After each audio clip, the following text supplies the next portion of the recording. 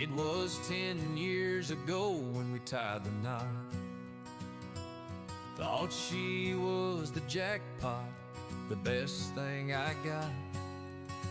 But now I'm here, just me and the breeze.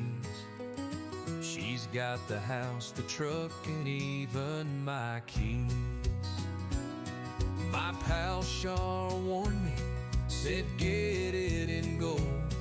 Don't let love blind you, boy, don't be so.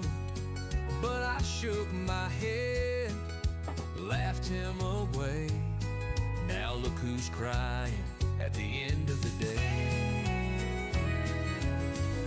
Should've listened to Shah, he could see it so clear. Said get a dowry, son, while she's still here. But I gave her my all, now I'm left with regret. She rode off with everything, my heart's in debt. The dog won't even look me in the eye. She took him too when she said goodbye. Left me the lawn. Thank you, guys. I thought I'd give you guys a little bit of that song without me talking over it, just for the sake of the tune there. I think we're gonna have a good stream today.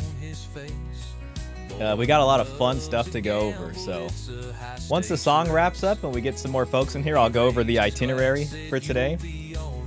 And it's been a heck of a couple of weeks for me, and I'm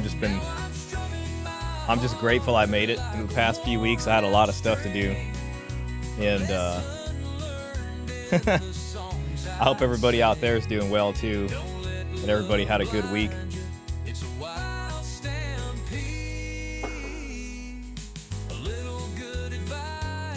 Looks like we got some of the folks in here already.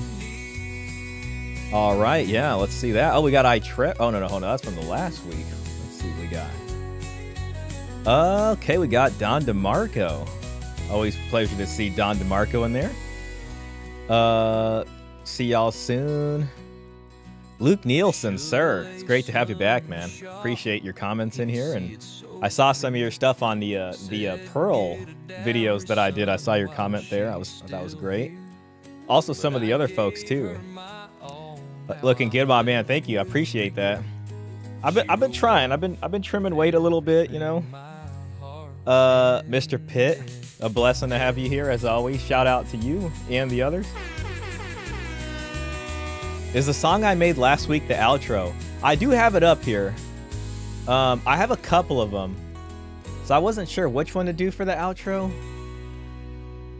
But there was another one. I was gonna do the jazz one as the outro. That's the jazz one and the country one are some of my favorites. So those are like the top two, but there's some other good ones. Like the rap one was good too. And we got Sufjan in the house. Good to see you in here, Sufjan. Thanks for being here. Luke Nielsen says, was Gold watching your interview with Paul and Pearl? I'm not sure who you mean by Gold, but that being said, the Gold Pill does have its first, I want to use the word hater, because he did come out kind of weird, but the first contender, so to speak. And I was actually going to go over his tweet later. And he claims to have watched the Paul video. So we'll go over that exchange, and I want to share that because there's been some criticisms of the Gold Pill on Twitter last week, which I found interesting. And I wanted to share it with you guys to see how everybody jibes with it. Hey, maybe some of what they're saying might be correct, or it just sounds like it's way out of left field. So I was going to save that for a little later in the show, maybe when more folks get in here. The plan, you know what? Let's play Mr. Pitt song just for the heck of it right now. And I'll go over the itinerary. We'll put that on the quiet. So, you know, this is going to be kind of awkward, I guess, but I was going to react to the child support episode that It's Complicated so graciously made here. So I think that's going to be pretty freaking awesome. The next thing also that happened was our brother John from It's Complicated actually went on a podcast with the co-host of Fresh and Fit here, Walter. He was in Las Vegas, and Coach Greg Adams was there also. So I was actually thinking maybe we go over some of this. It's kind of long, so we can't do the whole thing. But my plan was to go in from when when John gets in there, which was kind of towards the end. See, here's John. So, that won't be so bad. That'll be like 40 minutes, you know what I mean? And then we'll have time for some of the other stories. We got Tommy Lauren out to get us again. She's mad. She's saying men are in decline. The feminization of men is the problem. Stephen Baskerville came out in our defense. So did Paul. So we're going to talk about that too. I mean, we got a lot of stuff to talk about. We got Steve Harvey telling us what our problem is. We got this guy telling us how to be a man. So we got a ton of stuff to go over. Matt Walsh is back in too. So yeah, that's kind of where we're at with all this stuff. So I'm going to try to fit all of this in here. You know what I mean? Another thing I've been loving doing is I've been going on the inheritance subreddit, and I've been reading like some nightmare stories. It's like ever since I've been into this dowry stuff, I've been more interested in inheritance in general, because inheritance and dowry and marriage are actually so wrapped up with each other when you start to look at it. So I've started reading about inheritance experiences, and it is just crazy. I've seen some real stories on here, which is kind of crazy. Like here's one: mom was cut out of grandma's will. How to proceed? Pay off my children's school loans with my inheritance. Dad cut me out of his will after grandfather skipped him. There's just like these interesting stories that I never thought about. And it's like, I don't think many people think about this until it's the time.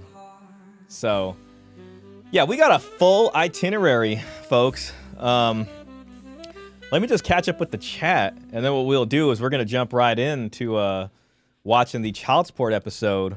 We also had, Paul released the video with the gold pill. I've been enjoying the conversation there. A lot of great comments. And then Pearl posted our discussion also, along with some shorts and some clips. So, there probably won't be time to look at that now, but I've been checking that out and appreciating it. So, I think we got a ton for this stream. The other thing that I wanted to do it for this stream, but it was going to be very intensive, and I felt like we kind of needed a more visual stream. But I have been digging in the newspaper archives for the American newspapers, and I've been looking up dowry-related articles. So I got stuff from the 1800s, I got stuff from the early 1900s, and I got a bunch of articles. And I wanted to do a stream, because, the last newspaper articles that we focused on, they were English, like they were from London mostly. And I found some interesting, funny articles from the American archive. So that'll give us a window into how Americans were looking at this. And I think that's a necessary part of the history. It's just that, I felt like I want to have a little bit of better itinerary for that one. So I was going to save that for next week.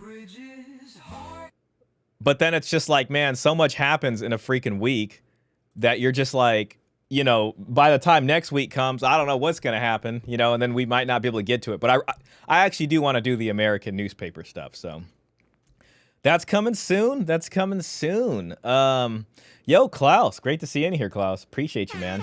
Klaus, if you watched the, oh God, I think it was with Paul Elam when I did the interview. I mentioned you in there by name when we were discussing the changes in family law, and I liked your idea about how like at-fault divorce and the changes that we saw there are like a response to accommodate the love match and romantic love within marriage, where prior to that was different. So I brought that up. Dan the Man, thank you. Oh yeah, Dan the Man, I gotta show off the AI art. Dan the Man has made some fun AI art for us in the Discord. Should I show it off now, or should I just wait until after the child support episode? Let me think about that. Karen, hey, Karen Takar, man. Great to see you, man. Hey, Shah, what's going on, gang? Great to have you. Speaking of the gold pill, show them the AI art I made. I definitely will. Luke, you're always going to have haters. Yeah, we'll be going over that later. Trevor, pleasure to have you here, man. Thank you to see you. Thanks for being here. Karen Takar, really enjoyed your interview with Pearl, but some comments were brutal on that video. Yeah, I mean, that's just how it be. You know, that's just how it be sometimes. I look at those, and if they have substance, then, you know, I'll take them seriously. I'll see what they got to say. But if they're just like snarky one-liners, then, you know, that it's just really, it's kind of good for nothing at that point. There were some stuff that, like, I wish I explained better. And I would even say I made some technical mistakes in terms of some stuff I was saying. Nothing crazy major, because I know where I got it from. And I've, you know, since checked my sources, and I know what I said and why I said it. But there are things that probably could have been phrased more accurately. But that's all part of the game, you know what I'm saying? Raymond, thoughts in mind. Glad to see you here. That's a real pleasure. Thank you, sir. Raymond, thoughts in mind. Shout out to Raymond, man. I'm excited. Raymond and I, we might have something cooking here and on the back burner that might be coming up here real soon. So we're gonna have some real fun. Mr. Pitt says, "Here's Johnny." What is that crown with a number? The crown with the number, is that, man, I am not exactly sure what you're talking about. Are you talking about something that's around here? Yeah, if you don't mind giving me more info on what you mean, I might be able to help you out there. Yo, Don DeMarco, Luke Nielsen, the cowboy dude is some serious blue pill stuff. I'm as much a man as him, and he is okay on some things, but so off the mark. Oh yeah, to be a man, what you gotta do is you gotta provide. See, these boys aren't raised to be men. And when he came up to ask me to marry my daughter, I told him no. Of course, I didn't have a dowry, and I don't even know what that is. Excellent, Vince. Thank you, man. Kyron says, by the way, Pearl is doing a call-in show. It'd be fun if you could just drop in. Maybe more traffic for the channel that way. Maybe one of these days. It'd probably be better if I was watching the prior part of the show just to know. But you mean like drop in live or something? That'd be interesting. I wonder what the subject is tonight. Karen Takar says, are you also covering Dr. Stephen Baskerville's tweet? Yes, I have his tweet there. Dr. Baskerville's tweet got like 9,000 likes, which is like, that's like the most likes I've ever seen him get on a tweet. So that's important.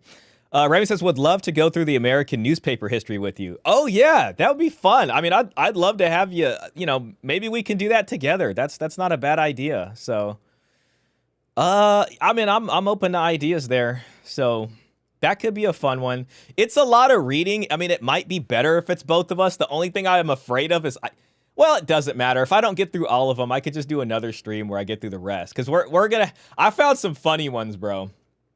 Like, there's one in there that had me busting up laughing. And I don't want to say what it is, but it was freaking funny. And I was like, oh my God. Trevor says, like the video for the algo, lads. Yes, please hit that like button. I appreciate y'all. Appreciate y'all for that. Raymond says, who's hating on Shah? Well, it's more of a gold pill hater. I'll go over it later. I have the tweet. It's not the biggest deal, but he gave out a list of criticisms, which is interesting. I mean, I guess somebody's got to do that. And I just thought they were pretty haphazardly put together.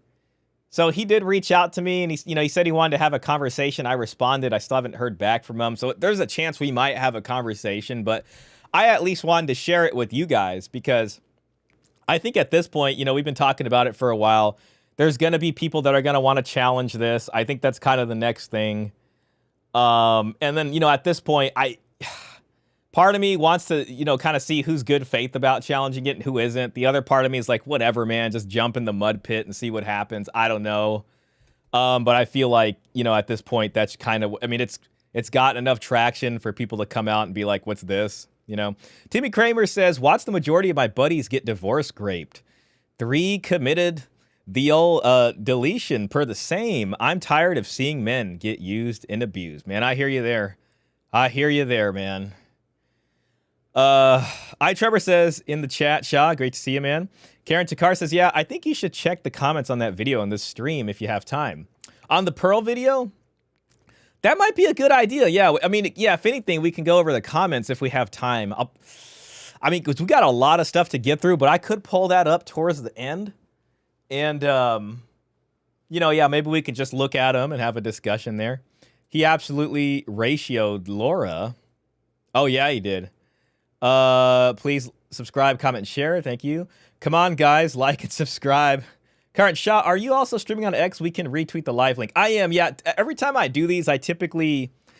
I'm always multi-streaming on both YouTube and X, and you know, X is okay. I just do it. Like, I feel like streaming there is still very new, but someday Musk will probably revamp the thing, and it might even be worth it that like I have a bunch of streams on my page there. So it just doesn't hurt to do it. So I do it. You know what I mean? Sometimes people see. But okay, yeah. So we got stuff to go through here, and you know, I kind of want to get us to the action first, but before I do that, I do want to celebrate and just kind of react to what I really love about this video that you know, John from ItsComplicatedChannel made for us is that it's not just me. You know, it's a dynamic video that only has me in places. So we get to hear what other people have to say. So it makes sense to react to it. I don't know if I could react to a video of just me talking. Something about that might be a little, I don't know. I feel like Raymond would know the word for this. Kind of like, I don't know. I guess I could probably do it, but you know, so I have seen the video before. I mean, I guess I was there for some of this. There's me in the Las Vegas sign there. So we're gonna go over this, you know, and then I think I'll share some of Dan the Man's AI art, and then we'll go over the stream with Fresh and Fit there, and well, Fresh Fit wasn't there, Myron wasn't there, but Coach was there, and you know, there was actually parts of that stream that were really interesting because John went in there, and you know, that's what he does. He asks complicated questions, and what I've always liked about John's work, ItsComplicated's work, is that he not only challenges feminists, you know, he also challenges just different stripes in the manosphere, and whoever happens to be there, he'll ask the tough questions. Even me, like on these questions here, like I had no idea what he was going to ask me, but to me, that was the fun of it. You know what I mean? So yeah, I don't know if I did fantastic, but meta, that's what it is. Thank you, Raymond. Meta. But I thought I did okay. It's funny. Some of the people are like pissed at me. They're like, ooh, this guy, you can't trust this guy. He used to work there. You know, he's part of the problem. I don't know about this guy. And it's like, man, I'm trying to show you the thing. I was in there and I'm showing it to you. And I got people over here that are just like, ooh, this guy's bad. This guy's bad news over here. So, you know, it's just, you can't, you know, make it happen with everybody. Oh, real quick. I'm sorry, guys. I'm been banned off everything else. Haven't looked back. JP, thank you so much for that donation. I appreciate you. Good evening, Shah. I hope all is well with you. All is well. I do feel like I'm getting a little sick, but it's okay because I had a crazy 3 weeks. I've been doing a lot of stuff, and not even just YouTube stuff, but just work stuff, you know. And I have been trying my best not to get sick because I've been surrounded by like sick people, like wherever I've went. And somehow I've managed to just not get sick. So I feel like if I get sick now, then that's just, it's all good. You know, it's time to get it, you know, so I'm waiting for that. So, but hey, we don't stop out here. Sufjan says, defended you in the comments. People need time to take the info in. Yeah, I appreciate that. I think I saw some of those, Sufjan. WhatsApp is also social media if anyone in the US likes to use it. Real quick, Raymond, thoughts in mind with the $5. Thank you, sir. That's 5 real American dollars right there. Also, guys, I'm planning on going to Canada soon for a few days, so we might get a Canada vlog. See how that goes. Haters gonna hate, shake it off, shaw it off. Exactly. Thank you, man. I appreciate that. Man, I'm not using my sound effects today.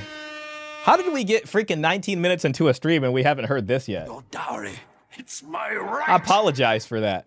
Klaus says some people can't be helped. If they ignore information from you, they will have to learn the hard way. That's really what it is. Mr. Pitt says I put the details for what the Trevor was asking about in the Discord.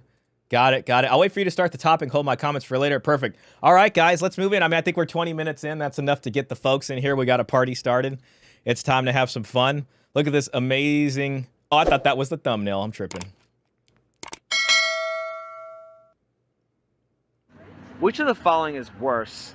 A woman's fear of an unwanted pregnancy or a man's fear of 18 years of child support? I'm going to put that in as a poll real quick. Just before we listen to more of it. What is worse?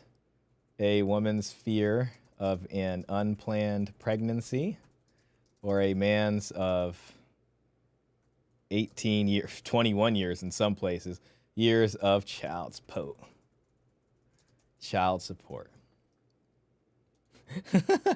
Uh-oh, no, we don't need the other option. Damn it. Oh, there we go. Sorry, I'm going to try to get some more polls in this. Woman's pregnancy, unplanned. Man's 18 years of child support. All right, there we go. Spelled child support wrong, but that's okay. All right. So as we listen to it, we could have some fun with that. All right, so let's see what she's got to say. A man's fear of the 18 years of child support. Why? Because he's stuck paying for a child for 18 years, and I don't think that's something he would want to do unless... Unwanted pregnancy. Why? Nobody wants a baby that they can't provide for. Wouldn't that be the same thing for a man who can't provide for a child for 18 years? Absolutely. So they're very similar. However, like a guy not providing, you know what? But a woman has a choice in that matter. So I guess you're right. There it is. Yeah, there's the choice in the matter. So that it's kind of interesting. I mean, it seems like she thought about it for a bit, and she was just at first, like instinctively, she was like, "Nah, hell no. The woman's got it worse." You know what I'm saying? And then she thought about it, and she's like, "Well, damn, I don't know. I actually have a choice in the matter." We've heard so much about that.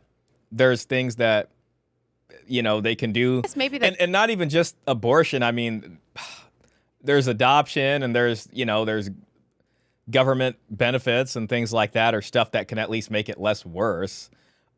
Raymond says there are no unplanned pregnancies. Shout out to you, and thank you again for that donation. I actually remember when we had that discussion. I think we were reacted to one of John's videos, actually, the exploiting a need or something like that. That was a fun stream. And I was talking to you about that, and you're like, there are no unplanned pregnancies. Like, they know what they're doing. And that's actually something, too, because I do agree with you with that. There's a lot of oopsies, so to speak. Like, oh, no, my birth control didn't work. And, the baby trapping is real, Or it's just like almost like these weird Jedi mind tricks where it's just like, okay, well, I'm just not going to think about it and whatever. He could just do that. And then if it happens, it's like, oh, well, I got pregnant. I don't know. You know what I mean? It's probably why it's important to really have these discussions beforehand. But even that, you can have all the discussions you want. You're still, walking around landmines. And if the event happens, then it doesn't matter what discussions you've had, because they might say one thing, and then when that happens, they're completely different about it. And once it's out of your hands, so to speak, there's not much you can do about it. So great point there from Raymond. Raymond nailed it from Luke Nielsen. Guy is worse because they don't have a choice. It's the woman's right to yeah, our choice is, at the time of, yield coitus there, right? So that's the choice. And then once that's over, that's that. Ironically, though, it seems like sometimes we don't really hold women to the same standard, right? Because you can kind of say to them, well, it's just like, well, it was kind of a two to tango here. So it's like, yeah, unplanned pregnancy, but that was also a bad decision from her part as well. But, that's just how that goes. What's worse is 18 years of child support for a child that is, yeah, that's probably, I should have put that as a third option, but I feel like everybody would have voted for that. Let me end the poll here, see what we got. Looks like we got 88% says man's 18 years of child support. We had some detractors. There were some people there. 11% said women's pregnancy unplanned. So that's interesting. There's a little bit of diversity of thought in the chat. Shout out to the diversity terminate the pregnancy of thought. or continue with it. So, yeah. I'll say as somebody who, hey, man, the one thing I wish I would have did was I wish I would have fixed my collar. That would have been nice. Man, let me tell you, bro, and I'm not saying this, I ain't here making excuses, because I think everything went fine. All right, all I'm saying is, just so you guys know, man, I was on like 24 hours of like being awake, which isn't the biggest tragedy. People got it worse out there. But this was right after we did the coach stream, and I was pretty excited for that. So it's like I barely slept before that, and I was out late the prior night. And then after that, I was just like super energized anyways. But it's just, yeah, that's me on like, you know, I don't know, quarter tank right there, maybe even less. Worked at a child support agency for 5 years. I would say the guys, because we have a very robust system that's put in place in order to make sure that we catch you if there's a child out there who needs support. And there's also a robust welfare system to help out the single mom. So the one thing that I guess I want to say is like, well, you know, obviously, like if mom gets pregnant from a guy that, you know what I'm saying, doesn't work or lives under the table and we're not going to be able to get money from him, we will still get a child support order. Interest will still be accruing. We will have an account open. He will not have a passport. You know, he will not be able to get any kind of gambling winnings, tax return. But well, if he had a job, he'd get a tax return.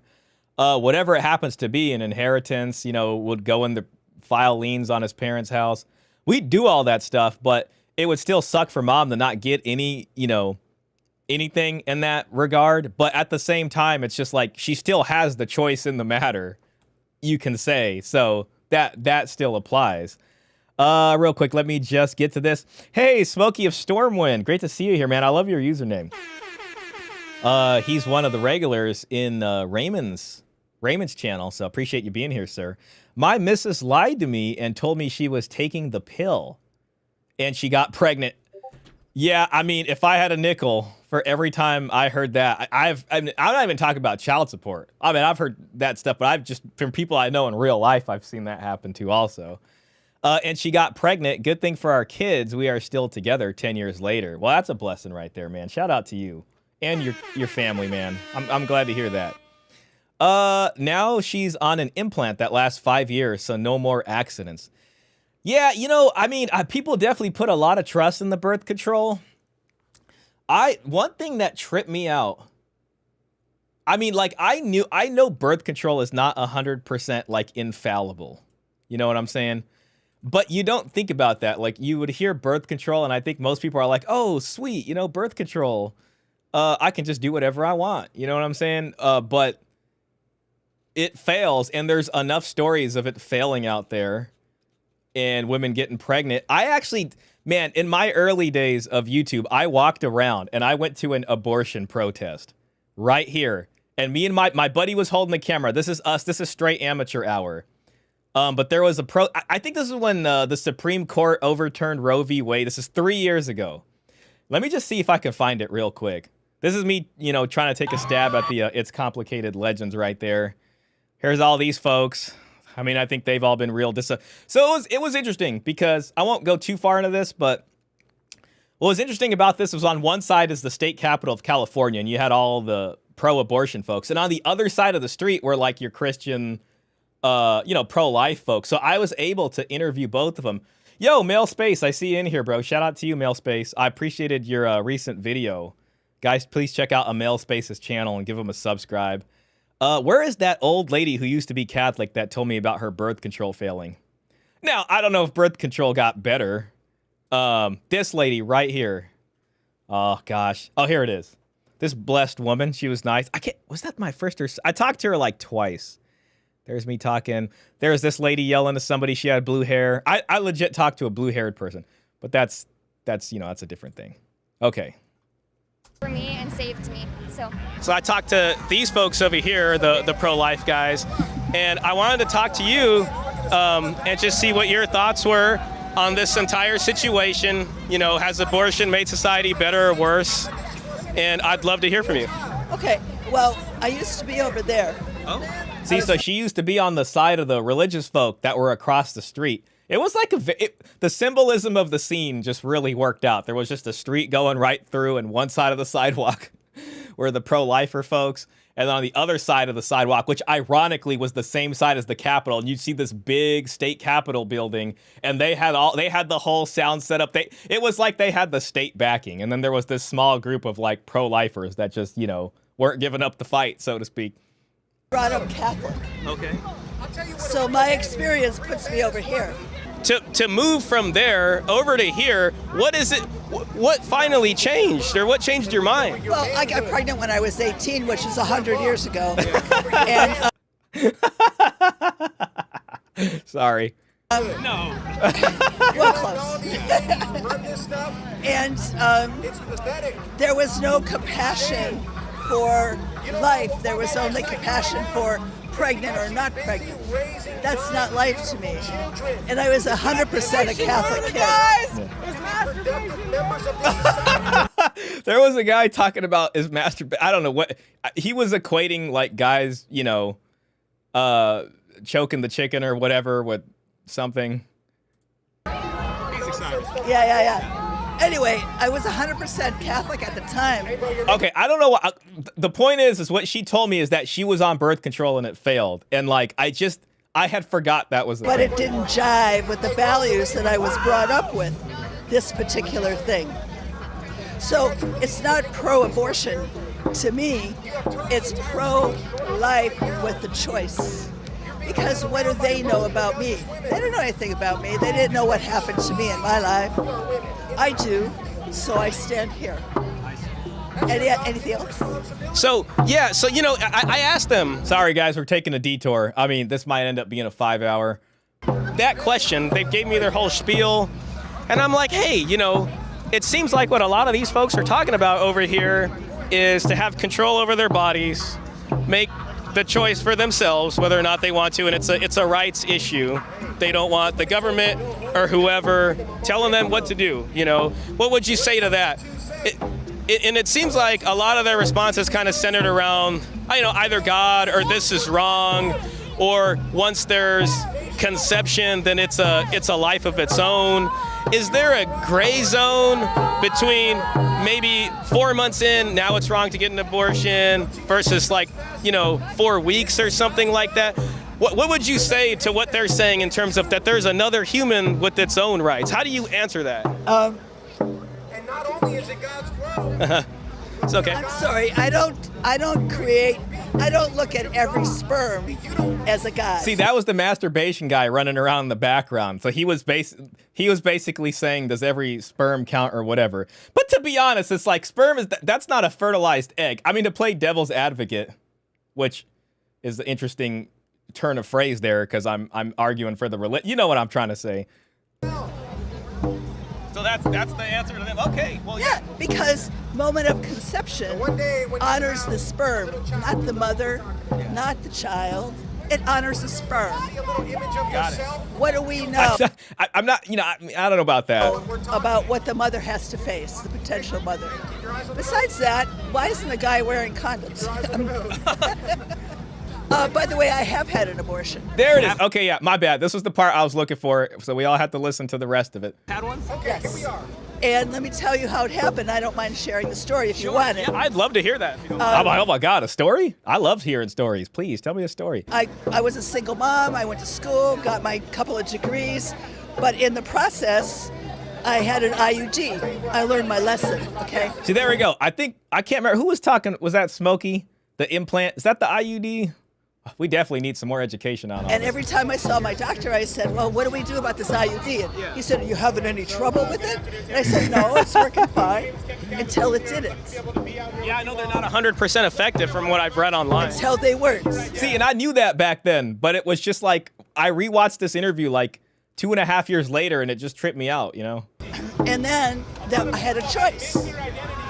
And so I talked to the doctor, and I said, what if I carry this baby to term? What if I decide to have this kid? Yeah.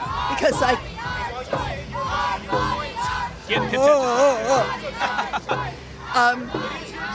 Almost there, guys. There was a very strong likelihood that I would spontaneously abort early in my pregnancy. So who do I risk? Fear of equality is little d energy. They're certainly winning over votes with that sign. Let me tell you, people from the other side are like, you know what? This is very well reasoned. I'm going to go ahead and change sides. My child who's standing next to me? Anyways, yeah, so that's the whole story. But yeah, the point of that whole thing was to just talk about, you know, hey, God bless her. I appreciate her sharing the story and everything. But yeah, it was just to show something of somebody's IUD failing. Real quick, let me just catch up with the chat and then we're going to get back into the video. Smokey says now she's on an implant last 5 years, so no more accidents. Peter Wright. Shout out to Peter Wright. Hey, sorry, just seeing this now. Women have choice of multiple birth controls, abortion, and giving the baby away without penalty. Men's choices are comply, says Warren Farrell. Yeah, that's true. I mean, mom could go in there and pretty much just lie and say, I don't know who the dad is. You know, we get that. And what are we going to do? We don't know who the dad is. If we don't have a name, we don't have a phone number, no kind of clue, we got really no choice but to believe what she says. So if she wants to make the adoption process probably easier, it's probably easier to say, I don't know who it was. And then it's just like, well, okay. And then, yeah, so adoption's a thing. But if you're a guy on the other end of that and you're like, can I suggest an adoption? They're going to be like, no. Please show up to the child support office at 8 a.m. tomorrow. So, yeah, exactly. Men definitely don't have that say. Shout out. Great seeing you in here, Peter. By the way, I seen someone, Luke, I think it was you mentioning the tweets from Tommy Lauren and all that. I have the tweets here. We're going over them. We are going over them in this stream. Okay, Timmy Kramer says, sad reality for young men today. Women have reduced themselves to a series of holes. Concubines at best. Trevor says, your kids are blessed to have you as dad. Absolutely. Luke Nielsen says 24 hours, no sleep is brutal. Yeah, especially for me, man. I'm not going to sit here and pretend like I'm this badass who could stay awake. I was tired, man. And I was like, damn, what am I going to do? But then, you know, it was just like, I was so excited to see Coach that like I forgot I was tired. Raymond, thoughts in mind, don't do drugs, Shah. Absolutely not. That was well worded. A child who needs support, not necessarily the biological father. Or from the biological father. Yeah. Luke says the choice happens when the choice to tango is made. Even with measures taken, there's always a slim possibility. Exactly. And you have to like understand that. And I've heard of that. I've seen that. You know what I mean? So it's like, there's always a chance, you know? And it's like, man, I used to call it CSPTSD. I still call it CSPTSD. And I'm not saying this to be overly dramatic. Or, I mean, I am being kind of, it's like 50% funny and it's like 50% serious. But I really do I call it child support, CSI PTSD, child support induced post-traumatic stress disorder. And it's just like, I could be in a situation and it's just like, I can't like, I just see like a flash of everything. I see my desk. I see all the systems I've used. I see all the income data. And I'm just like, oh my God, I need to avert. Like I need to, you know, not take the chance, so to speak. Not, you know what I'm trying to say. Make sure things are done properly in a protected way. So yeah, that's the CSI PTSD acting up. Birth control, scourge of society. You got to wonder, I mean, what would birth control be, or what would society be like without it? I kind of look at like the invention of like nuclear weapons and birth control as these two massive things that affected society in one way or another, especially like as far as like maybe population numbers go. Mr. Pitt says, shout out to Stormwind for stepping up. Good man. Absolutely. She's allergic to latex, so that's not even an option. Man, you're not the first person that's told me that. I've heard of that before. A male space. See Dr. Baskervilles. It was a male space and better I do got to find Better Bachelor's tweets on that. Maybe I can do that right now just for the sake of this. Because I'm interested with what Better Bachelor has to say. I usually like his tweets about this kind of stuff. Better Bachelor. Oh no, damn it. It's something different on it's like Bachelor Joker. There it is. That's his Twitter handle. Okay, here we go. All right, well, we got it up. So, okay, we will also go over Jokers there. I'll go ahead and kind of move that one up. All right, sweet. Yeah, thanks for reminding us there. Raymond says Catholic girls are massive 304s. Oh, man, you know, it's probably not just them. It's just pervasive everywhere. You look like Shay. Yeah, it's the beret and the hair, probably. She's a terrible person. Let her talk her way into heaven. God will judge. Absolutely true. Luke Nielsen says, my stance is you have a choice over your body until you are conflating another person's body as yours. Yeah, I tried to ask her that gray area question because it's like, okay, when does it count? You know, and the folks on the other side of the street, the religious folk are going to say right at conception. That's why you see some conservative folks don't like IVF, you know, for that reason. Then on the other side, you know, they're trying to push it the opposite direction. Karen says, Shah, I'm curious, how much info are you allowed to divulge? Asking this because you worked for the state. There must be some sort of NDA for your government job that you must have signed. It's, you know, as long as it doesn't involve anybody's identities, then it's okay. And the fact is it's like, this is publicly funded state machinery. So it's like, it really is public knowledge. And a lot of the stuff you can find out if you go and read all the codes.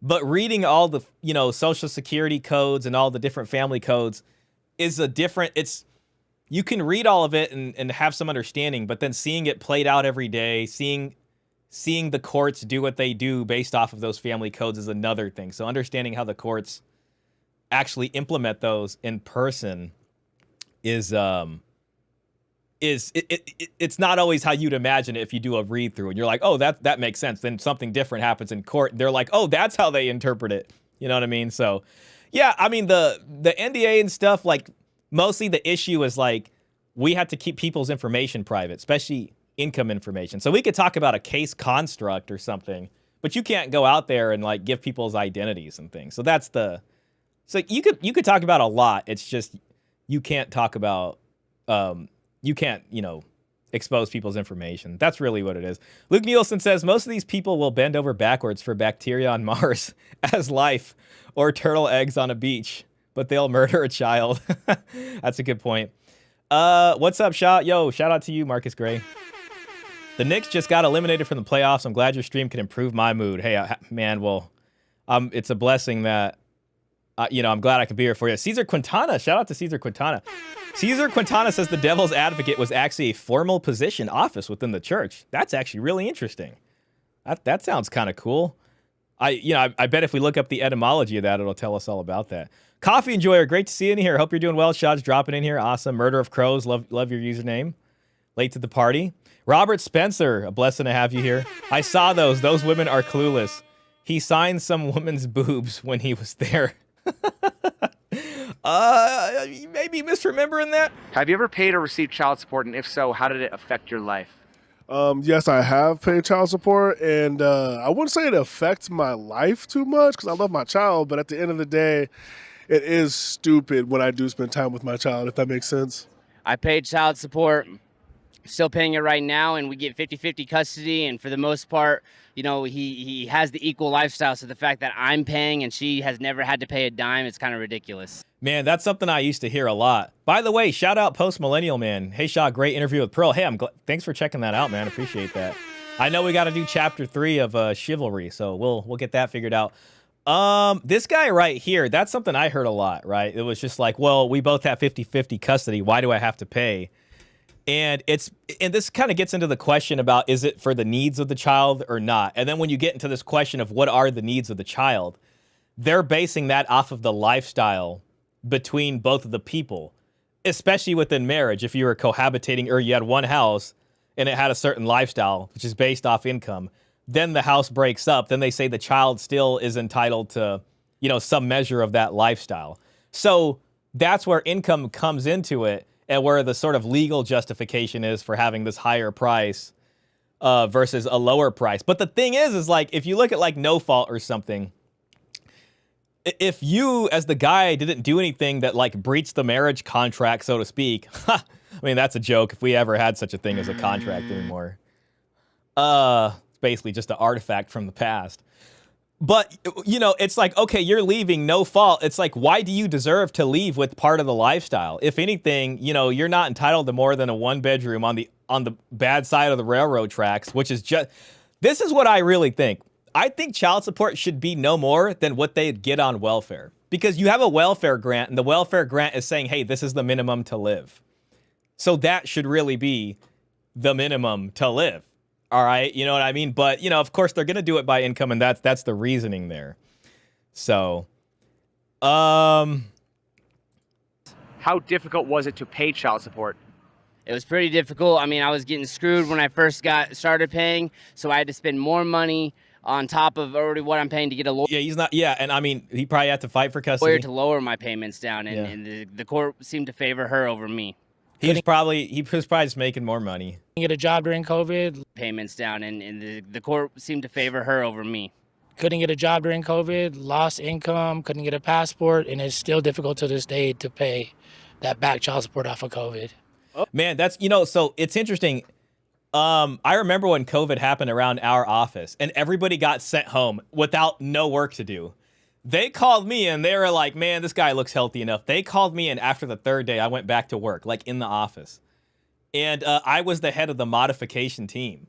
Well, I was a lead on that team, under a supervisor. And so we had to come back in because the courts were doing a special thing for COVID where if you actually lost your job from COVID, they would modify it to 0, and then they were going to maybe go back later to remodify it depending on what happened. So our agency did try to take action to help people in this time period, I guess, or, make it less worse. But that guy in the video, it seems like either he didn't communicate with them or his office didn't take any special action, and they still expected the money to get paid, even though so many people couldn't go to work because we had the lockdown order. So that's something I remember vividly. Yo, Mad Villainy, welcome in here, man. I'll have to check out the Shah interview with Pearl. Man, I think hopefully you'll like it, man. It's I haven't really watched it, but I have gone in there to peek at the comments. Maybe we'll do that on the stream too. Who's that black dude? He looks familiar. I don't know. I don't know if I've seen him before. Luke Nielsen says, my youngest son is still a minor for a year. My ex is supposed to pay child support, but doesn't. It isn't even worth going to court for. If you have an active order, depending on your state, there might be interest building on the arrears. You can leave that active order for years, because child support's not bankruptable. You could sit there and you can wait 10 years of just nobody talking about it, but you have this order that says she's supposed to pay. And you can walk into a federally funded taxpayer funded agency and say, hey, I have this order and I want to, I never was fully paid on it.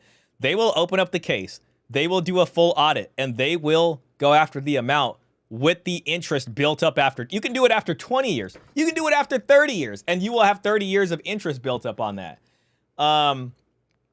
So, if you may not feel like doing it now, but you could just walk in there and be like, hey, let me fill out this application. Here's my order from the judge, file date here, effective date here for this child. These are the payments I got. Could you get me something else? You don't even have to talk to her. I'm really selling it right now, but this is what happens. I'm just letting you know. Smokey of Stormwind says, I know a dude who could work as a truck driver, but doesn't because child support. There's a lot of guys like that. I think we'd have a more well-functioning society if this wasn't happening. There'd be a lot of guys trying to make more money. And trying to do what they got to do or whatever. Instead, it's like there's this policy of diminishment. It's just like, well, this sucks so badly. Like, I'll just keep working, at a minimum wage job at the hardware store or whatever, and I'll just pay that. And, because whatever, F that, I can't see that, and they probably hate each other at this point. Like, why? So you see a lot of that. Depending on the state, some states require that you go back to court every 10 years to get a judgment. Okay, that's good to know. That's good to know. Robert in here dropping the knowledge. Robert, by the way, is a professional in the field. Luke Nielsen says, yeah, but is it really worth that? Seems petty. I got the boy and we're doing fine. Man, said like every guy. Most guys, that is the mindset. That is the mindset. But just know that you have that there as a kind of, break glass in case of emergency type situation. Like if something happens and she just starts kind of acting up for some reason, that's there. I'm just saying. But I get it. Like what you're saying, that's what most men are like. Even if a guy's owed alimony, most men are like, I'm good. I don't want the alimony, whatever. Let's just have the court terminate jurisdiction for it. I get it. It depends on your situation. And peace of mind is something that is a blessing in itself. Robert Spencer says, I had a 70-year-old woman reopen her case after 30 plus years. Oh, yep. No place like California. Yeah, they came in there. Oh, man. And I already know, Robert, you had to make the call on that case. Like, you had to make... Man, if that guy didn't freaking just drop the phone and pass out, like, that guy probably had two problems. He probably had interest for 30 plus years, plus what he owed, and he had a medical bill after the heart attack. I mean, let's just be honest. Because if she was 70 plus, that guy was, he was probably pushing 80, maybe. Oh, man, that's a crazy story. Oh, God. So most of the time, child support is based on percent of income. Yeah, it's percent of income in relation to the other side's percent of income. And then the custody time. So if you're making the same money and it's 50-50, it's going to be about zero, or it'll be like $15 because someone's tax filing status is different. Anyways, real quick, Robert Spencer says all of his records burned down with his house. Poor dude. Oh my God. Yeah. So for you guys who don't understand what that means the guy who had to pay the money, he said he paid it and he had records, but he has to prove he paid her the money if it's not in our system. So he had a house fire, which already sucks. God forbid. And the records of him paying it, maybe the cashier's checks or whatever he was doing, the receipts are all gone. So the courts probably went after him for like the full length of the 18 years or whatever. I mean, if it was established when the kid was 7, then, 11 years or whatever. Man. Hey, Nothing's in here. Great to see you again, Nothing. All right, let's get back to the show. It was difficult at first, but now I have a better job, so it's a little bit easier, but that doesn't mean that it makes it right, if that makes sense. Do you know how child support is calculated? I have no idea, to be honest with you. Yes, according to the higher earning parents. Oh, she knew right away. She's like, yeah, according to the higher earning parents. Income. The ladies know right off the bat, but the guys are out here just, the guys don't find out till they're talking to a caseworker. And then they're like, wait, what? Should it be based purely on income or on the child's actual needs? Income. The wink is great. Income or on the child's actual needs? Income. That could almost be like a sound effect graphic. To be honest, as someone who calculated child support for a long time, I think it should be based on actual needs. And this gets into issues with custody and stuff like that. But first of all, child support's not even going to see what the money gets spent on at the end of the day. And then you have men. You'd really have to go in there and make like a ruckus. Like you'd have to get your own attorney. You'd have to be able to prove somehow that she's not spending it. Like there'd have to be something bad going on to where the judge would finally be like, okay, this case is so ridiculous. Where is the money going? And then really feel the need to scrutinize the heck out of it. But yeah, for the most part, From different income stratifications. And even though the judges can deviate, most of the cases we make are just kind of haphazardly made with this calculator. So it'll go in there and it'll spit out some really high child support amounts that kind of are almost a pseudo alimony, if they weren't married or something like that. So I think there needs to be some kind of reform there, because I would see guys telling me they're going to be like, how am I supposed to pay this? You see what my bills are. I remember hearing that. Homeless. Like, what am I going to do? How am I supposed to pay this? You see what my bills are. I'm going to be homeless. Like, what am I going to do? Then nobody's going to get anything. So I saw that a lot. And even the state recognizes that's an issue. Why does a child's cost increase depending on the father's salary, but not the mother's? Usually. I will say, just for clarity, I mean, the mom's income is important. Now, you guys can have even incomes and you can have 0% custody. Then it's not really going to figure in. But her income does matter in the calculation. So it's as simple as your income gets here. We put that in here. We put mom's income, and then we put the custody. And there's some other stuff, but that's mostly just trying to figure out what your actual income is based off of, how your taxes are going to be. Just different things. And if it's about even with the 50-50 custody, that's pretty much a zero order. So, just for the sake of clarity there. The father earns more. Yeah. Well, yeah. See, she's just like, well, the mom's income doesn't matter because the dad earns more. And, we all know why the dad earns more. It's because of guys like this, See, hopefully this works. Instagram's always kind of crazy. Oh, yep. See, I knew it's always something. What am I getting? Let me just reload the page. All right. It ain't working. Damn it. Oh. There we go. For a mother, they're looking to be served. They're looking for a girlfriend who's going to look up at them and bat her eyes. Yes. Who's going to look a certain way so they get, as they walk around, the guys are like, man, you got a good one. Their dating practice is all about what can I get? Right. And girls aren't looking for that. It's all about getting out of your car, walking up to the door, speaking to her father. Oh, God. Yeah, and her father, this is what you got to say to her father next time you see her. Your dowry. It's my right. Before you get out of the car, I want you thinking this. Which one of these broads has the richest father. Yeah. I want to hear what the dowry situation What's is. the dowry situation? Exactly. Let's get down to brass tacks. You gotta go talk to her father. Respect, and then treating her like a You gotta go kiss her father's butt. He ain't got nothing for her on her marriage. He's literally giving her to you with her paw out.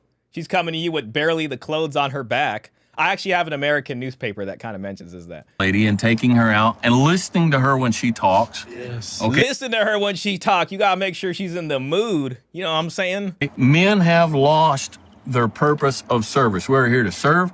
We are here to provide. We are here to protect. We are here to provide and protect. We are here to teach. We are here to lead. That's what we're here. Like it all. Like listen, man. I love the cowboy aesthetic. You know I do. I think cowboys are tight. I got a hat right there with the rattlesnake skin going around it. I think it's the coolest thing ever. But this is just. I'm sorry. We're not here for ourselves. Men today. We're not here for our. God forbid you ask what she brings to the table. God forbid you look out for your interests. Now let's see what Steve Harvey's got to say. All right, Steve. See, these dudes kill me. That's what's wrong with this generation today. These young boys today. What do she bring to the table? Oh, hell yeah. Yeah. What does she bring to the table? What's the dowry situation? Exactly. Let's get down to brass tacks here. It's not just these boys today. It was men of the past. The men of the past, he knows, were sitting there saying this. No dowry. It's my right. All right, so this guy, he's out here just making stuff up. The hell you mean, man?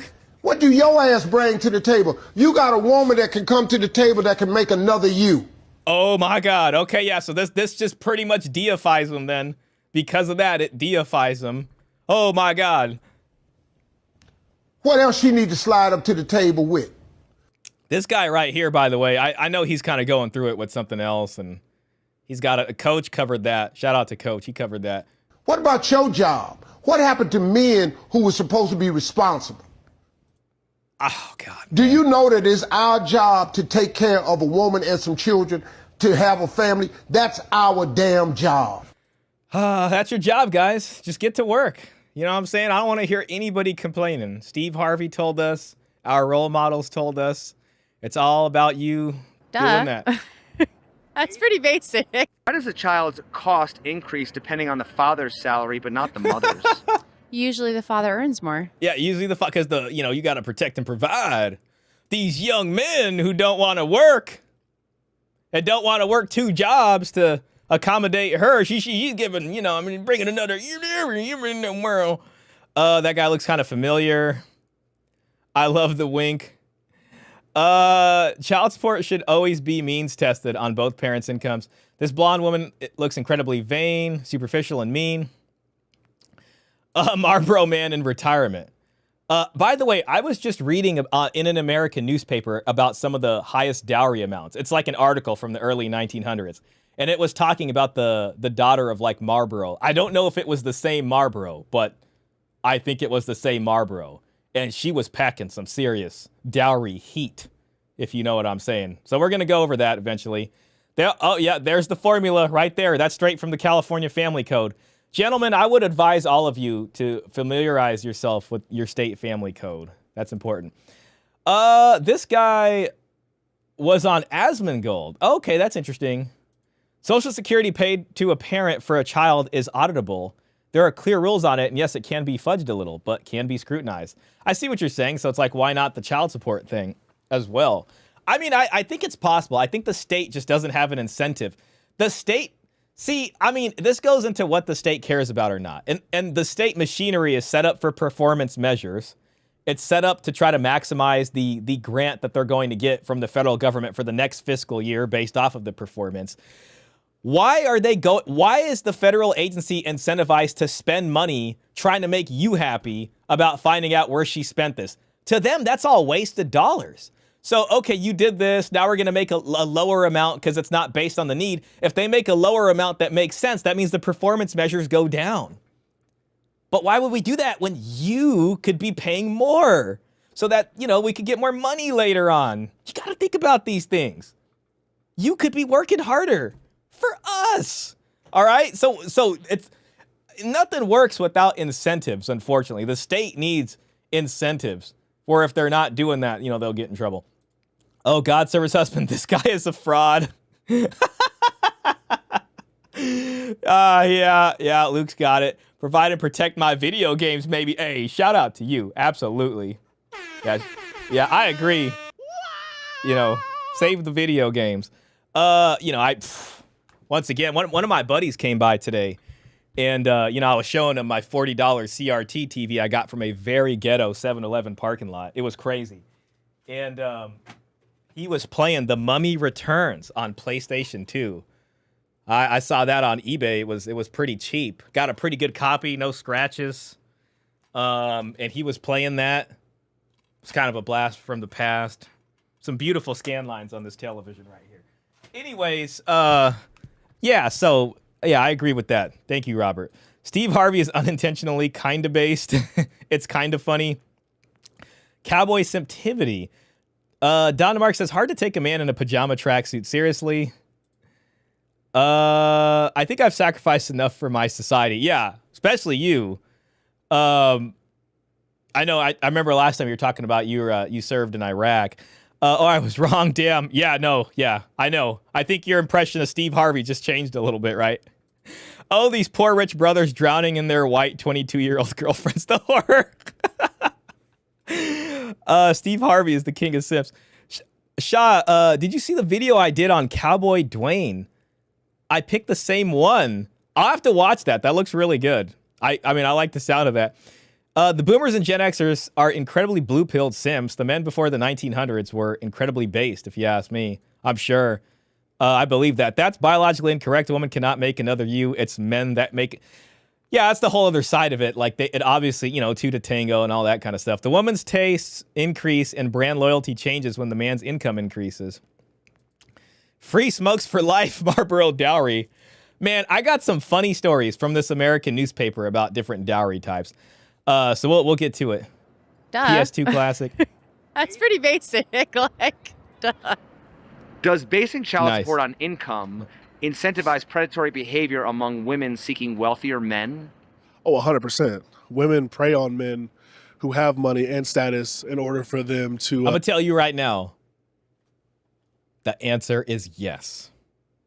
Yes, it does. be able to do what they want in this world. A lot of women. Man, Smokey, you had a Sony Trinitron? A Trinitron, man, I'm telling you, that's like a freaking holy grail out there for some of these CRT retro collectors. That's when I was like, oh my God, is that a Sony Trinitron? And it was a flat screen too, huh? That's pretty cool. Shout out to you for giving it away to charity. I'm Gen X to wear the LV and Gucci. Women have babies purposely or intentionally by wealthier men. Hey, she's being honest about it. Shout out to you for being honest. I got to give her flowers there. With the intention of having financial security for themselves. It's pretty common for women. You can call it like a pseudo alimony. Women now to, make a living off of child support. And if they're running out, then just, get knocked up again. And there you go. You have another form of payment. Doesn't that make you a high value target? Absolutely, men. Even for more than just child support, men are high value targets in society more so than women are. So why are dating coaches telling men to become these high value targets? Because see, that's the interesting thing. I think that came up in the conversation with when John was on the show there with Coach and Walter. So that was interesting. But yeah, it does feed into itself. Now, on the one hand, it's like, okay, well, what choice do you have? The system's not going to change. Try to make as much money as possible. So I think that's what a lot of guys do. I tend to focus, because I'm so interested in marriage and dowry and all this stuff. And the red pill hasn't really had any work done on the long-term having kids and family creation aspect of it. For the most part, it's walk away or have your short-term fun or, whatever it is. Some folks are on the dark side, so to speak. But, when it comes to the long term or what about marriage or this and that, that's where they kind of come up against a wall, and that's the issue. So being high value does get you a lot of short-term options, as I call it. But going beyond that to some kind of family creation, if you want to do, that's where, you're now vulnerable. You got to show your back, basically. So that's the tough part. Women, it's the attraction that allures men. Men, on the other hand, we have to be provider. We have to have something to offer and to give. So coaches, you want to be handsome. You want to be, wanted by these women. What do you have to offer them? And it's interesting too, because it's like when it comes to offering them, like it's completely based off of hypergamy as separate from actual genuine attraction. You know what I mean? Like, I guess you could say, you know, part of being high value, okay, is learning how to be social, dressing better, looking better, lifting, and all that stuff. And that's supposed to increase genuine attraction. But if it's more about the money stuff, that's appealing very much so to the hypergamous aspect there, and that is meeting their quote-unquote delusional standard, so to speak. Now, I think guys on the red pill side are like, yeah, we know, we're not stupid. We're using it to basically showcase to them attraction, and then we're taking advantage of that on our side by playing the options against them. That's a dangerous game, too, because you got to be out here avoiding landmines. It just takes one to blow for you to lose your leg. You know what I'm saying? So that's kind of the game. And that's why the dowry conversation is just very important and interesting to me, because it's just interesting to see how they did it to combat hypergamy. This right here is playing into hypergamy and saying, well, we have unfettered hypergamy. How do we deal with it? Real quick, I want to acknowledge the super chat. Thank you, sir. Nothing says for $5 there. Appreciate that. Hi, seeking some tips in Australia. I, 33, want to start a family in the coming years, have a stable job. What to avoid, single moms, etc. Any pointers? I'm going to turn that over to the chat. Maybe they can say some stuff. I mean, man, I got to be honest with you. I used to just call it walking through the fire. And I even imagine that for myself. It's like at a certain point, you know, all you can see is you can look at what options you have in front of you and see what deal seems to make the most sense. Or if this goes bust, you know, will I be able to deal with it? And that's why familiarizing yourself with what's going to happen if it goes bust is what you can do. And then you can see, you know, can I stomach this? I wish I had Coach's stomach sound effect. And that's kind of my opinion on it, you know, and the more you can get them to invest from the other side, the better. I think so. I do think that. And because if it, you know, what they're going to say, like 50-50, they're going to say doesn't work. They don't like that. I mean, the woman's submission, quote unquote, isn't there. It's going to end anyways. At the same time, I look at the stuff that's not 50-50 and it seems like that damn near ends anyways too. So you got a decision to make of like, okay, I'm going to park some kids somewhere, you know, but that decision can screw you over so bad. You know, you can have the perfect plan. She could just lose her damn mind and all of a sudden she's becoming a yoga instructor who's just all about some type of new agey something. And then she's polyamorous and she's got like 60 lovers now. And that used to be your wife. So, I mean, can you put up with the emotional stuff that's probably going to come out of that? Can you put up with the legal stuff that's going to come out of that? My personal gambit on that is they have to bring some type of material financial commitment on their side to help shield you from the worst, you know, aspects of that. So that's where I stand on that. Smokey of Stormwind says, World of Warcraft got me through a 15-year dry spell. I did meet an American chick in game, but she lost interest when her Chad reappeared on the server. Damn, we got server Chads coming around now. Man, it's tough out here. Don't get catfished online. Lesson of that day. Yeah. The other thing I'd say to you, nothing, man, is you're lucky if you get your heart broken early. You know what I mean? And I hate to say this, and I know traditional people don't like this, and I get it. I get why. But I think part of the core of Red Pill is abundance mentality. And it's about talking to more than one or having multiple options at any given time. And that's what they use as leverage against the other side. You know, so how you go about that, you know, you have to be very careful about that. Shout out to all the World of Warcraft legends out here. Based and Dowry Pill. Nice. And Gold Pill. That reminds me, yeah, we're going to go over our Gold Pill criticisms from other folks later on. Don DeMarco says avoid single moms for sure. Yeah, I mean, listen, I don't want to demonize anybody.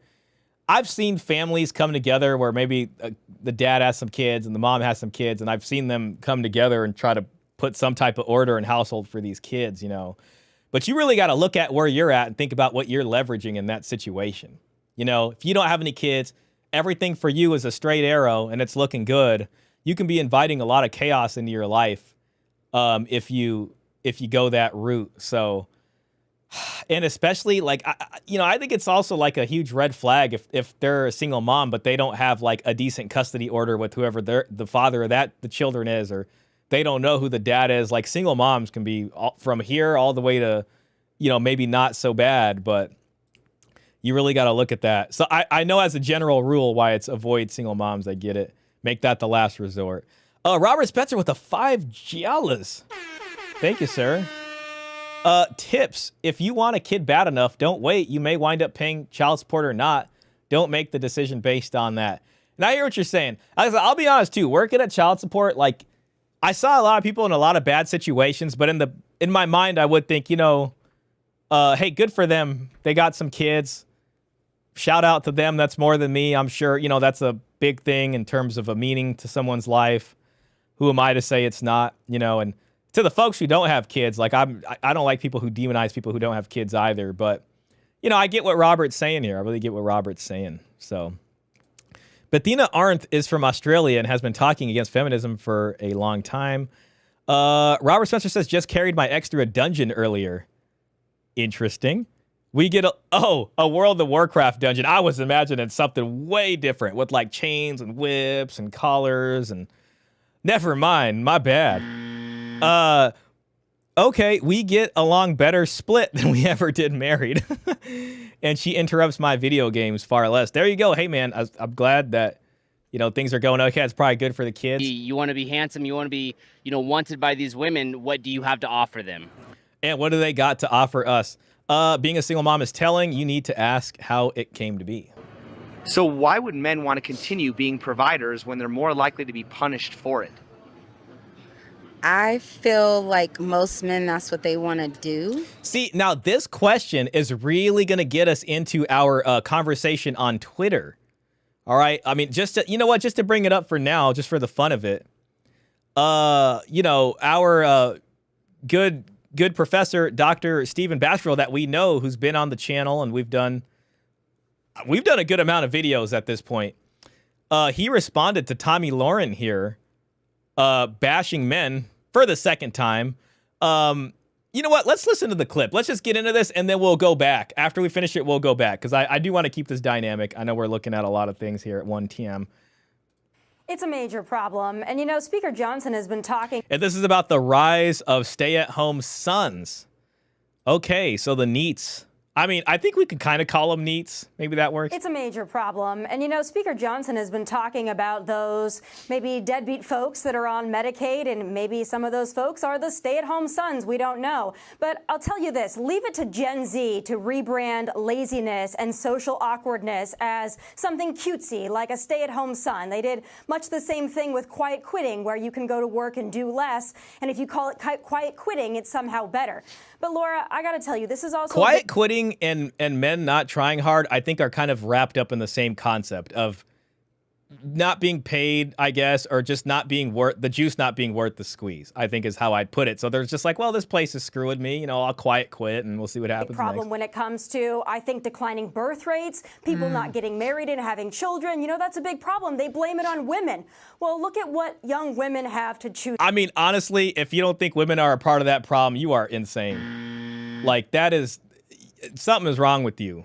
From. The pickings are slim. Yes, we might have a feminism problem in America, but it's the feminization of men. There are a lot of young women out there that want to get married. They want to have kids. They oh my God, they're all waiting for you guys. Come, where are you? Where are the men? Where are the men? Like, it's all your fault. You guys need to get out there. You just need to, they're right there. You just got to go over there and just get married. Come on, guys. It's not hard. Just do it. Stable families. They want stable families. They don't want to break up your family. Look what no-fault divorce. That's crazy. But there are a lot of young men out there who want to live in mama's basement. They want to live in mama's basement. I mean, it probably doesn't help that dad was chased away and couldn't get custody and be in, you know, the kid's life. And it's just like, you know what I mean? It's just like, there's so many broken families. This has been going on for so long. On the one hand, you could say the sons, you know, unfortunately don't have a good relationship with the father. You know, God knows the courts just destroyed that. On the other end, you know, the daughters need their dads too. These dowerless women out here. You know what I mean? And it's just like, they end up going off the rails and doing all kinds of stuff too. I mean, it's a disaster. Therein lies a big part of the problem. Okay, yeah, so that, you know, this got a lot of, I always got to be careful on Twitter when I do anything. Yeah, so this got a lot of, it's actually, well, here's Paul Elam's response right off the bat. Got 1,000 likes. Then we'll go back to Dr. Baskerville. Just watched your segment on young unemployed men and the narrow-minded shaming of those young men that you both spewed for most of the segment. The only reason you stopped was to, with no self-awareness whatsoever, chuckle at Democrats for not getting men. Truth is, you're every bit as clueless as Democrats. You just don't know it. These young men you're shaming are also the same demographic that aren't bothering to pursue relationships with women either. Most aren't pursuing training or any other path to success at life. They are literally broadcasting to you that they see no real future for themselves, and you turned it into a punchline. I understand all this gives you a chuckle, but I have to wonder if it ever occurred to you, say 30 seconds to think about inquiring meaningfully into such a situation. Have either of you ever spent any real time talking to young men about why they're checking out? They always seem to be missing from the conversation. Do you even care? I think you've already made the answer to that last question obvious. If for no other reason, you might consider this. Some of the male vote that put Republicans over the top in November came from the guys you're mocking and belittling. If you don't care about them as people, at least be smart enough to care about their votes. Now, this is where the $20 million, and I heard John mention this on the podcast with Walter and Coach. The Democrats have may as well, have invested $20 million into investing into try to figure out how to get the male vote back, basically. So they see the men as a voting bloc, and they're trying to figure it out. Meanwhile, you got conservatives on this side pushing the men away. And if the Democrats offer a platform that looks good enough, they will get enough of the male vote to turn an election. I think so. I mean, they're sitting here for 4 years plotting on this. So shout out to Paul there. Shout out to Paul for that one. Let's go back and read Dr. Baskerville's discussion. Okay, here's Dr. Baskerville. Put a pause on that. Gen Z men aren't lazy. They're rational. Who wants to marry into a system where your wife can leave, take the kids, and make you pay for it?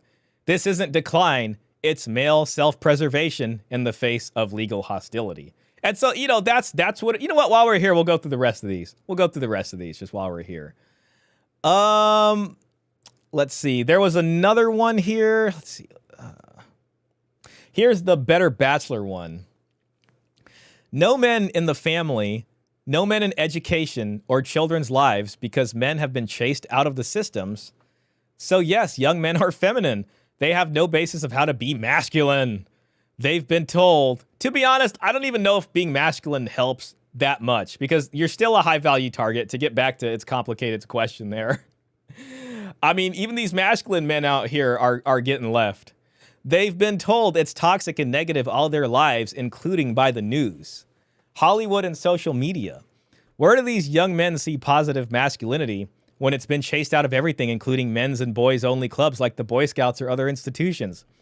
Instead of blaming the systems that did this to them, who do these women blame? The men. Right on cue. So we got Better Bachelor weighing in. We got this random person weighing in. I got no idea who she is, but her name is Amy Therese. Alienating the young male demographic that won the 2024 election was right. Alienating the young male demographic that won the 2024 election for the right by scolding and demeaning them in the exact way as the rest of the crap lib longhouse culture is a catastrophic mistake for which the GOP will pay heavily. The reason that one spoke to me is because it reminded me of something that of a video I made on my own channel. And I made this before the last election. But I kind of had this feeling, too, that like men are more of a voting bloc. It was this one right here. Should red pillars vote this year? Boycott 2024. And I mean, with rhetoric like that, and I used the gladiator as a metaphor here because there's a scene where all the guys stick together to defeat a greater foe, and we're kind of small on the media. I mean, a lot of talking points out there, but still, TradCons are bigger and all these kinds of things. So with enough men sitting out, they could have screwed over the election if they wanted to. And this is what she's calling to here. I mean, she sees it also. And we got Matt Walsh. I mean, hey, listen, let's just go ahead and, I mean, maybe he said something that made sense, right? Sometimes, you know, Matt Walsh says things that are interesting sometimes. There is absolutely no evidence that young women are somehow more interested in starting families than young men. Okay, that's interesting. In fact, surveys have consistently shown the opposite. According to Pew, nearly 60% of young men want children. Less than half of young women say the same. And okay, we'll give a shout out to Matt Walsh for that one. He's bringing in some interesting data there for us. So yeah, so she's out here just kind of just making up things at this point. I mean, it's a freaking disaster out here. Let me catch up with the chat. I think y'all said a lot of things. I think that was a decent enough segue. Don DeMarco says, no demonizing single moms. It's just not optimal for a guy. I agree with you. And to be honest, this goes into the stuff we talk about with dowry. This is kind of a gold pill view. It means taking an accurate assessment in some sense of your value and then look at the market and taking an accurate assessment of their value. That isn't just in these intangible, abstract qualities like submissiveness. Well, I want her to be submissiveness and agreeable, whatever the hell that means. And then, you know, today she's what it is. She's cosplaying that. She's making all the right noises so that you can, you know, put a ring on it and do all the stuff. But then down the line, the submissiveness is gone, or the resentment's there, or this or that, or the light switch hits, the lottery winner effect goes away. That's an intangible thing. You can't, you know what I mean? On the other side, there's the tangible assessment of the value. And this is what folks that came before us did a really good job of doing. This was the check on the hypergamy. So in a sense, yeah, it's like you have to think about what is good for you, what's optimal for you, what does their situation look like, and make a determination. Maybe she's in a situation like being widowed. No, not her fault, but still not optimal for the guy. Totally get it, man. Classic WoW enjoyers having a hot chocolate coffee right now. Shout out to you, man. Sounds good. I've been trying to lose weight, so I haven't been able to have anything fun, I guess you can say. But I invented this new drink by accident. So I got black tea in here, and then I put some half and half. And then I have some pure cacao powder that I got off Amazon, and I put like half a spoon in there, and I mix it around. And it's almost like a hot chocolate mocha, but there's no like sweetness in it. So it kind of makes me think I got something going on here. Probably not as good as what you're drinking though. Trevor says Australian properties average at 1 million.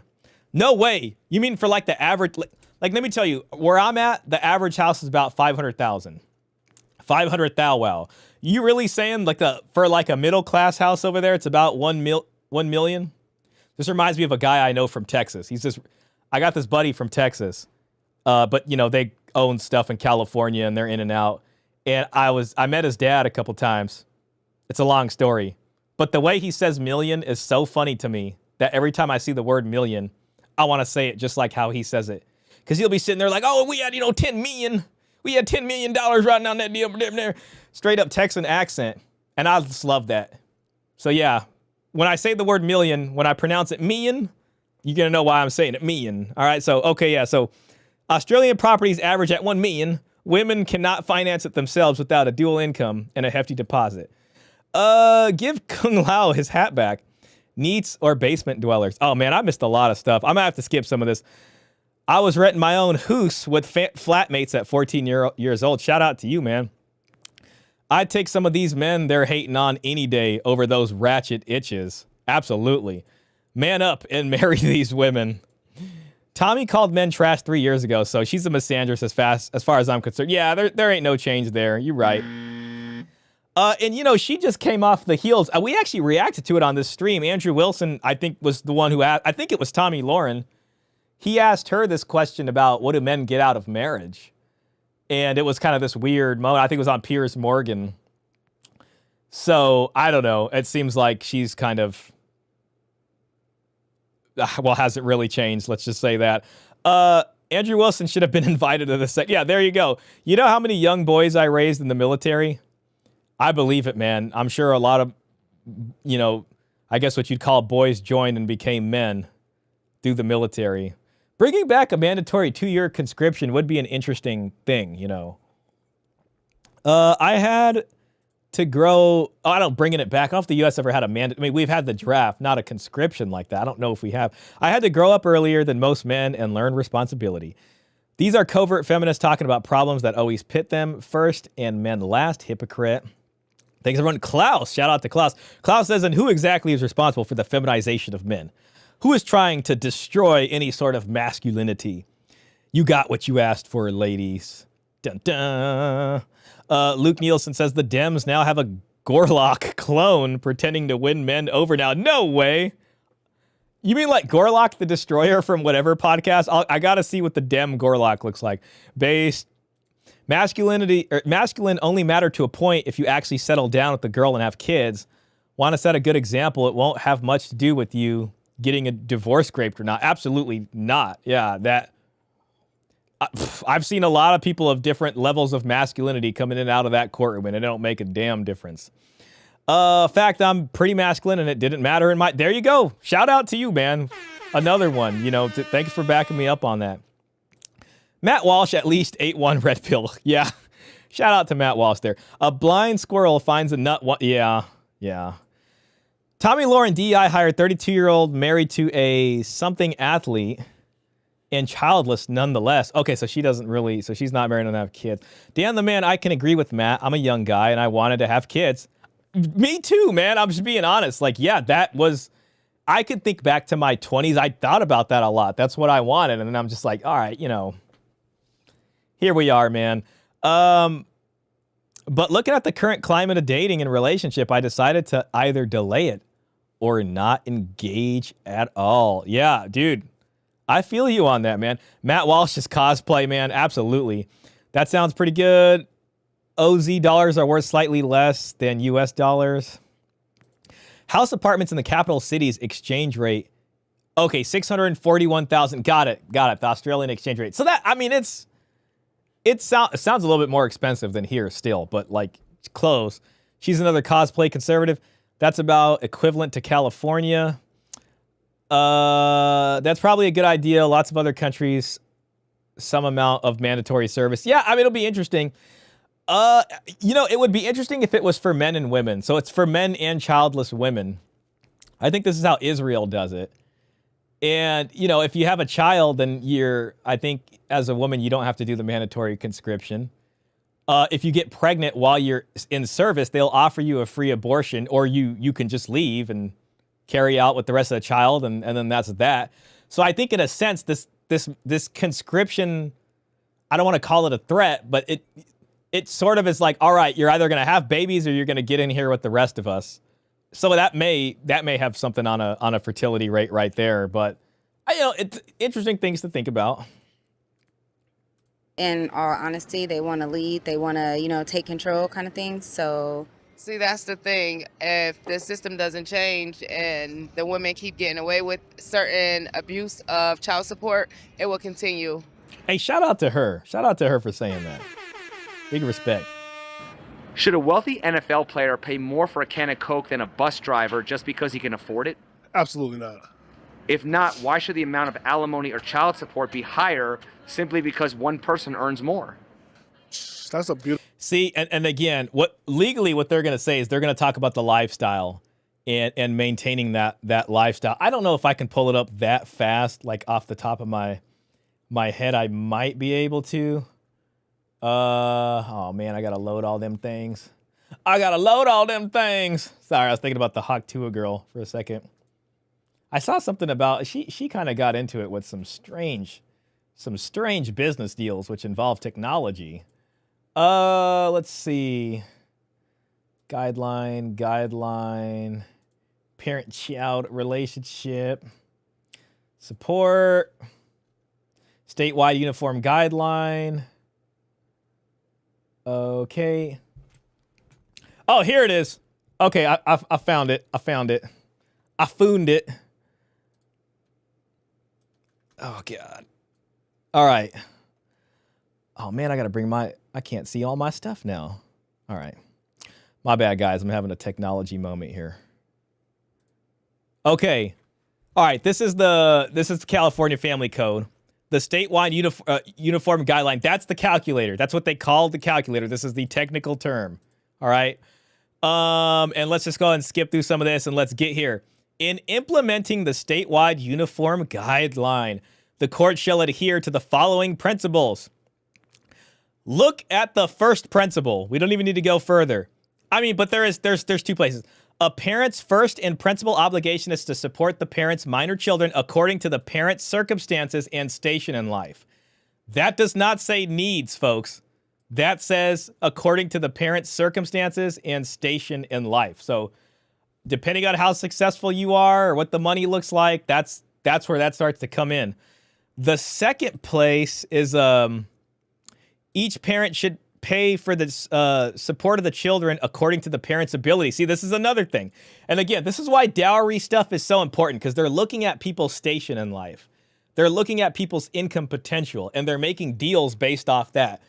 I wanted to save this for the American newspaper stream, but I keep seeing this word, and we don't see it nowadays. What you see nowadays when you see a divorce happen, when you look at the judgment, you see this thing called divorce settlement. Like, okay, let's see the divorce settlement. And then that gets filed in with the judgment, the dissolution or whatever. They got their divorce settlement. What I see in the newspapers, ironically, is something called a marriage settlement. So there used to be this thing called a marriage settlement where they'd figure out that in the contract before, while they're figuring out, this marriage, basically. And our society has completely lost the concept of marriage settlement. And it's like, maybe if we paid more attention to the marriage settlement part of this, which is us figuring out who's bringing what into this, what the deal looks like, the contract, we would probably have less divorce settlements, so to speak. So I think that word marriage settlement has some power to it. Okay, the third place that it says this is right here. Children should share in the standard of living of both parents. So she could be a Starbucks barista. You can be a real estate tycoon. You could be the NFL guy. Whatever the hell it happens to be. Now, listen, it ain't gendered. So you could be working at Taco Bell and you could knock up a CEO of a restaurant chain who just wanted it from you. I don't know. People getting all sorts of things. But that's how that's going to work. So children should share in the standard of living of both parents. Child support may therefore appropriately improve the standard of living of the custodial household to improve the lives of the children. So this is where mom gets to benefit, because we get to make, 90% of the time, mom. We get to make mom's household better so the children can then share in an improved standard of living. So you as a guy could be out there on a freaking, full moon, and it's a Thursday night and something's going on in your brain, and you go on, you do something and you do something that you should not be doing with someone that's in a completely different station of life than you are. When you do something like that, that's gonna make the courts want to kind of balance out your stations of life. So you're pulling her up, she's pulling you down. Could be the other way, for some of you more ambitious dating folks over here. But yeah, there it is right there. Okay, so it's in there. It's in there, basically. So that's how they do it. So when it comes to this question of the need, it's not about needs. It's about your station in life. It's about the circumstances. It's about improving the custodial party's lifestyle to match yours by your ability. See? So they're looking at you for how much money you make and what you can do, and you're over here looking at them for love or feelings or whatever they're selling themselves on. You know what I mean? So I want to sing that song, What Is Love? Baby, don't hurt me. Isn't it crazy how every love song is always a sad song? Most of them, right? Aren't most love songs that way? It's like, what is love? Baby, don't hurt me no more. That sounds kind of like a sad song. Damn, man. So the guy, it's like a tragedy. All right. Beautiful question. I don't think that's valid at all. I don't think that's right whatsoever, because at the end of the day, there should be a precedent and a standard that people obtain and go by instead of how much someone makes. Because no, the standard is how much, it's what your station in life is and what we can get from that. Someone to get to that point. So I feel like it's wrong taking the money away from them. It kind of goes against market economics. It's like being punished for being more successful. It's like we live in a society where we want people to produce, make money, you know, pay taxes or whatever. Man, this is so freaking cool. Hey, at least you got, you know what? Like, I'm just glad I can say that I've got out of my little, you know, studio room here and we went to the streets. You know what I'm saying? We went out here. We went to Los Angeles. We got stuff going on. We were outside. Yay. And it's like, you got one person here who we don't even know if they have a job or if they're selling stuff on the corner. I can't even get money from them. That's Pookie. They can have like 6 kids and pay way less than you have one successful guy and he's paying like, you know, $15,000 a month. How does that make sense? There you go. We just read how it makes sense. At least, you know, the legal justification of it. I'm not going to talk about everything else. I'm just saying, I'm reading those to you so you guys understand. And then you understand how big of a deal, an actual deal. That word deal is also an important thing, like deal. You know what I'm saying? There's a deal going on here. But when you engage in this way, there is a merging of circumstances of life. When you get married to someone, you are in the same financial wherever the hell you are on that ladder. Both of you are now that thing. That's what the marriage does. So there's these considerations that should be taken and that were always taken for the most part in most of history until relatively recently, you know, when the love match kind of became its thing. And it's just like, you know what I mean? It's just like, somehow we got bamboozled, folks. We got to remember this. Your dowry, it's my right. Is child support about maintaining a child's basic needs or maintaining a mother's pre-divorce lifestyle? Pre-divorce lifestyle a lot of the times, because like I said before, it doesn't really go to the kid a majority of the time. Well, pre-divorce, but the law says she's entitled to that because of the lifestyle of the marriage. They're entitled to that. It usually goes to the mother and what she wants to do with the money. I mean, it doesn't even have to be about divorce. You know, it's just the women are always getting a higher lifestyle off of the salaries that they're getting from the man, and the men are getting lower. If financial obligations are adjusted by ability to pay, does that mean parenting is about money rather than care or responsibility? It should be about care, but it's about station in life, you know, and circumstances and ability to pay. It seems like the courts are always just focused on the money. Now, you know, parenting obviously involves all those things, but the way our system is set up is that we have this very definite divide between what child support's doing and then what private family law is doing with custody. So we've created this very powerful system, which is, you know, federally funded, and it's only concerned with the financial aspect. It doesn't care about the other stuff. If dad says she won't let me see him, whatever it is, we're just like, hey, you got to go to private family law, file your own motions, do your own stuff. Come tell us if something changes. I had to do that all the time. But really, it's like you have these compartmentalized systems, so they don't really care about each other. But child support really doesn't do that, especially the agency. They're just like, what is the custody? And then when they tell us that's all we care about, and we just plug it into the calculator, boop, there's your child support. Why are men overwhelmingly the ones paying child support rather than women? Dan the Man, I do know I got to share the AI photos you made. We'll do it after this video. Because again, men are seen as providers. So, you know, the women, they're more fragile and just, you know, damsels according to the court. So I've never heard of a mother having to pay the father child support. Does this imply it happens every now and, you know, once in a, well, I want to say once in a blue moon, but hell, you know, it's rarer than that. We did read that article where it's starting to increase. Definitely starting to increase a little bit as women start to, you know, make more money and things. Oh my God. Hey, look, we got a Twitter comment. I can't post it, but hey, Rob, shout out to you, Rob. How do they not understand how much they're destroying the relationship between the kids and the father? They're making the father bitter because of a long amount of time, which he lives so poor. Well, yeah, I mean, yeah, it's that. And then it's like he has to fight for the custody. It could be really tough. The money's tight. You know, mom and dad probably got their own issues, or one person's resentful or whatever because the relationship ended. And it's just really bad. And the courts do recognize it. I think now a little bit. The question is, you know, what are they going to do about it? I've heard like, oh, they're trying to get dads more custody, whatever that means. But I want to see some actionable changes, you know, in the law and stuff like that. Bias that men are less fit to be primary caregivers? I believe there is that bias, yes. You know, we live in a time of feminism, women's rights, and equal opportunity employment.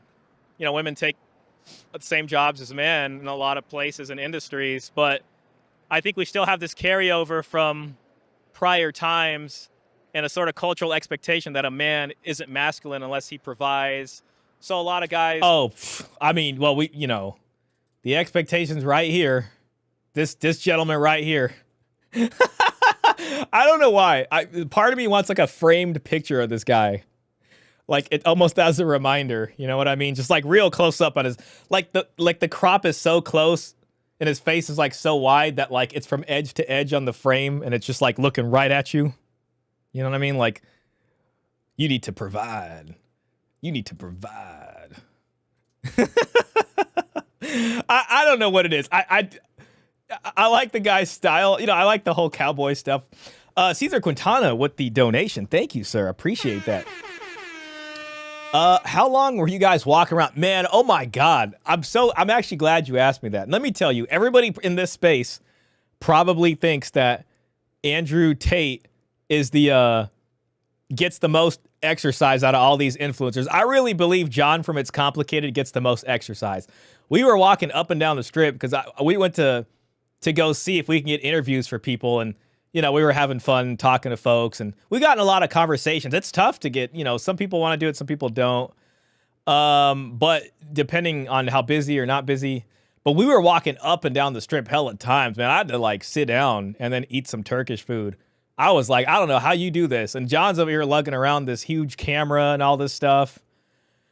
And I'm like, this guy gets more exercise, I think, than anybody in the space.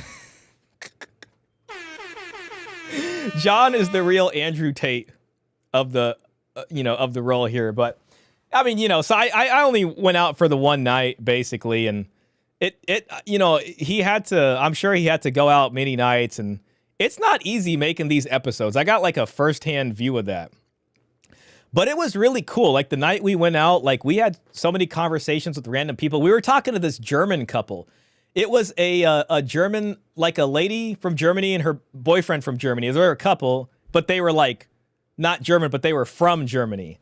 And we had an interesting conversation about them, and we were asking them about pay-for-play in Germany and like if it's legal and how that impacts things.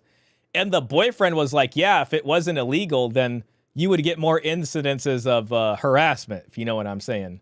And he like really believed that. I was like, damn, that's really interesting. We also met some women from Ireland. They're from the UK. They did not like what we were doing over here in the US at all. They were very unhappy with the way the abortion laws are changing and this kind of stuff. But it was kind of interesting to hear how it was in Europe. They might have been overselling it a bit in terms of what it's like. So yeah, we talked to a good number. We talked to some funny people out there too. That was some good stuff. Got me jamming to Hadaway. Yeah, it's a catchy song. I'm watching Shah, who's watching Shah. Shahception. Yeah, I think that's the word meta Raymond told us about. You don't look underslept there, man. Thank you, man. I appreciate that it came off that way. This is me post cigar. This is me post meeting Coach. Post getting both of my books signed from Coach. Freaking most awesome thing ever. Post cigar. It was freaking fantastic. Mr. P has a question here. He says, let me just get it on the big screen. Would you say the child support system is technically blind to gender, and that the reason men get screwed is because they're usually the higher earning one in the relationship? When it comes to the financial aspect of child support, yes, that is true. That is true. It is not gender biased in that way. So yes, the reason is because of this men being the provider thing, and that's what leads to the men paying. Now, the part of the laws that are you can say gender focused, biased, whatever, are the stuff that has to do with paternity. Because whatever the hell you want to call what gender, or whatever you want to sell that as, and the construct this and the social that, when it comes to the biology and the brass tacks of it, that part I can say men can have a claim there about it being, and maybe even custody to some extent. Custody technically is not written as in a gender biased way, but paternity laws have to be very specific, right? So there's the father, there's the mother, and typically, depending on the situation, the father can get the short end of that stick, just depending as far as genetic testings and things like that go. So there are certain laws there that can affect men in a tough way. But the financial aspect is not gender biased, believe it or not. I don't believe that it is. Maybe if you could say through custody a little bit. let me get Rob. If they don't make the men strong, they're just going to get very resentful and bitter. The families are just destroyed for decades and generations. Yeah, we're living through that now. Robert says timeshare tends towards women as well. Yeah, that's the custody part. Not always just an income thing, though I would say that it plays a role. Yeah, absolutely. Absolutely. Thank you, Robert. Play the provider role. And yeah, we were just talking about that. Prior time opportunity employment. That men are less. You know, we live in a time of feminism, women's rights, and equal opportunity employment. You know, women take the same jobs as men in a lot of places and industries, but I think we still have this carryover from prior times and a sort of cultural expectation that a man isn't masculine unless he provides.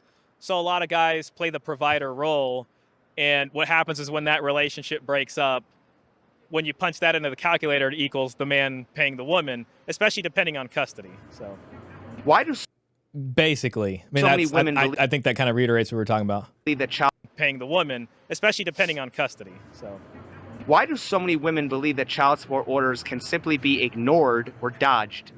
You mean in the sense of like them receiving them? Like deadbeat dads who don't pay. Oh, okay. Oh, that's the Kung Lao hat. Okay, I didn't know what you guys were referring to. Just because it's very easy for a man to pick up and go and not say anything and just disappear. But won't child support take away their passports and their driver's license? Yeah, but I've known a lot of men that won't keep steady jobs. Whenever child support tries to kind of come after them, they will switch jobs kind of thing. I know a few real deadbeats. Now, listen, that is true. There are guys that we can't collect from, or it's very hard to, or they don't hold a steady job, or they're selling dope on the corner, or they're doing whatever the hell they're doing in the trap house, and we don't know nothing about that. But there is still an order there. You know what I mean? And interest is building up on it. And enforcement actions are being taken. And we can do a contempt order if we do want to throw them in jail. So, yeah, we're not able to get it to them smoothly because, I mean, what money? They're not working, or it's all under the table. You know what I mean? So then it's just like, okay, but the order is still there, and the money and the debt is accruing like hell. So, I mean, that's there. Now, you know, at the end of the day, if you really want to be kind of a hard ass, you can say, well, you know, again, you chose them in the sense of men choosing a stay-at-home mom. And it's like, well, you chose her. You got married to the Starbucks barista. It's time to pay.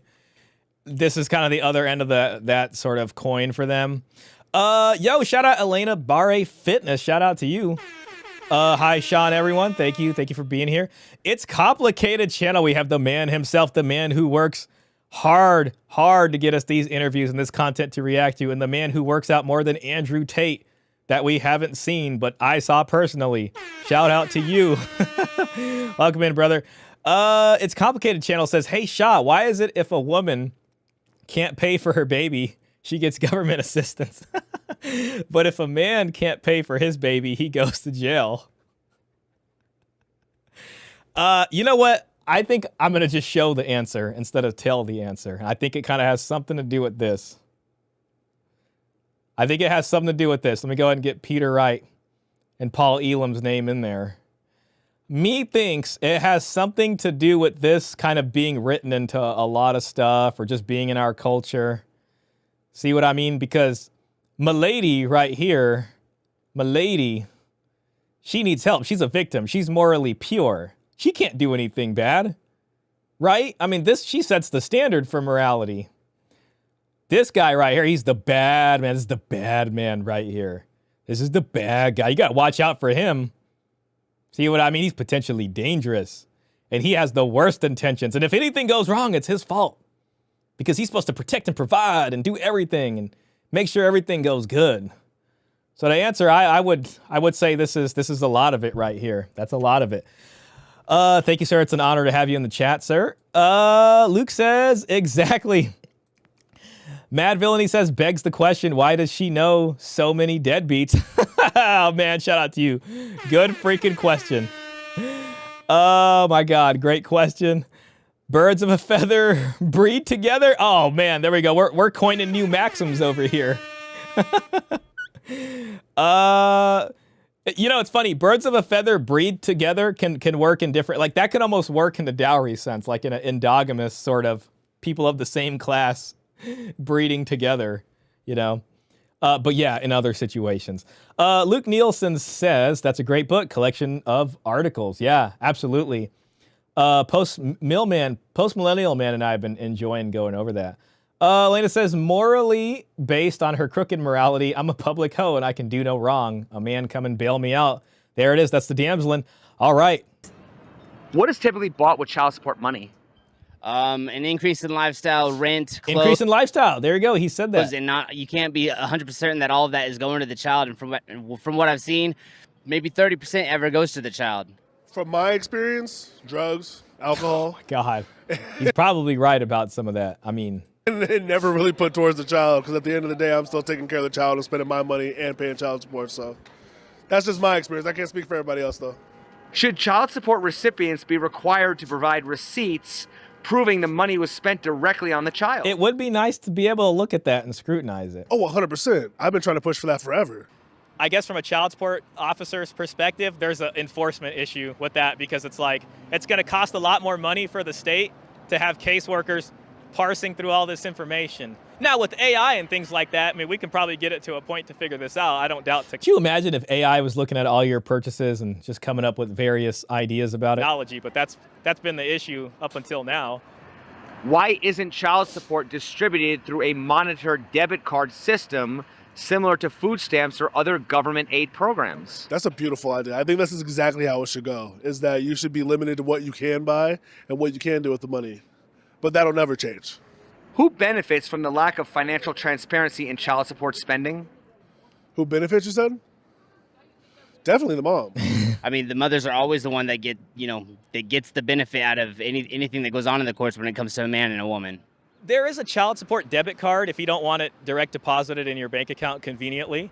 So the state will issue that, but nobody's looking at, some ledger of what the purchases were or anything like that. They'll give you a card, like if it's like a food stamps or something like that, or cash aid, but nobody's looking at that to see where did this get spent at. Who benefits from the lack of financial transparency in child support spending? I could have said woman, but it's like I wanted to give the technical answer. How about this? The primary custodial parent who makes less money. Somebody was beating me up in the comments. They were like, just say it, man. This guy is suspect. He worked for the man. We can't trust him. If a father needs a judge's approval to terminate parental rights, should a woman also need a judge's approval to terminate a pregnancy? Yes, I think that would be equally righted. Should parental rights and that's what the the Republicans I think are working on. Of course, they're selling that in the guise of I think women should get child support from a guy while the baby's in the womb. Parental responsibilities be treated equally for both sexes? Yes, it should be. Why? Because it throws everything off balance and it makes it unfair on the other behalf. Equal parenting equals a better livelihood for the child, because at the end of the day, if it's equal, the child is getting what it needs on both ends from a father and a mother, because a father and a mother give different traits to a child. Why does the state consider being biologically the father proof enough to pay child support but not to get custody? Dude, I don't know. That makes no sense if you really boil it down like that, because at the end of the day, if you're paying child support in any shape or form, I feel like you should have the ability to see your child. Because child support is put in place to benefit the child and the mother, but the society... It's about improving the household. It's about improving the household. Courts don't see the father's role in the house as important as it needs to be. They see the woman takes care of the child for 9 months in the womb, but the father is once... Robert says that's the opposite of how I usually hear the argument. Usually the request is for legal abandonment. Do you mind expounding on that a bit? I'm just not exactly sure what you're referring to. Maybe I'm not sure if it's a different comment in the chat or something. He just spits and he's done, but that's not how it works. A lot of that just has to do with how recent genetic tests actually are. They were like a nuclear bomb in the space. And with the genetic... I think you're probably talking about the child support for kids in the womb. Genetic tests actually are. They were like a nuclear bomb in the space. And with the genetic test, you can definitively... Man, it is kind of surreal. I'm sorry. I don't want to stop it so much, but it's like surreal. Just reacting to myself right now. He's done, but that's not how it works. A lot of that just has to do with how recent genetic tests actually are. They were like a nuclear bomb in the space. And with the genetic test, you can definitively point to one person and say, you are the father. So the state considers that enough to say, well, time to pay child support. We know who the dad is. Why do you have to have a relationship with the child to get custody, but not to pay child support? Well, a lot of that depends on circumstance. And, before genetic testing, the way to establish a parental relationship with the child, to establish paternity in these kind of wiry cases, was to figure out what the relationship between the child and the alleged father actually was. So if you guys cohabitated and lived in the same household and the kid knows you as dad and all these kinds of things, that makes a case for having custody. But, if this kid was born from a one-night stand and the kid's 5, and then suddenly you learn about him last week because child support's coming after you, it's a completely different circumstance, and it's going to affect the best interests of the child, whether or not you guys should have a custody relationship or not. So the court's going to look at that and make a determination. That's one thing I think people don't consider, because they're like, it should be 50-50 custody off the top. I kind of have this, I don't know, soft spot or whatever for that situation, because I saw that a lot, where it's just like the dad's never met the kid. Now, I think we should have, if we have a taxpayer-funded child support system, I think we should have a taxpayer-funded custody system as well. Republicans might not like that, but if we got this robust child support system, why aren't we helping fathers? Why can't a dad walk into court and not pay any money, and the court help him at least get the custody order, or at least try to be a good dad or whatever and be able to get more custody? But instead it's like, well, you got to spend, money and all this type of stuff to do that. It should be as easy as the mom walking in for child support. Whether or not you get custody, depending on if it's a one-night stand child and you guys live in 2 different states, like this kid's been going to school for 5 years, and maybe it's not the best idea to just make him go to your house 50% of the time. But having to, at least getting it in front of the judge, should be something that's more manageable. They were saying that women should be required to receive a court order to allow an abortion. Got it. It's the same argument, really, to equalize the parental rights to confirm or deny legal parentage. Got it. Thank you for that, man. Even with laws written pretty fairly, judges tend to find in a gynocentric fashion in the end. That's true. There is the human element. I do believe that. We don't have real equality in parenting. We have Schrodinger's feminism. Women are treated as strong and independent until it's time for the court to decide custody. It's from Sufjan. Luke Nielsen says, people wouldn't believe some of the conversations I had with my lawyer during divorce about how the judge assigned to my case's track record was. Oh, yeah. Well, they show up to that courtroom all the time, so they probably... They know the judge probably on a personal basis to some extent, or they have at least worked with them for years, and they've probably seen some real cases. Our child support, I was confused too. What's the best time to learn about child support? When you've been served with legal paperwork, or when you're out drunk trying to get laid? I love the question. I love that question. I truly believe that having an option of learning about child support in school is probably the best thing for everybody. So now, actually, my agency used to go to high school sometimes, and in the health class, they'd go in there for an hour and explain the calculator. Now, this was right after the kids saw the freaking birth video. They just went through sex ed. They just saw the giving birth video. Then suddenly, a child support person would come in there and show them the guideline calculator.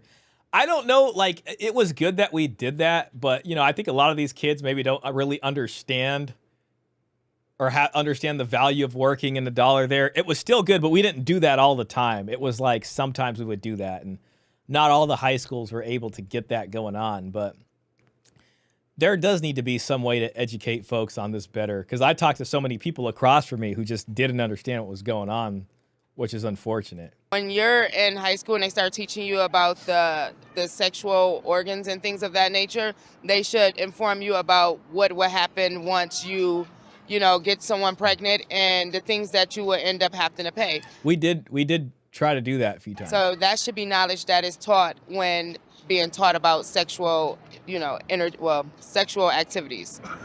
What would you do if you found out the child you were paying for wasn't biologically yours? Yeah, I mean... Oof, man, I don't even know how I would feel. That would be horrible. I'd expect to be reimbursed every cent that I paid. Should paternity testing be mandatory with interest before issuing a child support order? Yes. Should it be mandatory at birth, or should it be mandatory before issuing an order? And the fact is it depends on how paternity was established. If you were married and there's a presumption of paternity and the kid's 5 and you've been living together and now you're getting split up, there's not, that's it. Like, challenging paternity presumption on that, I've never seen somebody undo it, because it's over the 2 years. Now, if you guys had a kid and you never lived together and you never signed any paperwork at the hospital, and then one day child support calls you up and it's just like, hey, this lady you had a one-night stand with or whatever actually had a kid and she's naming you as the father, you have a right to ask for a genetic test. A lot of guys, if they throw the paperwork away and then we default the judgment after they've been personally served, that's it, no genetic test. Your default's at the father. So you have to be aware of the timeline. Is paternity already established and what your rights are at any given point in that timeline? Why is a man still sometimes required to pay child support even after proving he isn't the biological father? That has to do with the timeline again. And this is the thing. See, this is the thing people need to be educated about. When the child support people go into the health class, they're just showing the calculator. They're not talking about paternity laws or any of this other stuff. And it would probably go over a lot of these kids' heads, to be honest. But you know what? Actually, some of these kids are pretty smart. It probably depends on how well and you present the information so these kids can absorb it. You know what I'm saying? So that's one thing. But a lot of this has to do with how the law chooses to view marriage in some respects versus like if somebody is married and they have a kid and then the mom goes and has an affair partner and she has another kid and that kid's not really the husband's. What if the affair partner comes in and says, that's my kid, I want custody of that kid? And then you as the husband, do you have more right to custody over the child than who's the actual biological father? The other end of that, like the other side of that sword, is that you as the husband, if you want to get out of it, you can't really do that. It's this weird thing. I think... Oh, we got a Twitter comment. This from XU. Rob says, you asked why there isn't help for fathers like there is for mothers from the courts or the state, but I want to know, why isn't there help for marriages and relationships? That way we could potentially avoid some of these issues altogether. You mean probably like a government-funded program that maybe helps people through their marriage struggles or something? There should definitely be some kind of thing you got to do before you can get the marriage license. Like, there should be like a state freaking class that goes over this with couples before they sign that marriage license. Now, you can't stop them. You can't make this happen before they have a kid together, but you can maybe say, hey, before we issue the license, we need to give you need to at least take a dang online class for 5 weeks. You know what I'm saying? And then you can even play with the calculator. Like, once you put in your income, her income, this is what's going to happen if you go through a divorce. That could be a thing. That might make people make some more educated decisions. And also how repetitive this information is from Elena. Robert says the child's interests are superior to the parents and family law. Yep, this is the core of it right here. That is the best interest of the child. Coffee George says best late night streams over here. Shah, thank you, man. I appreciate that. Let's see if I can get my applause sound effect, which I don't know where that is. Damn, I have 2 soundboards, and one of them is just from... Oh, here it is. Thank you, sir. I appreciate that. I really do. No, but anyways, thank you, sir. Counsel and couples therapy. Happy wife, happy life. Love her more, love her better. Pray with her more. Yeah, we've heard that. Luke says, right on the money with that statement. Counseling is a feminist bent. There is plenty of help, so to speak. And Rob says there needs to be a full tribe intervention to save what matters to the tribe. Strong families. Oh, now you're starting to kind of call back to this right here. This system. What's the dowry situation? Exactly. Let's get down to brass tacks here. Because it's already set in stone in the courts, and the courts are too lazy to appease or do anything about it. Well, a lot of men that signs the birth certificate, it certify them as the father until DNA, prove otherwise. Luke says, my favorite is here pastors and priests telling men to do better. This was just like, that's what this was, man. That was the, that's this right here. You know what I'm saying? That's, this guy, I know he's probably not a pastor or a priest, but I'm sure we can find some of them as needed. That's what it is. And it's just like, it's just not gonna, they've been trying that. And, you know, it's like, we've been doing the same thing and we're all out of ideas. Let's just do this one harder. It's just like, come on, you know? If justice is about fairness, how is forcing an innocent man to pay considered just? Yeah, no, I don't agree with that whatsoever. I don't think it should be considered just at all because it's trash. They say that it's because it's for the child's well-being, but I feel best interest of the child. Like the mother should be held accountable in some sense. The courts look at the relationship you have with the child. So like that depends on cohabitation, how long paternity has been established for, and it also depends on the paternity fraud laws in your specific state. Now, you know, California specifically, if what they'll say is best interest of the child, and if, you know, this kid's calling you dad and knows you as dad, the state's going to say there's going to be a significant psychological harm to the child to undo paternity. You know, maybe if you know who the guy is and you guys can facilitate some sort of adoption and everybody's happy. I never saw that, but maybe. But for the most part, they're going to look at the best interest of the child, as they state they are. I've never seen that happen, like where the other guy came in for the most part. The interesting thing about California, a lot of people don't know this, is California recently adjusted their family codes to be what's called a multi-family state. Not family, a multi-parent state. So you can actually have more than two parents. You can literally have more than two parents in a in California. So it was kind of preemptively for like polyamorous relationships. Robert, I know Robert can speak to more of this because you probably seen it more in action. It was still new when I was there. But they did adjust, you know, some of the family codes. Let me see if I can actually find at least one reference to that. Oh, gosh. No, I've seen it in there. I just can't remember exactly where it is. Effective 1994. But yeah, I remember when the attorneys came in and they were talking to us about this. And, you know, basically, this is why cohabitation is so important, because it's like you can have another guy, you can have a polyamorous relationship, and both of these people were in the kid's life at this very important period, I guess. And then, okay, child support comes in or they all break up. The polycule disintegrates, I guess. And what'll happen is it'll like, okay, this guy's the biological father, that's fine. But then they can actually make a case for the third person, whether it's a man or a woman, and say, well, you know, okay, that, you know, this kid also knows that person as dad, or that was dad number 2 or mom number 2 or whatever the heck. And we also want to get child support from that guy. So, I mean, it is a thing. I haven't seen any cases, but I know they put that in the law. I think that was 2024 they finally changed it. Damn it. I know it was in the guideline section somewhere also. Robert might know. Robert right here. You still don't see it that much. Yeah, I mean, I'm guessing it's probably pretty rare. And the thing is, I mean, it's interesting that California has it, because it's like California seems to just be on the forefront of, I mean, gosh, in the U.S., no-fault divorce happened here too. So, I mean, I guess it's not a surprise, but it's just interesting. Let me just find the Senate bill. That's faster.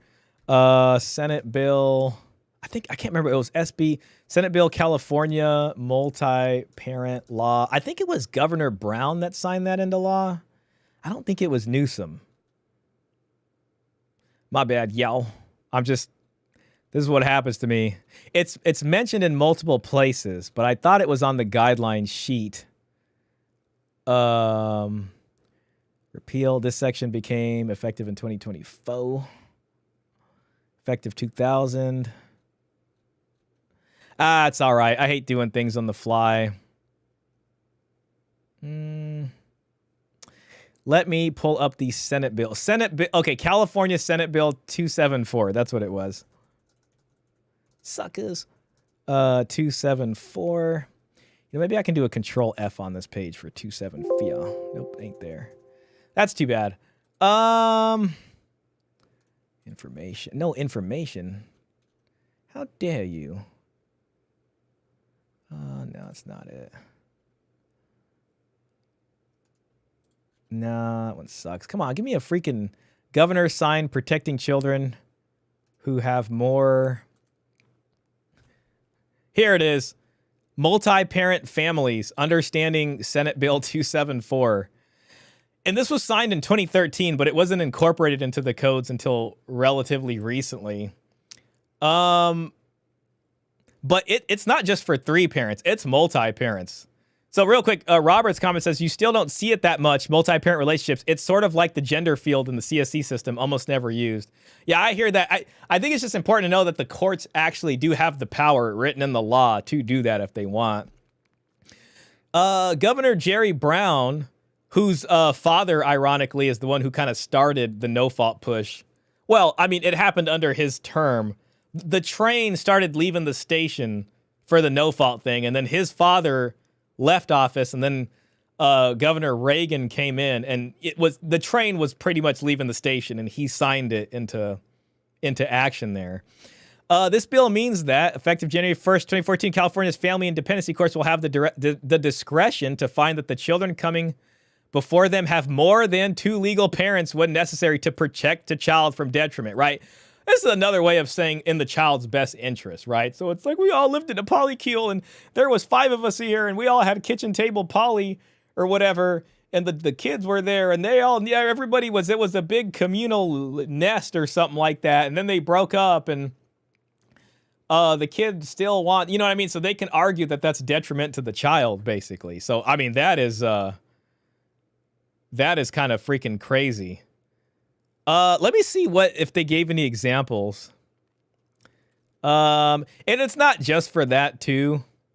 It's also for like maybe I don't know. Like I think if people are like maybe the mom breaks up with someone and she's living with the bio dad, and then she breaks up with him, and then she's living with the affair part or some other guy that's the new boyfriend, and then you know what I mean? The kid's like 5 months and they're going back and forth. So there's like a proven track record of like cohabitation.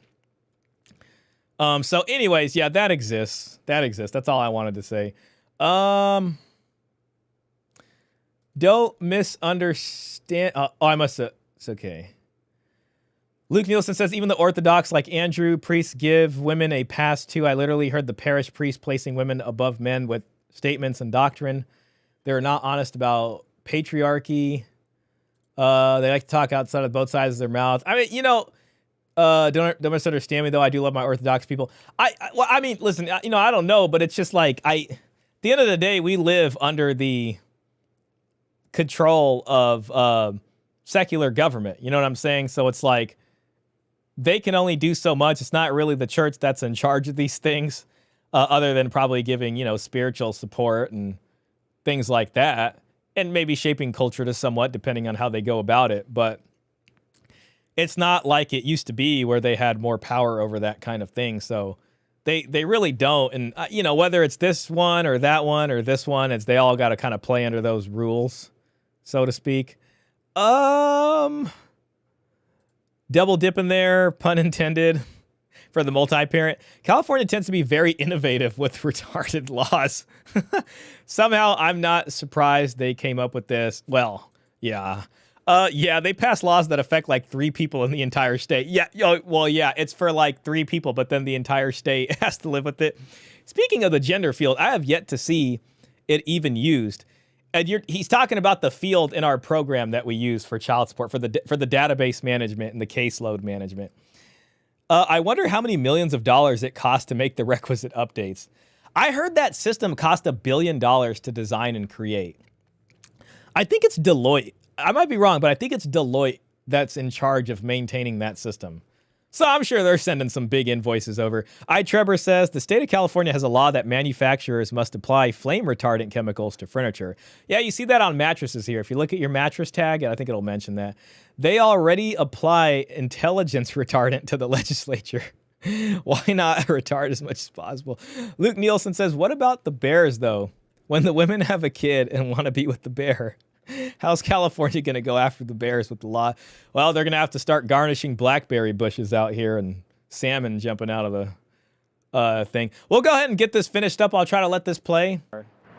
If justice is about fairness, how is forcing an innocent man to pay considered just? Well, I guess, you know, to be honest, I wish I would have went on a long philosophical screed about what is justice. And then we could have talked about Plato and Socrates, you know, having this conversation with interlocutors over 2,000 years ago and contemplating justice. But something tells me that probably wouldn't have made the final cut, would have been too long. Can't say it's considered just, especially if they were lied to and it is a very real paternity fraud. It's not that. I think it just goes to there's a living, breathing child here. The state is very much concerned with how that kid's going to get fed and clothed. And is it going to be the state's problem, or is there some convenient man over here who can serve as a utility aspect and pay for that? I wish I had coaches, and that's you sound effect. Should men be expected to pay child support during a pregnancy to help with medical bills? If paternity shows that it's your child, yes, I believe you should pay. So why is a pregnancy considered a child when it comes to child support, but not when it comes to abortion? Good question. I'm still trying to figure that out. If a father needs a judge's approval to terminate parental rights, should a woman also need a judge's approval to terminate a pregnancy? See, that's kind of goes to what the Republicans seem to be kind of trying to do with the law. Because if they can get guys to be on the hook for child support while the kid is in utero, then I think it opens the door. It provides a legal staging ground to go after the rest of this stuff. I actually had a conversation with someone about this. I only feel a little more on the woman's side just because the woman has to really bear the weight, like, of everything, of the change. I mean, you know, I really think men and women both have a weight to bear, you know. Of the body, like I said before, of the pregnancy. Like, some women die from that. Like, a man hasn't ever died from getting a woman pregnant. Like, I think, well, it depends. It depends on the causal stuff. But all right, you know, I'm a firm believer in women should do what they want to do with their bodies because I can't control what they do with their bodies. So at the end of the day, that's a decision that they got to make. I can't say anything or speak on that. We can't get child support unless we establish paternity. Once we've established paternity, you got a living, breathing kid, right? So now the state's like, is this kid going to live off the taxpayer's dime off welfare just because dad feels like, you know, he doesn't want to have to do this? Whether that's right or wrong, maybe she really did pull some sneaky stuff. But we got a living, breathing child, and the state needs to deal with that somehow. And that typically involves you paying some money. And that's you. We're almost there. Why can women vote on abortion laws, but men can't vote on child support laws? ooh, maybe because it affects and you know, women. like technically we can all vote on it. You know what I'm saying? I guess the question is, I think it might be more in the guise of is this problem always at the forefront of the political consciousness, I guess? Like, abortion's always up there, but we can't seem to get this one on the ballot, so to speak. You know what I mean? It's like, the only time we heard child support mentioned, I think, in this last sort of election run was Vivek Ramaswamy asking guys to pay more child support before the kid is born, right? But, you know, abortion and that discussion is kind of all over the place. So it's like, yeah, we end up all voting on that, but we don't vote on family law stuff because it doesn't really come up, so to speak. You know what I mean? So, that's the... Like, I don't ever remember going to the voting... Because, you know, you vote for president, but then there's midterms, there's other stuff. You see all these propositions. I don't remember seeing a single proposition in my voting lifetime that had anything to do with family law. You know, it's always like stuff like funding for the school district or the police or something, or are we going to ban flavored vape juice, which actually passed, or rent caps or something. Should Uber have to provide medical or, you know, different benefits for their contract? I don't know. You know, there'll be stuff like that. I haven't heard anything about paternity laws or this or that. And a little heavier, a little more, I would say. Why are we always talking about women not having the right to vote when men's issues aren't even on the ballot? Wouldn't that equate there you to go. men Yeah, not on the... Oh, crap, I'm not showing this. My bad. Yeah, not even on the ballot. having the right to vote, which applies to right now, aren't even on the... Why are we always talking about women not having the right to vote when men's issues aren't even on the ballot? Wouldn't that equate to men not having the right to vote, which applies to right now? Yes, but I feel like a lot of men kind of set the terms and set the rules and stuff like that, and women are just really abiding by them. You know, at the end of the day, it's a woman's world. Abortion laws are abortion laws. Child support is child support. It's a check for the government that's guaranteed to them regardless because they hold it against you. If you don't wealth transference, pay it, it's back child support. So at the end of the day, they're going to hold it over your head till you pay that thing off. I am pro-choice. If a woman should have the right to opt out of motherhood and make that choice, should a man also have the right to opt out of fatherhood and 18 years of child support? That would be pro-choice. 100%. Yeah, if you look at it that way, you know, and it's just when you look at the government, what the incentives are for the government to do that, it's not there because they don't want to spend more money. They'd rather you pay the money. I feel like that's only fair. That child support laws say that you can't, and if a woman wants you to stick around, she will. It's kind of crazy to think about because let's say guys had that same choice, and you imagine guys saying, "Well, I don't want nothing to do with my kid," or whatever, just put this kid up for adoption or abort the kid. Like when it's a man making the decision, it sounds so bad. Like it sounds evil. Even me personally, I'm just like, man, you got a baby coming or like you got a kid. Like there's got to be something that keeps you up at night. Like, oh my God, there's a baby, you know, like I got to start thinking about this, you know, or plan something, or there's a kid there. I got to make sure the kid's warm and not hungry, whatever I got to do. I mean, I think like that kind of is there. And if you think about guys making these decisions to just get rid of the kid or get it out of their life, like it seems heartless and terrible. But then when you take it a step further, you're like, women make that decision all the time.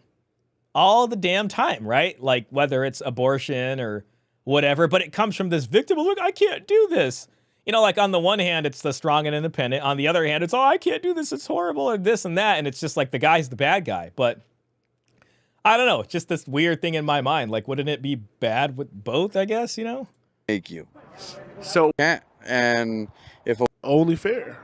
That child support laws say that you can't. And if a woman wants you to stick around, she will make you.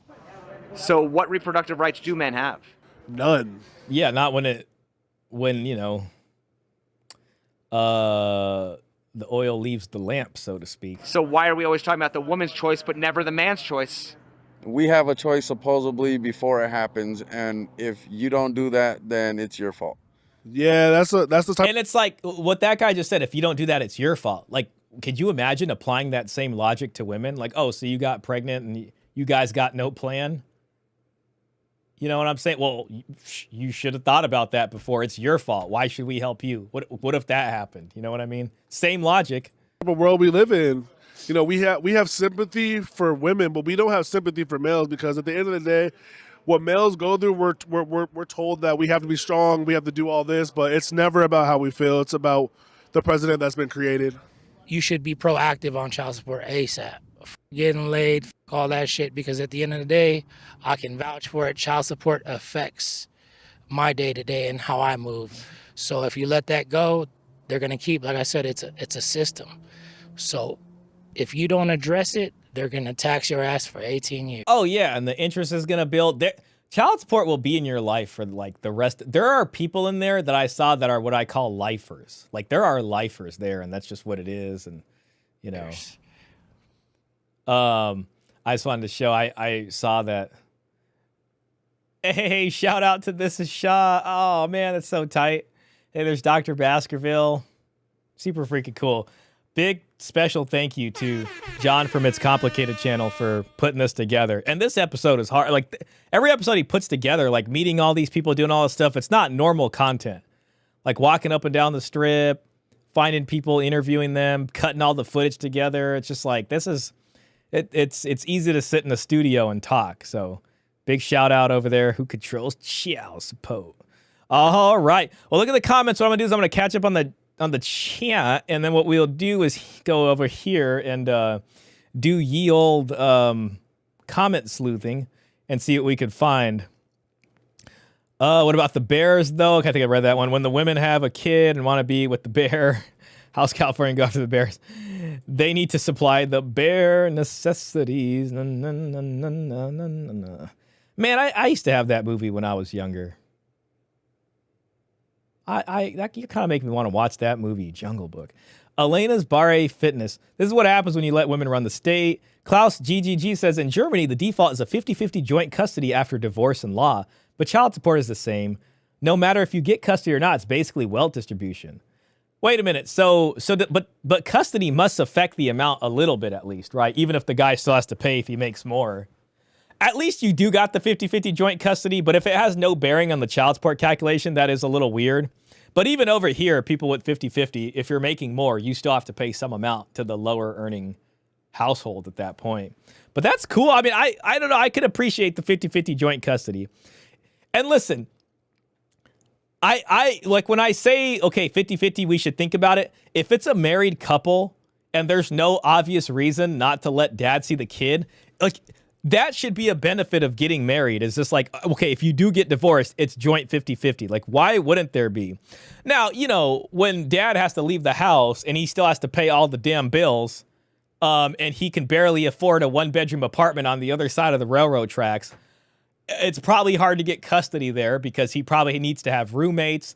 And then the judge is going to look at that and be like, I don't know if the kid should be there that much of the time. Seems kind of sketchy because he can't afford a house that's the same lifestyle as the one he's now providing to this, you know, the mom and the kids over here.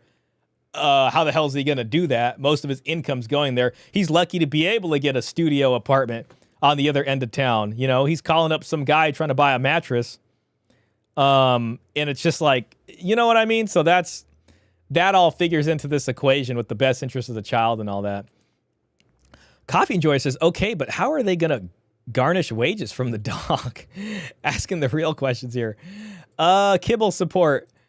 Klaus GGG says, of course, in reality, that doesn't change anything. It only led to false accusations of emotional abuse. So the woman gets sole custody by the court. Oh, wow. Well, that sucks. So then it actually doesn't always break down to 50-50 joint custody. I can still respect him for having it at least as a baseline. Luke Nielsen says that's the go-to here in the U.S. too, part of the silver bullet divorce strategy. Coffee says, I mean, not saying that's right, but it is more fair if they can abort. Guys should be allowed to leave if you want to be technical here. I mean, yeah, I get what you're saying. Luke Nielsen says, personally, I think that false allegations related to that topic should carry criminal penalty, including the lawyers and judges that engage in it. Yeah, I think if it's proven false, there should be. Most women are fine. Sufjan says, speaking of home economics, we used to have a class in high school alongside sex ed. It actually taught practical life skills and brushed on some of the stuff you talk about here. I think you're right. It probably did kind of fall out of, I don't know if we really had a home economic. I had an economics class, like a macro and micro or something, but we didn't have like a home economics. I wonder if the feminists got it removed from high school curriculums. Anyone know? Whatever gives women more freedom and allows them to be public hoes, I guess. Men's bodies are trashed and pass away on jobs providing every day. Exactly. Yeah, I mean, the other side. And the thing is like we have so much more technology to help keep women safe during childbirth. So I'm sure bad things do happen sometimes. Like, you know, you can't, you know, there must be serious complications to where it would be very hard. But yeah, I mean, this whole like, well, we do this or we do that, to me is just stupid. It's just like, I think in some way we're both made to, or like whatever you want to say, we both have our burdens on us that we are expected to perform and do. You know, like, yes, like pregnancy is a something, you know, to respect women for, but men also have their duties that they provide. So that's why it's just stupid. And nowhere in the law does it say, are you looking at a situation where it's 50-50 and they're like, well, she gave birth, so therefore she should get this. Like, that's all BS logic. And it's like, okay, you gave birth.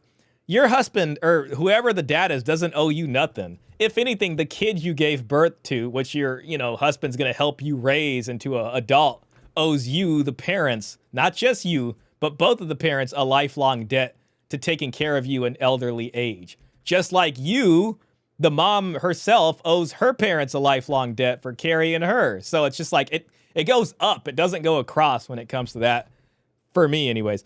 Hey Bill, great to see you, Bill Nye, the science guy. Progressive political theory, the starting point. Lane Bar finished. Single mothers can raise mentally stable kids. Women use kids as accessory tools and weapon against men. Murder Crows, Janice Fiamengo. I saw her. She was on Paul's channel recently. Gives a very interesting history of the suffragettes and their extreme violence back in the day. Oh, that's interesting. Men should have custody for kids. They got to be a victim and praised for their bad choice at the same time. So manipulative. Shows to spread her legs. Total BS, my opinion. It's Complicated Channel. Absolutely. Put so much work into these. Shout out. Yeah, absolutely. Don't forget my AI art. Okay. Yeah, we're going to do the comments and we're going to get to the AI art. Luke Nielsen says, yet the same judge will totally ignore the train the ex-wife is pulling in her house with the kids. Happens a lot. Yeah, man, there's something about that. Marcus Gray says, I don't understand why you should pay child support if you have 50-50. Again, man, listen, I'm not even saying this right. I'm just telling you how the law, like when I say this, I think people look at me and they think I'm arguing for this. I'm just saying the law is looking at it from a lifestyle point of view. So they're saying your lifestyle is significantly better than hers. And the kid goes back and forth 50-50. The kid has some right to enjoy some of the lifestyle you're able to provide. So therefore, they will bolster her household up a little bit. So that as the kid goes back and forth, there is a more, I guess you can say, sort of equilibrated lifestyle between the houses. And the attorneys have came in that used to work at the agency explaining that to me. And we went over the family law code here. I Trevor with the 20 Australian dollars. Wow. Thank you so much, sir. That's very generous. If men are given the choice to opt out of financially supporting the child, women may reconsider having sex before marriage and would have to offer a dowry to get the men they want to marry to commit to marriage. Thoughts? Well, I mean, listen, this whole thing, like the red pill in the manosphere likes to say, well, women aren't accountable. They aren't accountable or can't be held accountable. Maybe I'm mischaracterizing what they're saying, but I do believe that they can be held accountable. I do think they got, logic to think with, you know what I'm saying? And it's just like, if there are actual consequences, they will think about stuff before acting, I could be completely wrong. Maybe they'll just be complete nutcases.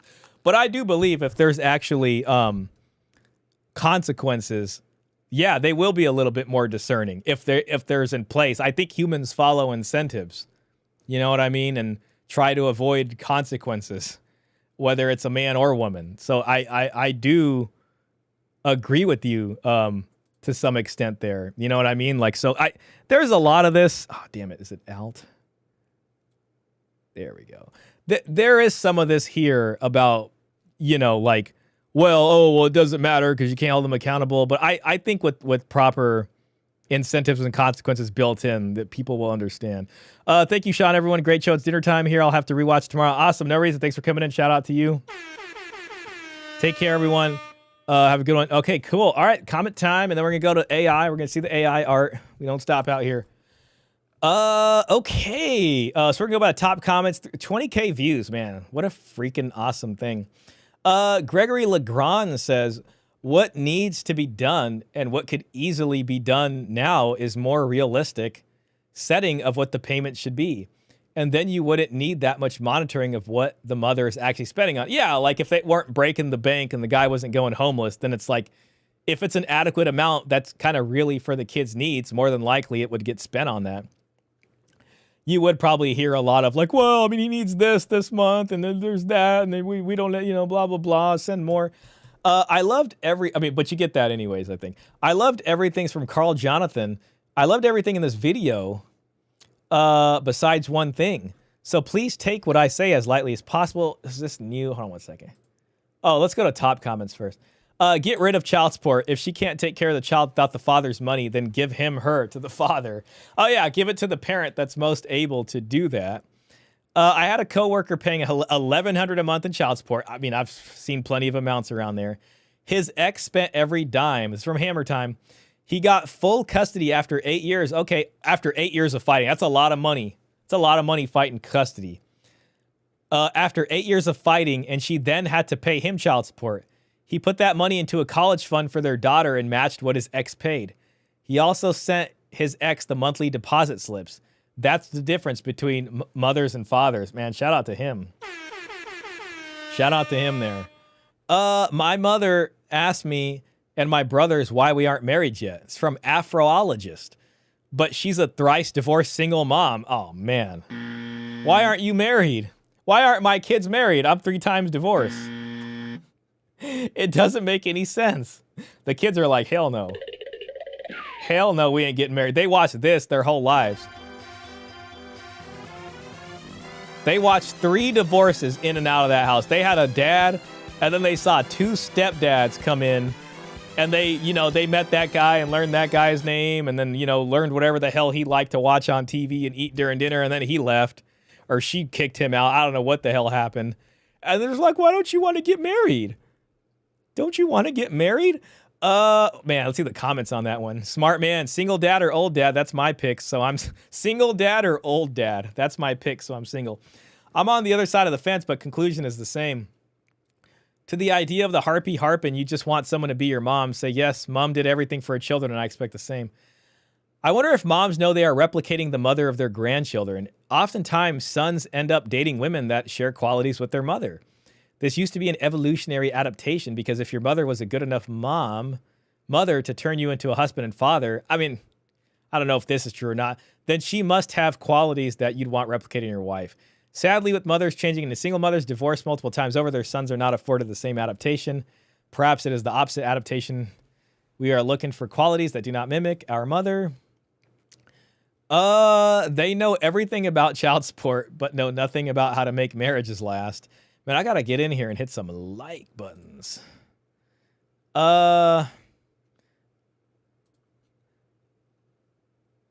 Do ask this question in next interview. Do women who lie about paternity of their child be held accountable like an actual fraud and sent to jail? Nah, presumption of paternity is total BS. You could easily be manipulated and find out later if the child isn't yours. Nasty woman 228, income wink. End child support, welfare, spousal support, and give the child to the better parent, the father, and the family will be restored. Single mother by choice is real. My ex-wife has continually failed upwards. She basically only worked half of the last 10 years, not high-paying jobs either, and she's living in $1 million house and $250,000 sitting in the driveway, RV, 2 to 3 vacations a year, and I'm living in a basement suite. Oh my God. I have a good job, $130K a year. I'm still fighting to stay in my daughter's life. Man, this is the paragraph that just keeps getting worse. But it's getting harder as she's becoming a teenager. I've been alienated over the years, paying support, and my ex has fraudulently extorted childcare. Man, if anything is selling MGTOW right now, it's this guy's freaking comment. Oh my God. I mean, Passport Bros are winning on this one too. This is crazy. This is absolutely crazy. Claiming her parents are caregivers to our daughter. They've never taken a penny. Oh my God. Yeah, that's another thing. You can pay child support and you can also have to pay a separate payment of child care. That's on top of the child support. And if she has majority custody, you can be ordered to pay half of the child care she's paying. So she can come in with her child care receipts or deal. And we used to see that. So it's like, she's just like, hey, parents, just say that you're watching my kid and sign this child care verification form and say you're charging me $2,000 a month or whatever it is to do that. Then you have to pay another $1,000 on top of your child support order. So like that's what he's basically saying happened to him. They've never taken a penny of that money. They just funnel it to her. So yeah, and she just spends it on whatever she wants. It's an extortion racket. Meanwhile, God, is this guy in California? Sounds like he is. Meanwhile, my ex remarried and sits on her ass all day. Oh my God. Oh my God. And somebody remarried that, by the way. They did not ask this question. They did not ask this question. What's the dowry situation? Exactly. Let's get down to brass tacks here. Oh my gosh. They have a child together, and so she's a stay-at-home mom for 4 years now. Oh, she got the other one made real quick. Every single tax season is a battle because she claims nothing. $1,800 one year and $5,400 this year. Meanwhile, and then she gets the tax refund probably, maybe. Meanwhile, my salary keeps rising. Well, at this point, she's married to the other guy, so it's different. Meanwhile, my salary keeps rising. It's a sick world we live in where the bad people have dominion over the good people. Man, this guy, man, I feel your pain. This guy, I think this is the comment of the comments right here. I just got to say that.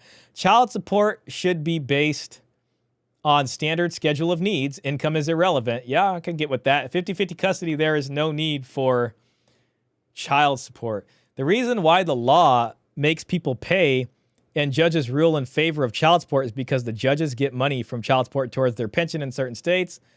And there's the performance measures and all that. She's forever in love with Chad and your bank account.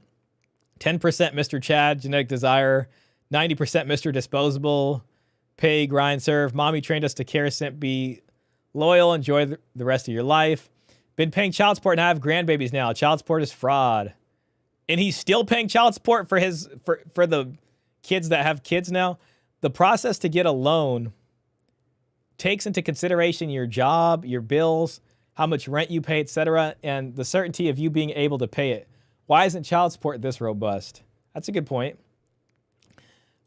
Because they don't have the incentive to be. If 50-50, why should there be child support? I mean, we have a gentleman in this chat asking that. If she can't take care of the kids like any other normal working woman, leave the kids with the dad who actually wants his kids and doesn't use them as bargaining chips. We'll read a couple more and we'll dip out. If legally a man pays more CS if he makes more money, why don't we legally require employers to pay the employees more if an employee makes more? Wife cheated, I walked out on my kids, left the country, never returned. Homie, don't play no games. This is the guy that walked out. He walked out before child support can like get his passport or something. Before they can serve him, he was like, hell no. He got in the damn car and then he got on the plane and he was like, F y'all. Screw you, F the kids too. I don't give a damn. This is what I think about you guys. It was done. It was done. That's that, you know. Yeah, he did what he did, man. He did what he did. One more. A lot of reasonable people in this session, and kudos to the CS guy. Oh man, somebody has said something nice. Kudos to the CS guy for the information. Nonetheless, men, your power in modern relationships have been usurped by the government and media. You are now more of a cog in the machine than ever. Keep what power you can until things change. And I mean, listen, this is how we got, this comment right here, right? Gen Z men aren't lazy.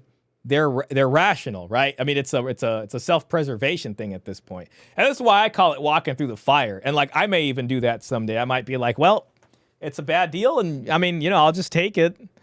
And I guess this is what it's going to be. Maybe we'll just, maybe it'll be all right. Basically gambling at this point. Who wants to marry into a system where your wife can leave, take the kids, and make you pay for it? This isn't decline. It's male self-preservation in the face of legal hostility. So there you go. Big shout out to John. We got some AI pictures. So this is from Dan the Man. I hope Dan the Man's here right now. I know this took a while to get to. But Dan the Man has been working hard in the AI Forge, the AI Crucible, so to speak, to give us some artwork. Which will be featured on the stream. So we'll get some visual here. Been a lot of talking. Man, we're hitting about 2 hours, 41 minutes. I do want to go over It's Complicated's appearance on Fresh and Fit, but I do also got to talk about the gold pill, challenger guy. I want to use the word hater. Maybe I could put a poll up. Let's just see what you guys want to see next. Child support. I was going to say child support hater. That's like gold pill hater dude. Next, or ICC on Fresh and Fit segment next. So we'll do this gold pill challenger. And then we'll put ICC on F and F. I'll spell that out in case folks aren't fresh and fit. All right. It's a democracy in here. Gentlemen, this is Democracy Manifest. And, all right. Time for some artwork, legends. Okay, Dan the Man's here. Awesome. I got to read your comments, but man, look at these amazing photos, man.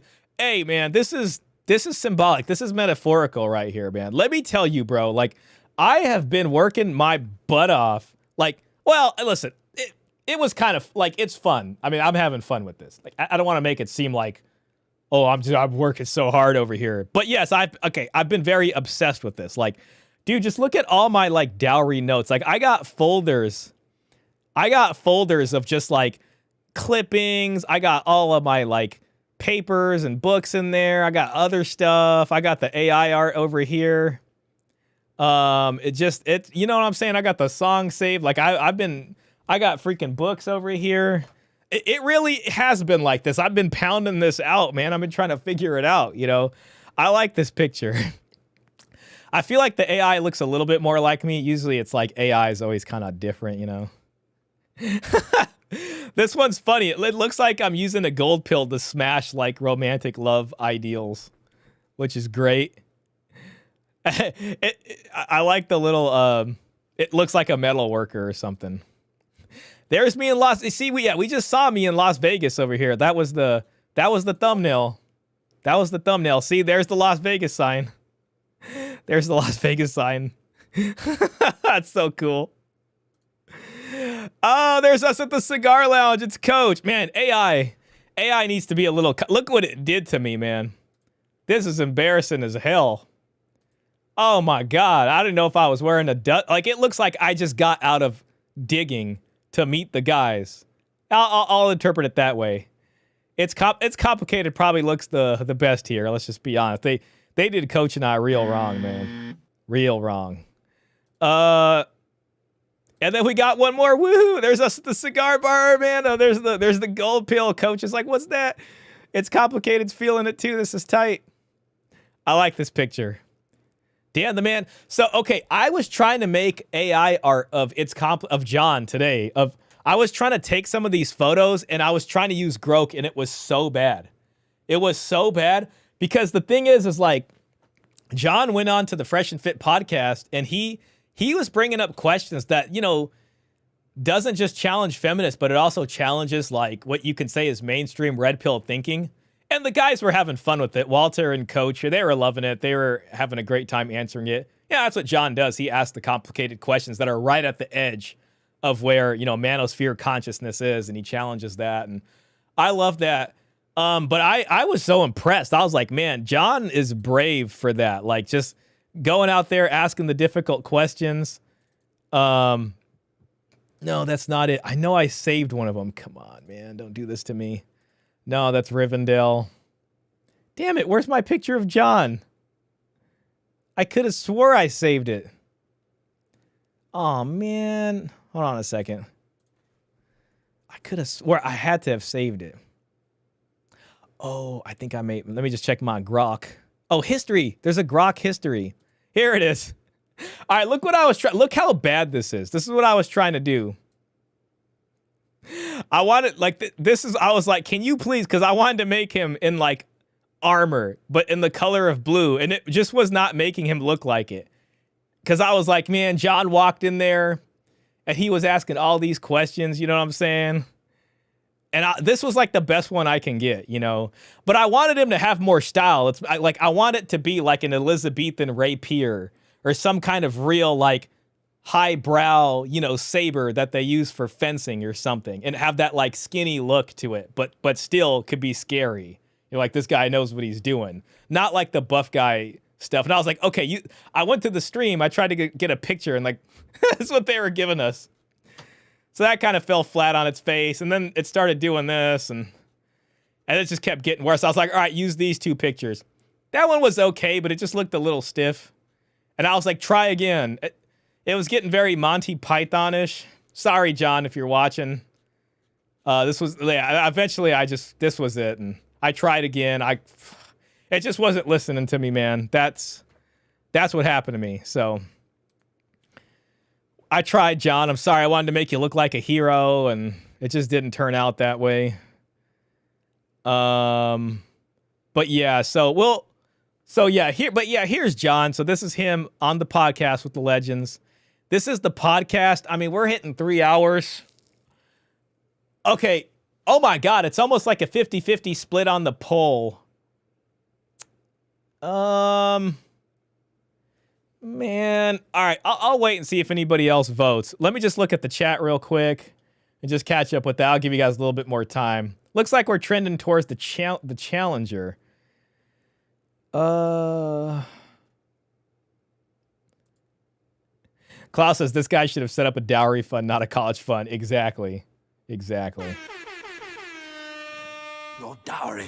It's my right. Dan the Man's here. Michael Camacho, great to see you, man. I think it's my first time seeing you. So do judges make money off of child support for their own personal retirement? You went silent when you read that comment, so I'm guessing it's true.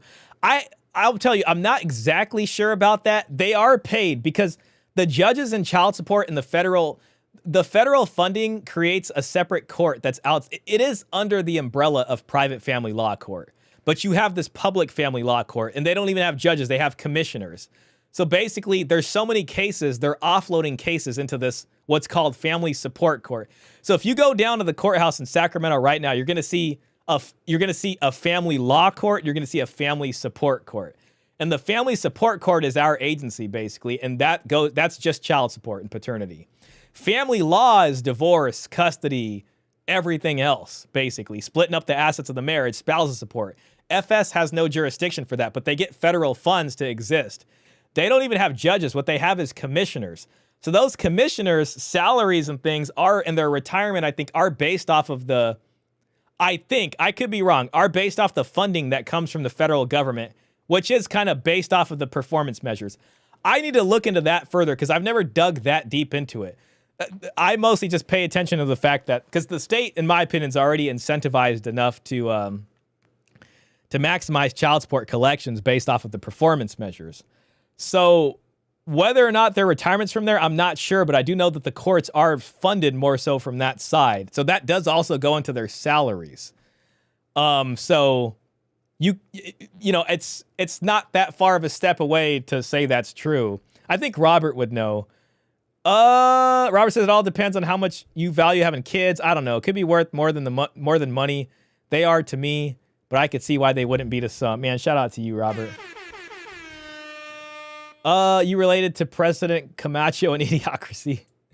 John's VODs are fantastic. Absolutely. A succulent Chinese meal. Get your hands off my... Luke, what I was trying to be funny. I guess fell flat. You smoking a gold pill? AI is kind of complicated. Shout out, it's complicated. Grok is mid. Use GPT Sora for image generation instead. Okay, that's what I got. If any of you guys can pop out a picture of John looking very like gallant and heroic, but not like white knighty.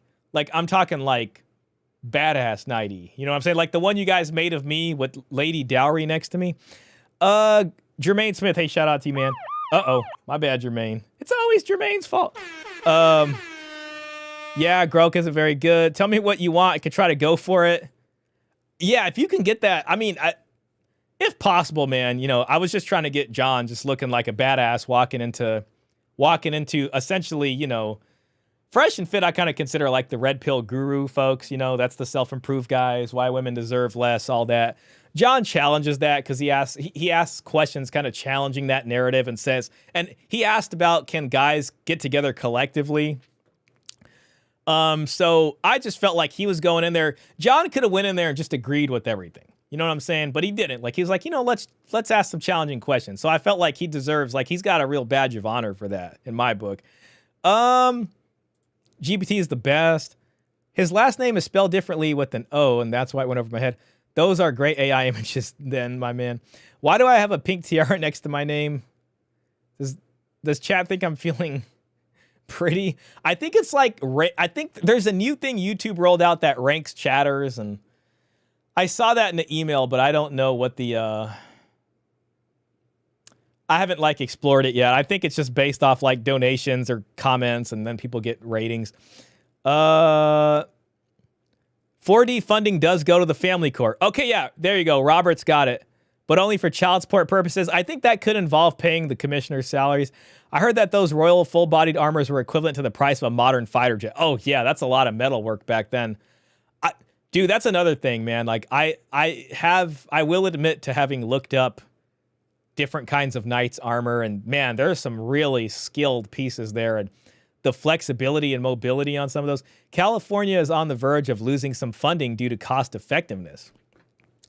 Interesting. So it sounds like they didn't do so well on their performance measures, and they're going to get less funding this year. Season Quintana, me too. I just put one out in the Discord. All right, let's check that out. Having kids, I mean. All right. Let's check what you put in the Discord. All right, hold on. I got to scroll all the way down.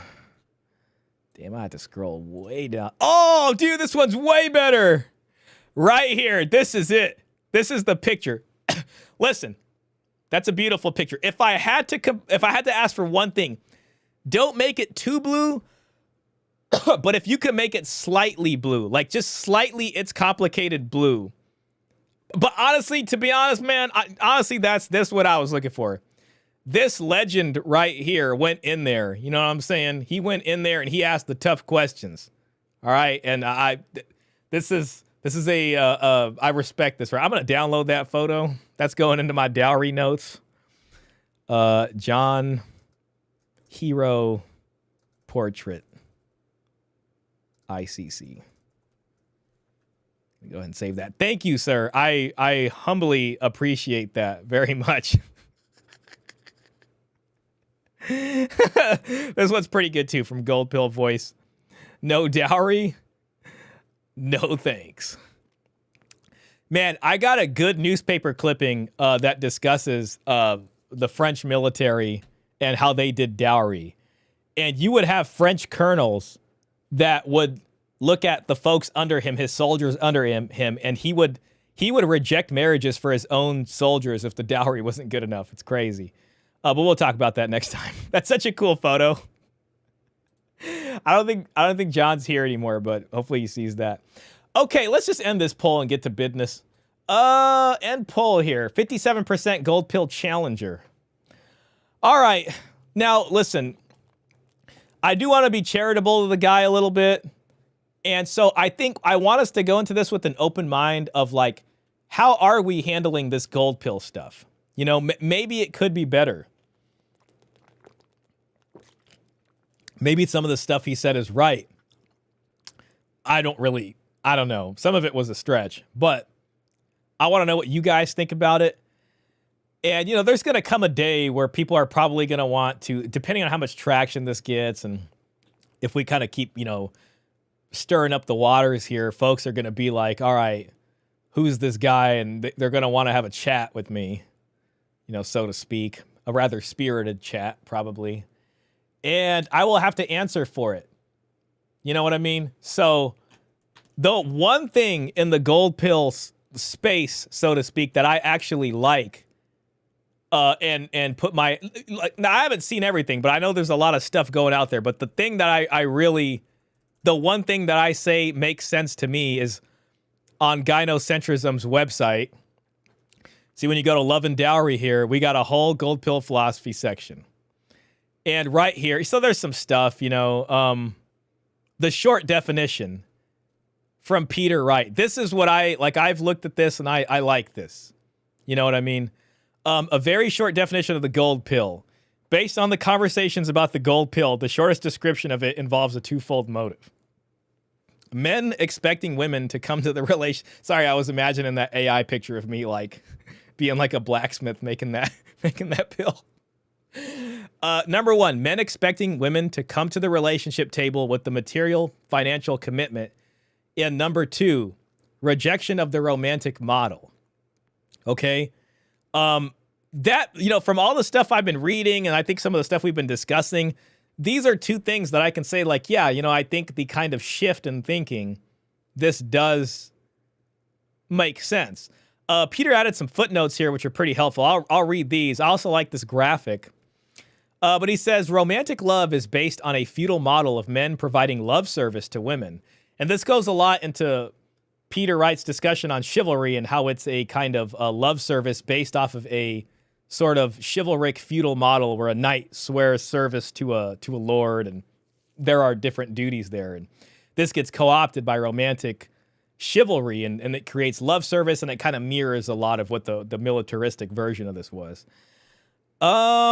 With women expected to contribute little to a relationship other than natural beauty and innate moral purity. This model is directly at odds with the traditional idea of women coming to the relationship table with a material contribution, and tends over time to weaken the expectation of female contribution. Other forms of love, sometimes conflated or joined with the romantic model, are more compatible with the idea of women contributing, such as storge, spousal and family affection, eros, sexual desire and pleasure, agape, selfless charitable love, philia, friendship, and pragma. Practical, pragmatic love is symbolized by dowry or other material offerings. Freedom, Greek eleutheria, is also relevant to forming relationships today, as it underpins the freedom to choose a partner. The only freedom of choice in the romantic model, however, is the freedom for a woman to choose a vassal and the freedom for a man to choose his domina. So it's a strange thing here because we often sell the freedom to choose your partner. But if you're doing it under the sort of romantic love model, then you actually have less freedom because you're kind of bought into this, and it just leads to this kind of almost BDSM style thing. It's a very narrow set of choices outside the romantic model. Freedom of choice allows for selection far greater range of qualities in a prospective partner. So you got this picture here. It's pretty cool.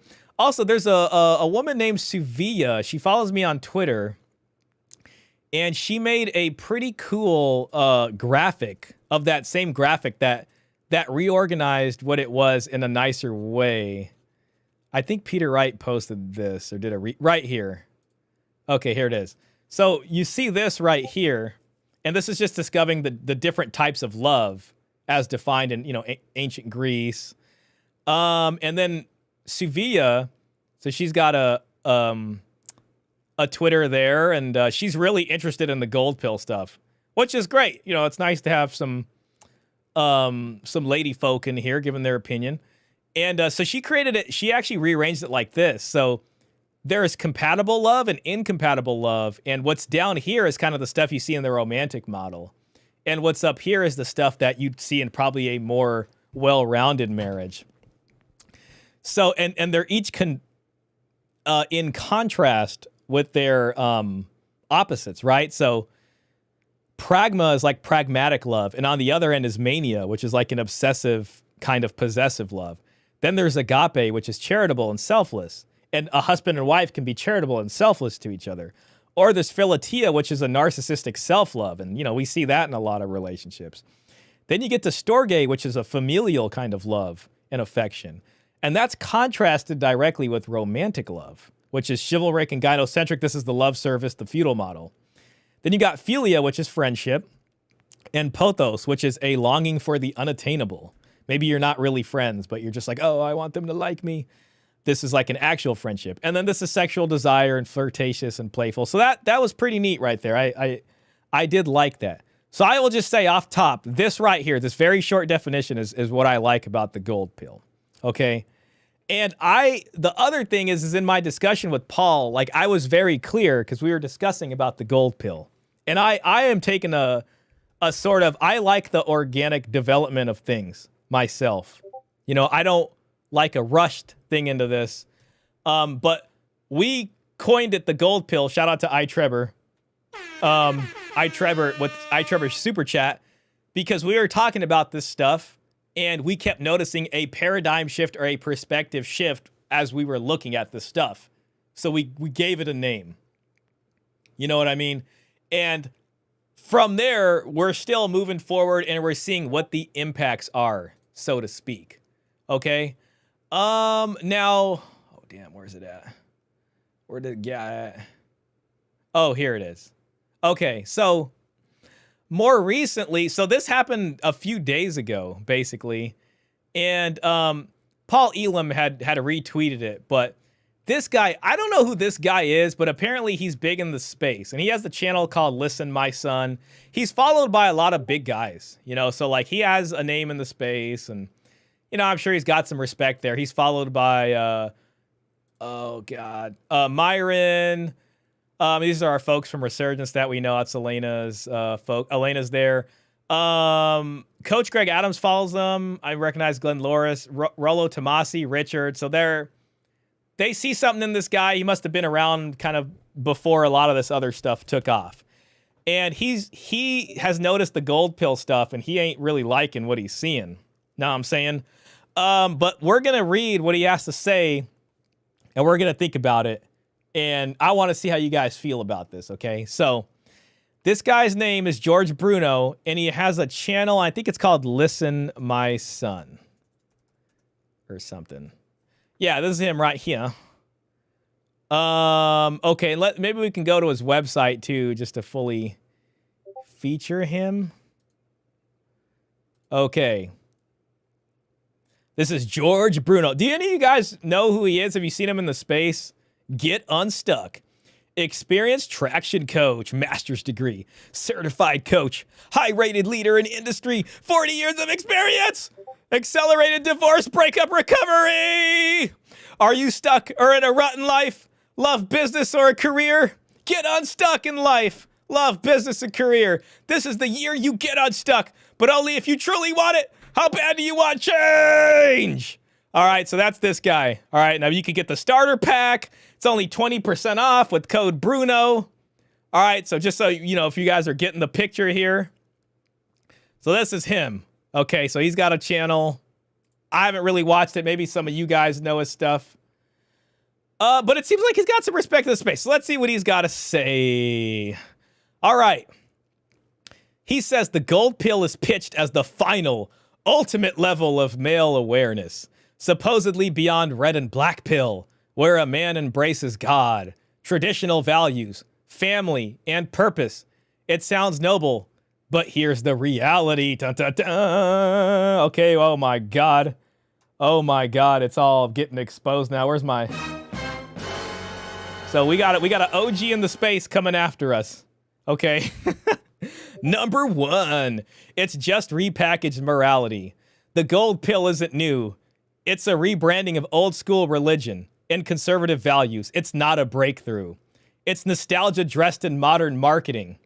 The same principles your grandfather lived by are now being sold through podcasts and donation links. Have you ever seen a donation link on my channel when it comes to the gold pill? Have I ever tried to monetize this? Do I even ask you guys on this channel to say, hey, let's get the donations up? Is there anybody out there that's doing gold pill stuff that's asking for donations? That's my question right now. Because this is not something that I'm looking at for monetization. Like this is a legit passion project right here. Where is my crucible looking picture? This is what's going on in here. You know, I ain't doing this to buy random crap. You know, I'm not doing this for the Lamborghini. We've been sitting here putting the work in, studying. Has this guy ever mentioned the word dowry? Has any of the tradcons done that? Any of the red pills done that? You know, from what I've talked about here, the people I've talked to this about, we've talked to Paul Elam. You know, I've chatted with Peter Wright. I've even chatted with Coach, John from It's Complicated. And the folks in here, what I get reported back to me is there's this kind of paradigm shift, or there's this perspective shift. So to that, we've, you know, dubbed the gold pill, which is a perspective shift based off this stuff we've been looking at. So to call it not a breakthrough, or it's just the same thing that we've seen before, I don't actually think this is the same thing we've seen before. So that's the thing here. It ignores biological hypergamy. You can live virtuously, pray, work hard, and treat a woman like a queen, but that doesn't override her instincts. Hypergamy doesn't care how righteous you are. A woman will still leave if her emotional needs or attraction are unmet. Virtue doesn't guarantee loyalty. The dating market doesn't reward goodness. It rewards value, arousal, and status. That to me just sounds like a bunch of manosphere jargon. The dowry and our discussions of marriage transactions are a check on hypergamy. You know, and we've discussed why that is. Well, we very much do pay attention to hypergamy and what we're dealing with, and we're discussing this as a possible shield against hypergamy or a check against it. So this leads me to believe he doesn't really understand what we're talking about over here. And that's why I'm just like, I don't know where he's getting this from. Some of this seems a bit off. 3, it's a feel-good pill. Red pill shows you the brutal truth. Black pill says there's no hope. Gold pill tells you if you just live right, the world will be right back to you. I mean, he's trying to make it seem like it's blue pill or something. That's not awareness. That's spiritual escapism wrapped in tradition. It comforts the man who's tired of fighting reality. Has any of this gold pill stuff been necessarily spiritual? If anything, I think it's been pretty damn into the tangible brass tacks of things. What's the dowry situation? Exactly. Let's get down to brass tacks. Where is the spiritual guidance here? Am I trying to sell a religion to you guys? You know, are we creating a cult? I want you guys to be honest with me. You know what I'm saying? Because if I'm not seeing it, I mean, I trust what you guys got to say. Okay. Most gold pill advocates were red pilled first. They got burned. They got bitter. I don't know. I mean, we're all pretty comfortable over here, if you want me to be honest. They stayed angry for too long. Where's my scream sound effect? He's saying we're this guy. All these gold pillars, they're just so pissed. They're just so angry. Then they found God, found peace, and now preach virtue as the answer. It's like, this sounds like Christ pill or whatever, like Tradcon pill or whatever you want to call it. That's fine, but it's not a new level of truth. It's emotional rehab. Are we over here cuddling people's emotions? Are we offering emotional therapy over here? But it's not a new level of truth. It's emotional rehab after being gutted by the truth. They just couldn't handle it. They couldn't handle the red pill anymore, so they had to go to the gold pill. It creates passive men again. Red pill teaches you to adapt, sharpen, and protect your value. Gold pill teaches you to forgive, wait, and hope for a woman with values. Have we been saying that? Literally, we're saying we're in a swamp, and if we're going to parlay with them, they better have something to put down on the table. So it's just like this. That doesn't make sense. One keeps your edge. The other turns you into a monk with the mortgage. Who the hell have we been talking about getting a... Come on now. And if anything, it's just like, hey, if you're going to get married, one form of this could look like they're putting down on a house together with you as a kind of shield to this stuff. Next, it says, the bottom line is this. The gold pill is what men reach for when they're tired of the red pill. It's not higher wisdom. It's emotional sedation with a moral veneer. If you want truth, stay red. If you want comfort, go gold. But don't confuse peace with power. I don't know if this is Chat GPT or something like that, but it ain't making sense. Peter right down here, well, that's a bunch of pearl clutch and drivel. We know Christianity Unplugged. He seemed to jibe with it. And here's Paul Elam says, wow, this interpretation of gold pill isn't even close. Also, biological hypergamy, LOL. Now, I responded. So I responded to this. And I said, yeah, this is shameful. Number 5 is especially egregious. This guy is the mascot of purposely misinterpret what you say and use it against you. He needs to at least watch our discussion on gold pill. So I put it there. He actually responded to me. Credit to him for that. And he says, this guy's name is George Bruno. This guy's name is George Bruno. Coach, and I'm here to get you unstuck. But you gotta pay me some money. You gotta pay me some money first. If you act now, it's 20% off. All right, so he responds to me. This guy's name is George Bruno. He was doing this before you were born and has helped thousands of men daily. You're helping thousands of guys daily? All right, that might be a little bit of an oversell. Complete with thousands of testimonials over many decades. I'll tell you what I told Paul. Exchange numbers confidentially and honorably and have an authentic conversation. Then maybe go on each other's platforms. Maybe your audience would appreciate some of my work. Maybe some of my audience would appreciate your work. My hope is that we're on the same team. Team men. Not team some men, but to hell with the rest. Have we been doing that? Have we been saying screw everybody else? Build tables, not walls. There's enough room at this huge table for all of us. Okay, so I responded to him again. And I said, hi, George. I'm willing to speak with you. My DMs are open to you, sir. I must point out, however, that you created an entire post denigrating the gold pill without ever having spoken to us first. And from what it seems by your tweet, also haven't watched our discussions on it. If honor is what is of concern here, it may have been better for you to reach out to us for a discussion rather than create a tweet right off the bat, writing the entire concept off and attempting to devalue it. I will say, to be charitable to you, that there may be bad actors out there who have commented on Gold Pill or are trying to sell something off of its name, which you may have seen that is not associated with what we are doing here. And I mean, I don't know. I don't have time to look at everything everybody's talking about. So, I mean, maybe he saw something that was strange. Then he responded, And he was like, I've watched, bro, and took plenty of notes. I mean, it really doesn't seem that way from what we read on that list.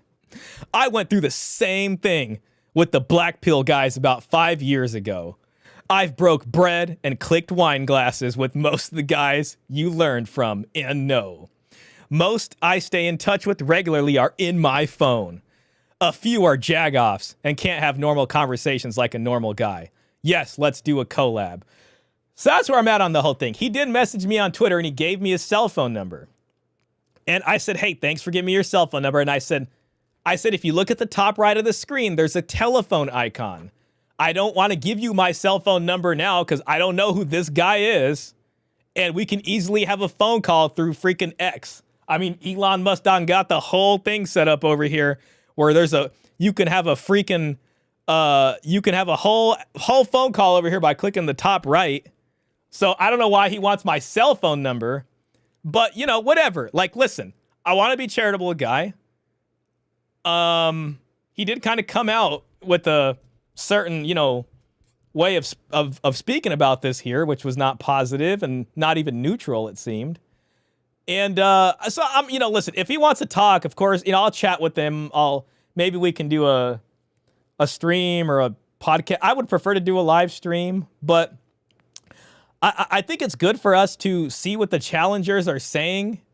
But this one just the feeling I'm getting from this is that it's actually, to be honest, it's kind of positive. Like the silver lining, the gold lining here is that the gold pill has some oomph behind it. So guys like this see it and they feel intimidated by it, maybe even a bit insecure. If the gold pill didn't have value, he wouldn't have came out and said anything. It wouldn't have mattered. So he sees this. They're trying to get ahead of it now, while it's still in its kind of seminal stage, in its infancy. And that's okay, fine. I don't expect everybody to agree with this. At a certain point, we've been talking about it. I've been a Pearl show. John did a dowry episode. Paul and I have done several episodes. We've been doing the streams over here. I get it. You know what I'm saying? But it's just like, so we'll see where this goes. I do feel like he's got some respect in the space. So that's where we're at over here. I gotta be careful. I don't know what these offensive replies are. So yeah, okay, there we are. So these are just some other conversations on here or whatever. Not really that guy. Oh, looks like, okay, so he responded to Paul. He said, this is what you do. You message me. We confidentially exchange numbers like effing men. Like, I don't know why he's cussing, man. Come on, man. Dude, it's like you're supposed to be a gentleman. You're a coach. You're telling guys how to get out of somewhere. It's like, what's with all the machismo? You know what I'm saying? Come on, man. So he's talking to Paul like this, not grumpy bees. And we have a private conversation like effing men. How are you going to say that? And at the same time, you came out here saying all of this. That's the only thing that's weird to me about that. Like, I don't know. Maybe I'm looking at it too hard. It's a little weird. If it's substantial and merely semantics and the difference in rhetoric, then we do mutual invites to each other's platforms, iron it out, or agree to disagree like men. So I don't know. That's the latest thing. This is kind of the first guy. I kind of give him some attention and respect because of who he's followed by. Some of these folks in the space, you know what I mean? Like Rolo and Coach Greg Adams and Rich Cooper, they've been in the space for a long time. So, I don't know. I'm not familiar with this work. I didn't really, my time in looking at Manosphere stuff, that's not, I see Myron follows him too. So maybe he inspired a lot of these guys back in the day or something like that. And, that's interesting. But at the same time, like, I wasn't super impressed with what he had to say in terms of criticism. So I'm waiting for more discussion about that. But anyways, I'm going to look at the comments now, and I just want to see what you guys have to say about this. Oh, gosh. Where do we start? My bad. I know I missed a lot of them. Sufjan says, yeah, we need to figure out some talking points to agree on. The short definition, I think, is pretty good for now. You know what I mean? And I think that we are, obviously it's organically developing as we go. As long as it's not like forced, I think people chatting about it, talking about it, sharing experiences, talking about the impacts it's having on them is what will ultimately lead us to other kinds of, whether it's talking points or strategies or things that we associate with it. And that's going to be, a process there. Luke says, always worthy of reevaluating your thing to hammer it out, make it sound. List of criticism. The footnotes section is also a really great addition. I'm 24 karat gold pilled. Shout out to you, man. Dude, I saw a comment on Paul's video, and it was this guy. It was on the Gold Pill Emerges video. And I really liked it because I thought it really represented somebody whose perspective has changed. I'll try to find it. There was a lot more comments on this one. Let me see if I can pull it up. Let me just read. I'm digital gold pill. Okay, I improved on the image shot. Check it out. I'll check it out after this. I've got a 3D printer. I think I'll print some gold pills. That'd be pretty sweet. Could be great for a photo shoot. Yeah, footnotes are great. I love that kinds of love graphic, although romance should be under kinds of cruelty. Dan the Man dropped some AI art. Okay. Luke says, I've seen videos from him. Some things he says are based, but he's just like all the other parasites, feeding off of the hurt of men. Okay, so it sounds like you're a little bit more familiar with him. Robert says he sounds like a grifter. Klaus says, oh boy, a con man. Luke says, in my opinion, it isn't that simple, but he parasites off the fantasy and desires of hurt men. Okay, interesting. Sufjan says he wants to help, coming from a good place, but still on the traditional side. Luke Nielsen said, I've heard CGA do exactly that, but not from you. Murder of Crows, 40 years of outdated boomer experience. Sufjan says, nope, no donations from any of us. That's glad to hear. So yeah, I don't know where he's like, what donation link? Like, what is he talking about? He sees potential competition. I think that's what it is, and that's the interesting thing. Like, if we were just over here in our own corner and what we were doing didn't have any kind of power behind it, then they would just keep moving on. But instead they have to come here and they gotta comment on what we're doing in this sort of way. So if it's interesting because it does give some more shine. Bingo. He might be projecting. It's complicated. Has never asked for a dime. I've definitely not seen that. Sounds like he has not read any of our stuff. Yeah, he claims he watched the Paul Elam videos, but it's like anybody who watched the Paul Elam video, I don't see how you can walk away from it with some of the stuff he was saying. Sounds like he's not read or watched any GP stuff. Mr. Pitt says the gold pill literally started last month. How does it already have haters? I know. Robert Spencer, or he didn't read it. He's addressing things never said. When I hear emotional needs, it just seems to me as someone speaking of the abyss.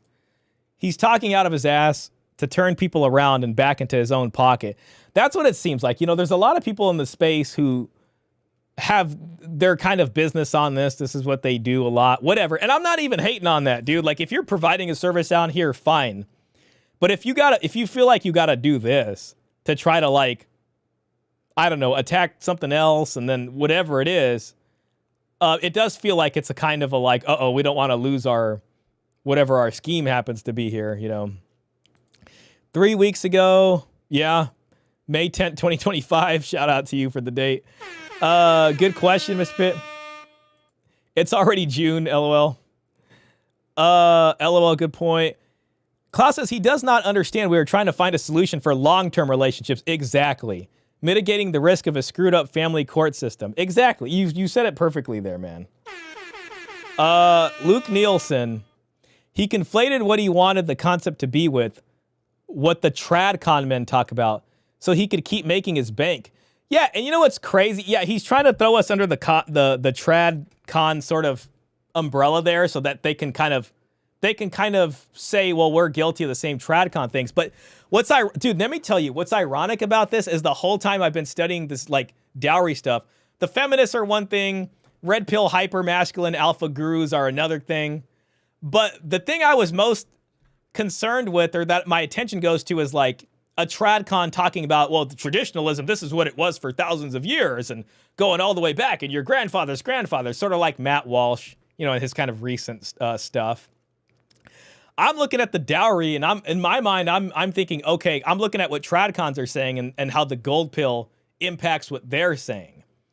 So it's just interesting to see people coming out of the woodworks who wouldn't even classify themselves as tradcons having a problem with this. So it's kind of strange, you know what I'm saying?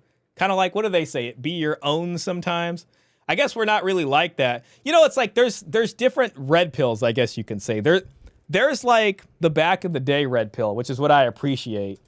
And then there is a side of red pill you got to admit that's kind of grifting and just they're out there doing what they're doing, whatever. You know what I'm saying? There's positives and negatives to it, definitely.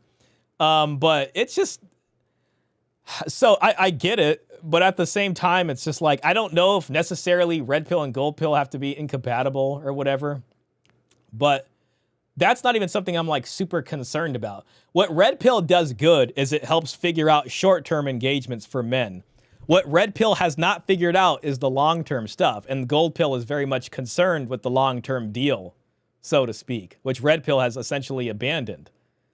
You know what I'm saying? So I you know, okay, fine. I can almost understand, like, well, it's like tradcons and they're trying to tell you to marry these whores. We're not saying that, like, go marry these whores or whatever.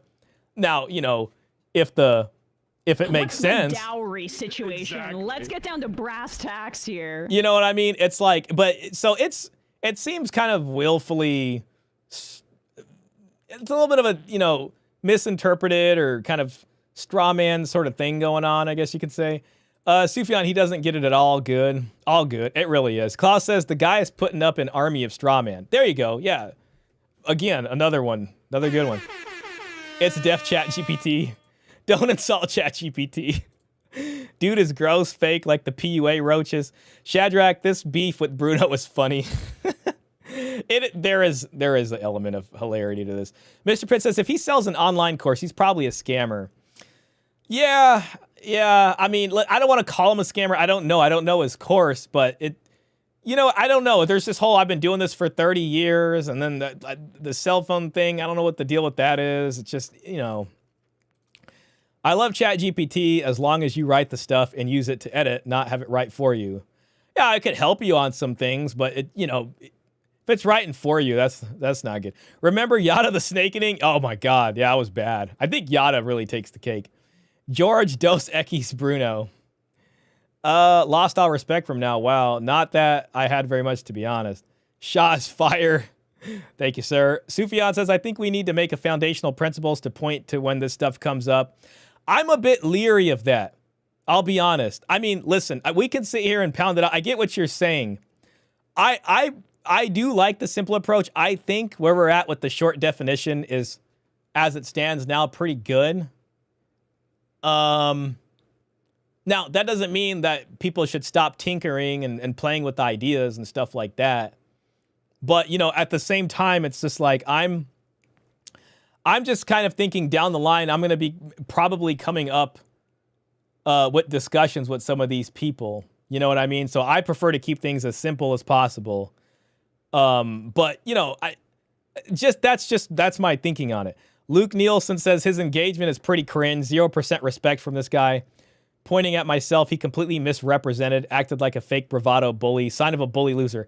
Yeah, I didn't appreciate the curse words towards Paul. I'll say that. That was uncalled for. You know what I mean? So it's like, that's unnecessary. Come on, man. Do the collab. If he wants to talk, then we'll have a chat. Luke Nielsen says he's trying to be overly alpha, which shows he is actually a fake weak-ass man. Luke Nielsen says men with grit don't pretend and don't play little games. Robert Spencer says he wants to sell your number to an Indian call center. Sufjan S. Fannin says 100% oomph if it's the best thing out there. Yeah, I mean, he's definitely going with this. I'm an alpha male. I can do this. I just wanted to let y'all know I'm an alpha male. Shout out to Trevor for the donation. Man, thank you. Dude, you gave a lot of donations tonight, bro. I'll try to spend that on something responsible. You know, and not spend it on cigars and various things. The butterfly effect is surreal to me. If there was a parallel universe where I didn't mention the gold pill, what would we have called it instead? Dude, that's the crazy thing. I was actually talking with Trevor. We were playing some that one game with the cars that's like soccer, Rocket League. And Trevor was telling me how he came up with the name, which I thought was super fun because Trevor likes to do Forex stuff and stocks and all these kind of interesting things. And he was telling me on the Forex exchange, the exchange rate from USD to gold is XXAU USD. So it's gold to USD. So he was watching my stream, he's doing his Forex stuff, and he was like gold because he saw AU. So that's where Gold Pill came. And then he left that super chat about the gold pill. So I appreciated you sharing that story with me, Trevor. Trevor, you really started something here, to be honest. You know what I mean? And it's like the minute the gold pill was coined, like it's all the other pills or whatever just had to like, you know, it's like suddenly all the other pills are like, what is this? Or, you know, either intimidated by it or whatever. And it's like, it doesn't have to be this enmity type thing, but, you know, it seems to be kind of coming out of the woodworks a little bit. Yeah, man, what would we have called it instead? I think the gold pill really just works as a name. Wants telephone number to hack it. There's no reason for the telephone number. I don't care about having, I feel like it was a very generational thing, and I mentioned that in my message to him. I was like, I understand that, like, generationally, having someone's number can be, like, a thing, but it's like, we have so many platforms where we can have a phone call on. You can call someone on Discord. He clearly has Twitter, so it's like, we can talk on there. If we become buddies or something, I can give him my number, but it's kind of unnecessary, you know? There's a reason there's a term for spec ops like quiet professional. Men who don't advertise. Just saying. Great freaking point. For spec ops, quiet professional. I like that. I like that a lot. Ask me how I know that. Only if you want to share, I'd love to know. But that sounds like some special forces lingo right there. We're getting the inside scoop. Sufjan says it needed a name. It came organically, and it's absolutely perfect timing. It's the 3.0 wave of red pill if you want to think of it as a substantial change in discourse. It's an interesting way to describe it. He reeks of fake. Dude seems unhinged. Sounds like he's desperate trying to be relevant. It does kind of feel like that a little bit. Like it is a little bit, I don't know, you know, maybe, I don't know what it is. He says he saw the Paul Elam discussion and he's like, let me get in on this. And it's not like we won't talk to the guy, but it's just, you know, I don't know. When you kind of come off like that, it's just like, is it worth it or not, you know? What is the use of catching a fish if it keeps slipping from your grasp? That's something to meditate on. That is something to meditate on. Klaus says, first they ignore you, then they laugh at you, then they fight you, then you win. Great freaking point right there. Klaus says, interesting how fast the gold pill went over the ignoring phase. Yeah, it seemed like this came out kind of quick. I gotta be honest, I wasn't. And it's like the Pearl interview, like that was before the term was coined. So I was talking about the dowry. I didn't even mention the gold pill there. I do think though that my last discussion with Paul, just this thumbnail, you know, the gold pill emerges, that probably could have been what a lot of it was, you know, to some respects. So that's, you know, that could have been that. Sufjan says solid red pill versus empty red capsule. Red pill 1.0 and 2.0. 2.0 is Rollo's crap. Dude either has the reading comprehension of a Nerf football or is a liar. Shout out to you, Robert. I appreciate that. Robert Spencer. ChatGPT can't write as well as me, but it can definitely do it faster. I believe that. Sufjan with the $10, man. Thank you, sir. That's generous of you. You're the perfect spokesman for the gold pill. We're here for it. Thank you, sir. You know, God willing, what I would like to do is just keep walking forward on the trail. When I think of gold pill, the name gold pill doesn't take me off what I'm doing, man. Like all the stuff right here, like all the notes, you know what I'm saying? All the research I've been doing, all the different papers, you know what I mean? It's just like, I only desire to keep walking down the path that I kept walking down. And I understand that this is a thing now. And it's invariably wrapped up in what we've been discussing here. So it's like, yes, this is the gold pill. It's been incepted or, you know, created. And so, yeah, I mean, there's a certain, I understand people are interested in the ideas and they're going to want to challenge it, which is perfectly fine. I'm for that. You know what I mean? So it's like, you know, we got to step up to the plate, so to speak. Again, thank you for that donation, Sufjan. Alex with $10. Spend it on cigars. Thank you, sir. A cigar does sound pretty good right now. Cesar Quintana with the $20. Thank you again. Appreciate you, sir. Maybe he is being aggressive because he is on TRT or roid rage. Yeah, I mean, you know, I know more and more folks are kind of on that kind of stuff. They're just like, rah! You know what I mean? I'm an alpha male. I can do it's this. Just like, oh, I need I some. just wanted to let y'all know I'm an alpha male.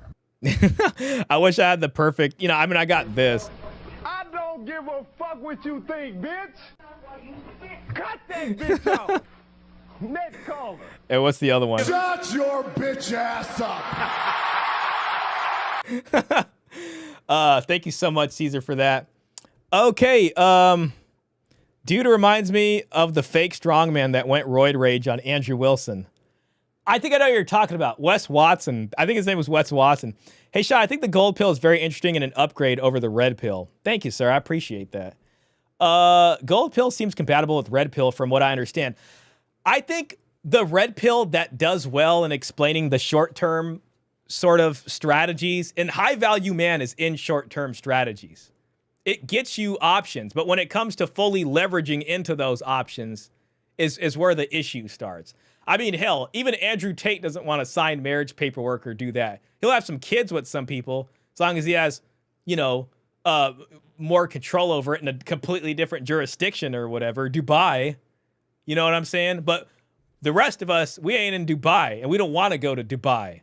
You know what I mean? We're here and we're looking at, okay, what is the long-term solution? Like, what would it take for Andrew Tate to sign the monogamy deal and get rid of the webcam hose? If someone came up to him and was like, I like what you're doing here. Listen, get rid of the webcam hose. I'm going to give you half of Romania and some shipping lanes. We'll throw that in. And there are some pretty high producing shipping lanes. Think about it. Andrew Tate, he might be like, I don't know, you know, I like the webcam homes, but he's like, damn, half of Romania. I might be able, you know, like, that's not a bad, shout out to Dave Arion Jarville. I might be able to do that.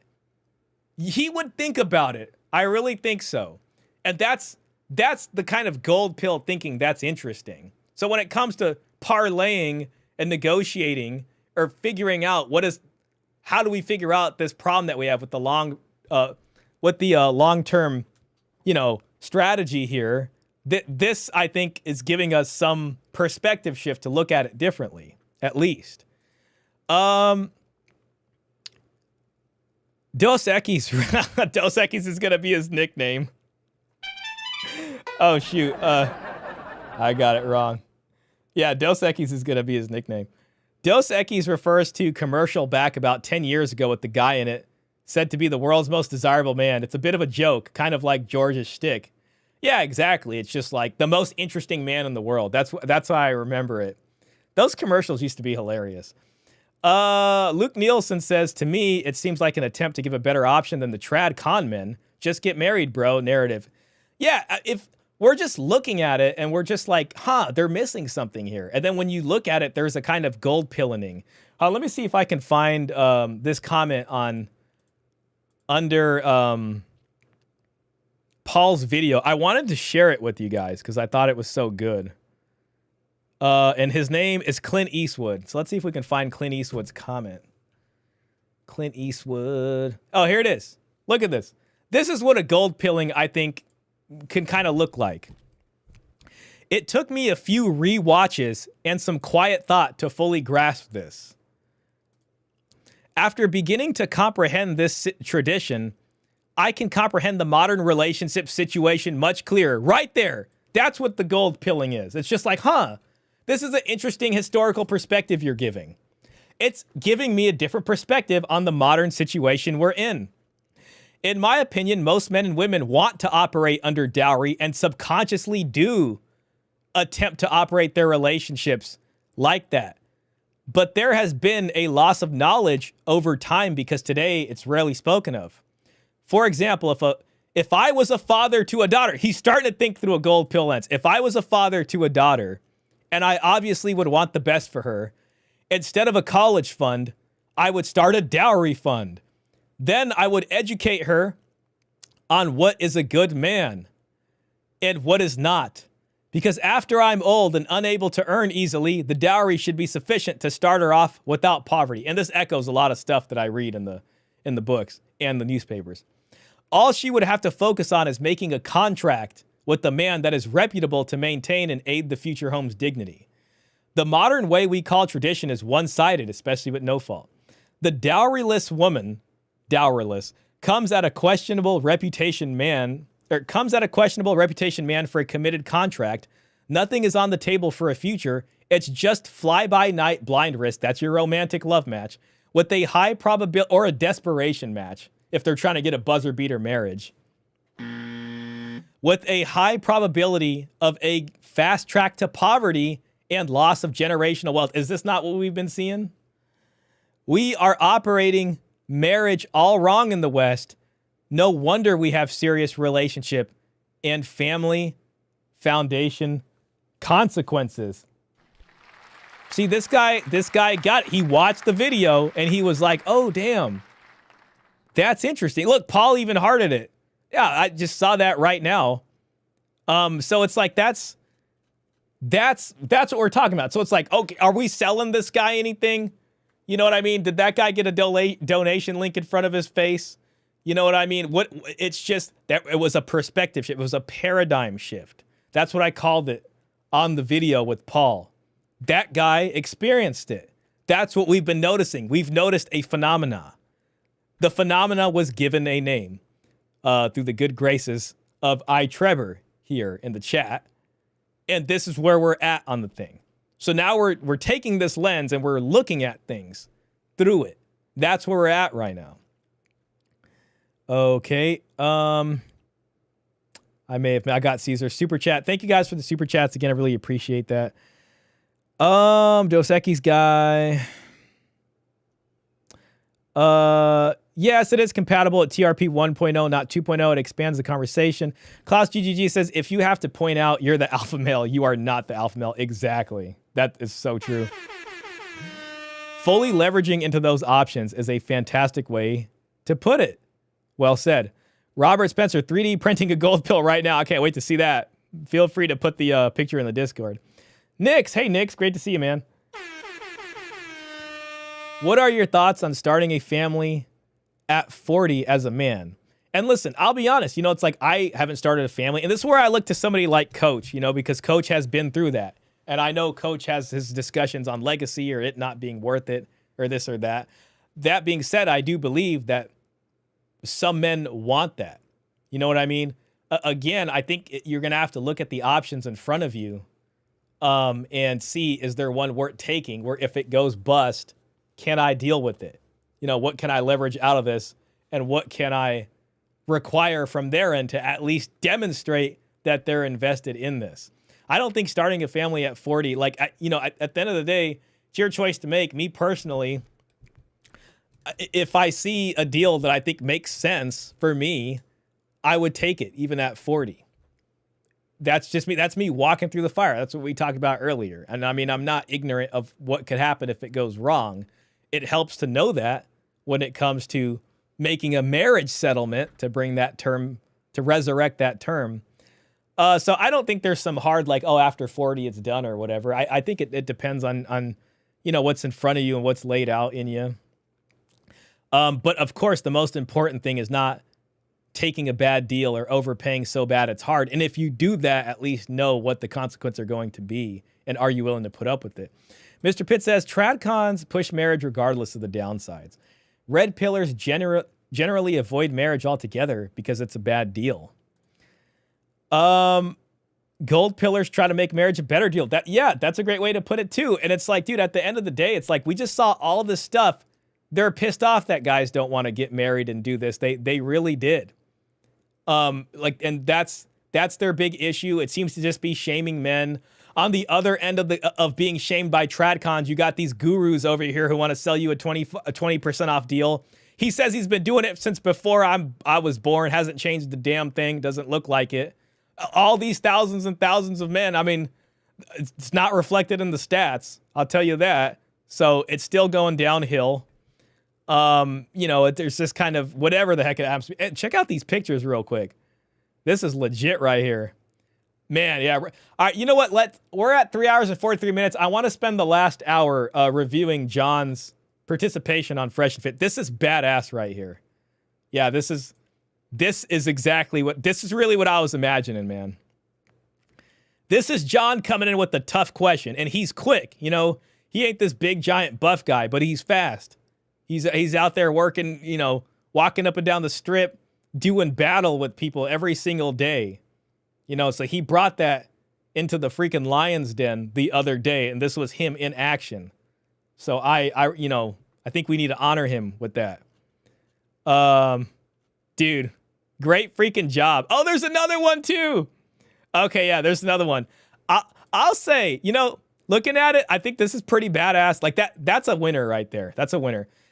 This one, I thought it would look good. I thank you for doing it. I think maybe with the sign there, it's a little too much, but it is kind of cool to see that. That is kind of tight. This one right here is too cool right here. Honestly, like I would take this one. Seems to be, that's an interesting way to hold it, but this one is serious, man. I like the hand guard on, or the hand guard on this. That's pretty badass. I would take this picture and this picture right here. I'm gonna have to send that to him. That's freaking-tastic. All right, now, you know, usually when we get into a stream, I usually get to the thing we're going to talk about a hell of a lot faster. We all know Fresh and Fit, you know, we've all seen their stuff over the years. Wait, we got someone else new in the chat, Robert Bright. Hi, Robert, how you doing, man? Is gold pill more than sheer fighting feminism? If not, please describe it simply. Please describe it simply? I got something perfect for you, Robert. Why don't you just stay right there, buddy? Here it is, described perfectly simply. You can go ahead and click on that link and you can study this page. Thank you, sir. Right there. Based on conversations about the gold pill, the shortest description of it involves twofold motive. Men expecting women to come to the relationship table with the material financial commitment and rejection of the romantic model. The other thing I'm also going to recommend you do, my good gentlemen, is to give this a watch. This right here, Paul and I discussed gold pill, and we have some nice, simple definitions there. All right, well, thank you, sir. Now let's go ahead and move into this. So, Fresh and Fit. We got Coach in there. So Myron wasn't here for this one, but they were having a fun conversation. They were talking about passport bros, all this kind of cool stuff. And it was pretty cool. And then John from It's Complicated showed up. And then we had like 3 freaking heavyweights having a conversation together. You know, of course, John showed up like this, ready to ask all the tough questions, which was fun. Murder of Crows, real quick. The anti-gold pillars sound like women not willing to look at solutions whilst complaining endlessly. Also sounds like some red pillars at this point, you know. If they're, you know, that guy, if he styles himself as a red pillar. Trevor, why do you think Paul Elam sees potential in the gold pill after seeing the red pill get hijacked and not advancing the legal reforms that the MRA movement has advocated for? That's a great point. I think Paul, you know, and I can't speak for Paul, but he clearly has appreciated its presence. I think Paul has seen a lot of people come and go in this space. He's seen everything there probably is to see in this space. He saw grifters. He saw people selling snake oil. He saw good ideas, bad ideas come and go. He saw good ideas stick around. He saw things get hijacked, like you mentioned. Entire narratives change, talking points in and out.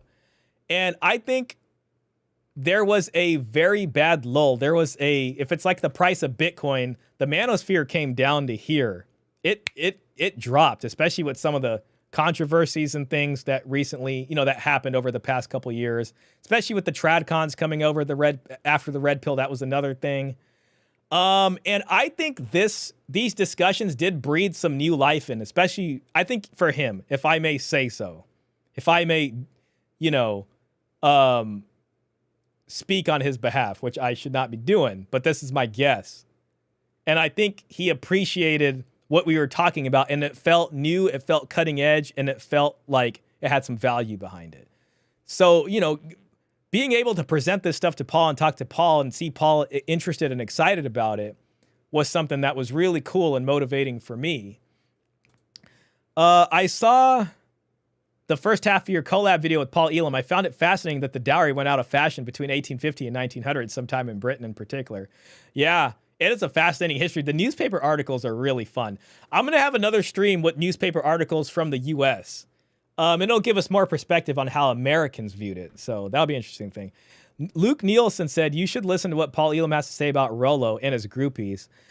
I think I've seen like a little bit of that. There seems to be some kind of a little bit of a split there. I mean, that probably happened, you know, like maybe a while ago, but yeah, I can probably go back and try to look at that stuff, you know. It seems like there's this kind of fight over who's red pill, but it's like, whoever's been in the space, I think, has a claim to it. Rolo seems to be more concerned with what he calls the Chilton manual intersexual dynamics.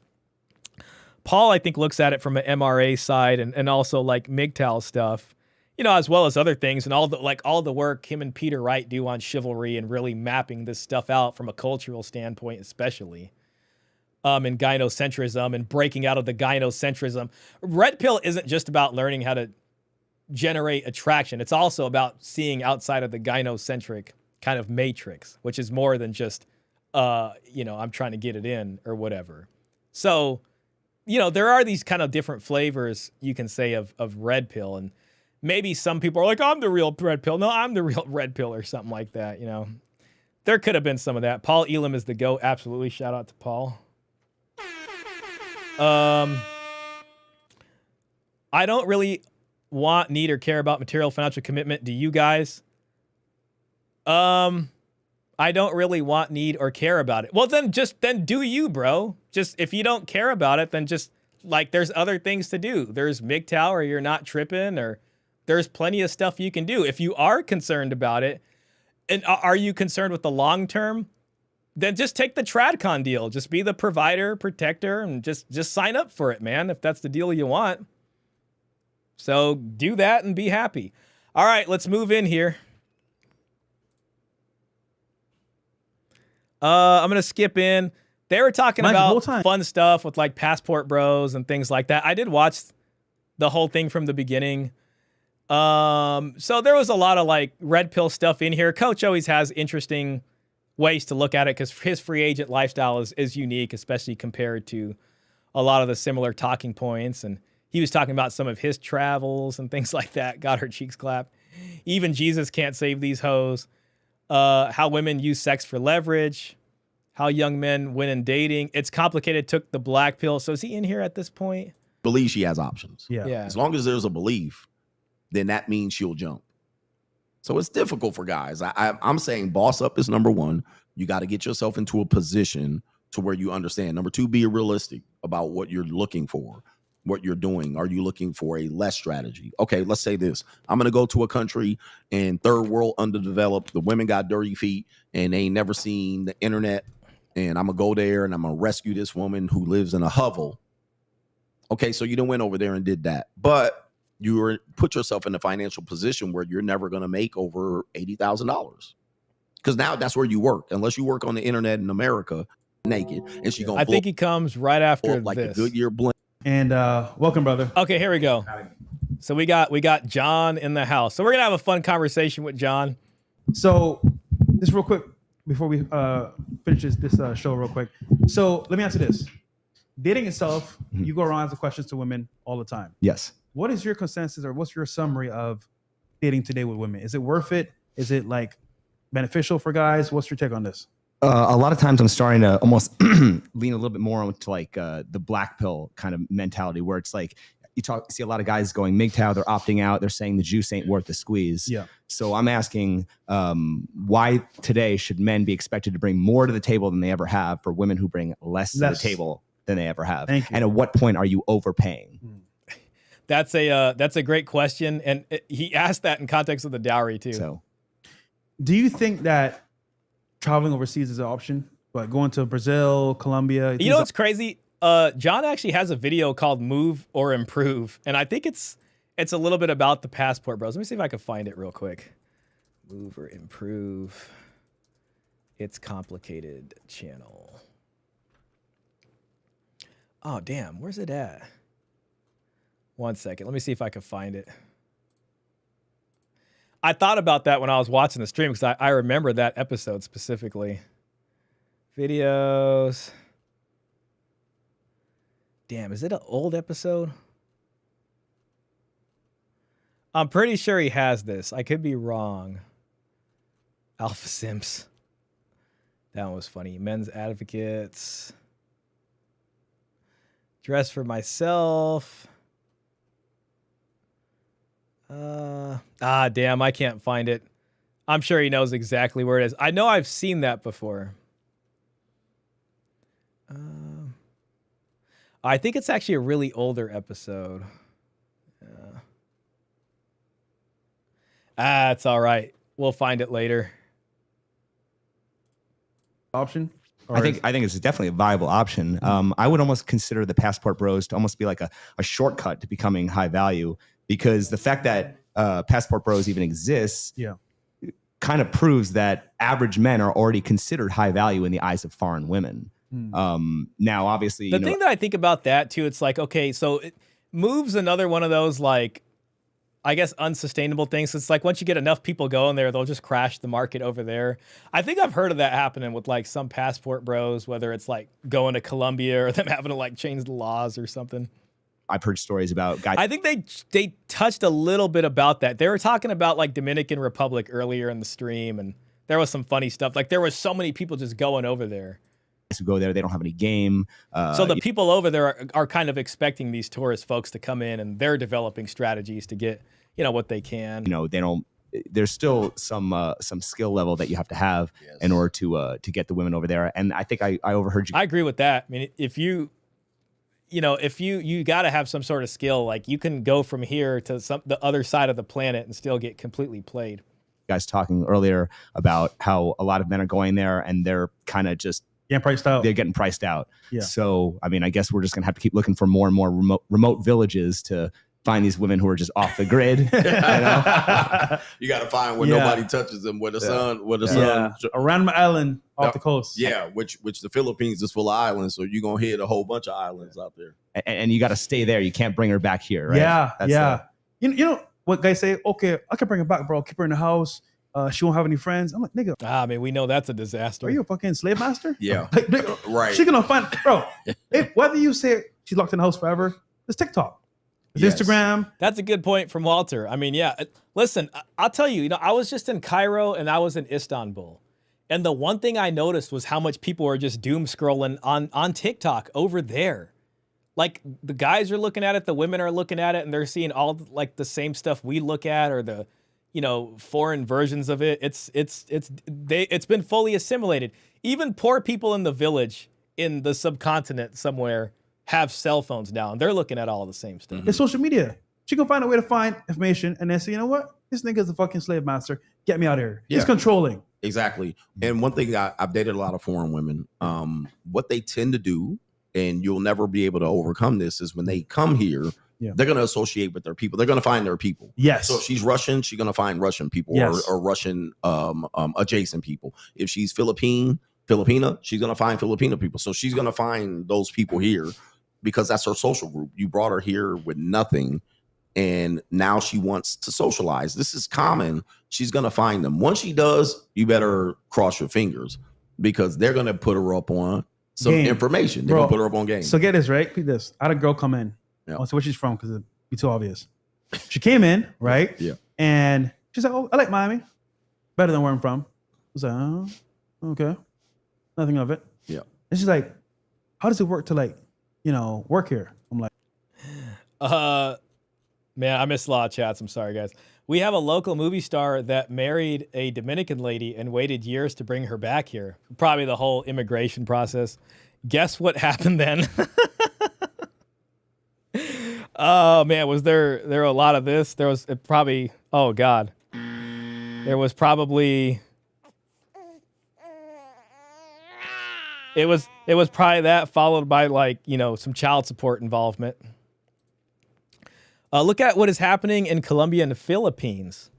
right now due to the passport bro thing. I haven't kept up with the passport bro things too much, but I've like peripherally heard that there's, I don't know if it's the government cracking down. I heard something about Colombia. Philippines, I haven't heard, but Philippines is no stranger to this whole thing. I mean, because they, you know, Philippines, I think, has been a destination for probably years, but I'm sure it ain't no walk in the park over there. You know what I mean? John makes some excellent points. Passport bro strategy is not sustainable. Passport bros want traditional women, not to be confused with sex tourists. That's a good point. There we go. Yeah. Here we go. Yeah. Then she's like, oh, I have a friend in Sunny L's that's not far away. Can I go visit her? Yep. I was like, shit, I don't care, nigga, go. Yep. Hold on. Here's where it gets funny, right? Yep. She comes back. Okay, babe, I'm on the way back. Go, whatever. She's like, yeah, so she has a guy that's paying for her school and she got a visa, a student visa. And I'm like, yeah, I gotta go do my show. So like, you gotta bounce. Because she's trying to find a way to get here. And her friend put her on game. Friend put her on game. Find a guy. Yeah. And I'm like, I got to go. Yeah. So, but you're right. They'll find their tribe here. And if they've been here for a period of time, they ain't dumb. They know, all right. Right. Some niggas got money. They already been knowing. I mean, just they're communicating with people here. I mean, it's all back in the day. You know what I'm saying? Like when I was a kid, you had to freaking walk over to the store and get a telephone card with some minutes on it to call to some foreign place, depending on what the rate was. And then you're like, all right, I got 2 hours. Nowadays, everyone's communicating over WhatsApp or just the internet. Some don't. I want to make it here. They'll find a way to make it happen. Yeah. And you become the subject of that happening. Yeah, well, and you brought her here. You brought her here. And I think where guys make the mistake is that in our nature is controlling, which is a hard thing to balance. We want to feel like we can control and contribute to the woman. And the only way we can do that is hold her close and limit her access. That worked. And that just seems like way too much effort. I mean, coach discusses meat, money, energy, attention, and time. And doing that just sounds like, you know, a torturous way to live. a time before the internet. That worked in the time before we have what we see here in Las Vegas and the ability to travel from one city to the next. And I agree with this, you know, too. Like we'll always say traditionalism, it's not really coming back. We're not advocating to bring the dowry system back, like, because it's a different world. There's different technologies. And that's where we find ourselves in this position trying to navigate it. And guys want to still exhibit that control, but that control is kind of, I know it's a touch point because women don't want to be controlled. They want to be free, somewhat independent, but still have access to a relationship. But guys still try to exhibit that control to protect the woman against, you know, losing her or protect her against herself. Yeah. I think today that's impossible to do for a long period of time. I mean, look at Cassie. So Cassie is a perfect example of Diddy was able to keep her, and she drank up all the food. She drank up all the drink, right? She ate the food. She traveled to 5-star. She said when it was time to cash out, then she decided to cash restaurant out and all that. And he introduced her to a lifestyle that she wouldn't have access to. Right. Now, the narrative now was that he was a controlling abuser, but he exposed her to a level of lifestyle that she would not been able to attain herself. And now he's a controlling, abusive male. Yeah. At the end lottery winner effect. That's what that is. We talk about the lottery winner effect, and like at first it's like, okay, there's this guy or whatever. I'm trying to lock him down. And once that happens after a couple of years, then that goes away. Or whatever. It looks like he probably gave her the kick in the butt, and then that was that. So Coach Gang, free agent lifestyle for life. Shout out to the coach. Shout out to the coach. I still have the stream pulled up, man, of us with Coach over here. I was trying to get a picture of us. I was trying to get a picture of John for the AI. What a disaster. Man, Grok AI sucks. Really sucks, but this was a blessing right here, having the privilege to be able to meet Coach, man. All right. So this is a difficulty. And she enjoyed it during. Clearly. She enjoyed it during. She Clearly. had fun. So now the narrative would be, hey, I was taken advantage of. I was manipulated. But he gave her a life that only 5 people in the world can give her. Yeah. And he still came out the controlling abuser for better or for worse. I think men want to control women. It's not a negative thing, but that's the only way he can keep that woman hers. But as long as there's an internet, an Instagram, a YouTube, a sugar daddy app, a dating app, he has less ability to do this. And as long as there's she's a sympathetic victim after any type of relationship abuse, anything. Yeah. He didn't let me work, or he forced me to work. You can't win. You can't win. Can't win. This is why men have to become partners. What Sufjan says TGP totally compatible with what coach is saying. I don't watch too much of his stuff, but the JUCO thing sounds a little off to me. It's definitely free agent is its own thing, and I'm not going to try to smash whatever we're talking about in here into coach's thing, or even expect coach to give a damn or to fully agree with what we're talking about. I do think the JUCO thing particularly is more honed in on what I call short-term or lower leverage dating. Now you can still step on a landmine like Shannon Sharp just did, but he wasn't. It's not like he was taking coach's advice. He was being not smart about it. And I think coach has a good solution for if you're not concerned about a longer term, higher leverage thing. Now, I think coach would disagree even with some of the stuff we're talking about here. He's going to say it's just not going to work no matter what. I'm also saying it may not work, but at least when it does fall apart, there's going to be a little bit more of an equal investment in what you guys are doing. And at the same time, it helps us push back on tradcons who are constantly shaming us back on the plantation. So when I look at JUCO and stuff like that, I see that more as a kind of a way to maximize short-term options that's different from like your typical alpha hyper-masculine male guru who's selling it as like all these women are just going to be after you and you don't have to pay. The difference between coach is that coach will acknowledge that all men pay versus the hyper-masculine that are like, well, if you just improve for yourself, you're not really paying because all these women just are chasing after you because you're the high-value male. And where coach will say the high-value male is the high-value target. His thing is about it's better to pay on the front end a deal that you've negotiated versus getting screwed over so hard on the back end like Shannon Sharp is getting screwed over now, or the numerous amount of people he talks about on his stream who get screwed over and lose these big-ass deals. Trevor Bauer, he was getting it for free run night, and now he's not on the Dodgers anymore. He's on some Japanese team or something like that, and people losing these big-ass deals. So there is a kind of similarity in the sense of like there is this upfront negotiation or something to figure out so you don't have to pay on the back end a high-ass amount. You can scale that up maybe to a long term if you're looking at it with this kind of dowry-esque mindset where there's an upfront negotiation of what it's going to be like versus a paying on the back end, which is the ultimate payment once you're getting run through family court and all that stuff. So that's how I see it. That's how I see it. Mr. Pitt says I dropped more images of John on the Discord. Let me know if you like any of them. I got the mouthpiece. Yeah, mouthpiece. Let me. Sorry, I just gotta see these things. Mouthpiece. Oh, nice, dude. These are great. Oh no, dude, I'm liking all of them, man. Dude, he means bit. Oh, that sword looks sick too. This is great. That's fantastic. Oh, dude. I honestly, man, I really like. I'm not just saying that. I really do like all of these. Like these are freaking badass. What percentage of the women? This is why men have to become partners. What percentage of the work type of relationship? She's a sympathetic victim. He has less ability to do. The only way he can keep that woman hers. But as long as there's an internet, an Instagram, a YouTube, a sugar daddy app, a dating app, he has less ability to do this. And as long as there's she's a sympathetic victim after any type of relationship abuse, anything. Yeah. He didn't let me work, or he forced me to work. You can't win. That's true. You can't win. Can't win. This is why men have to become partners. And it all leads to that huge back end payment.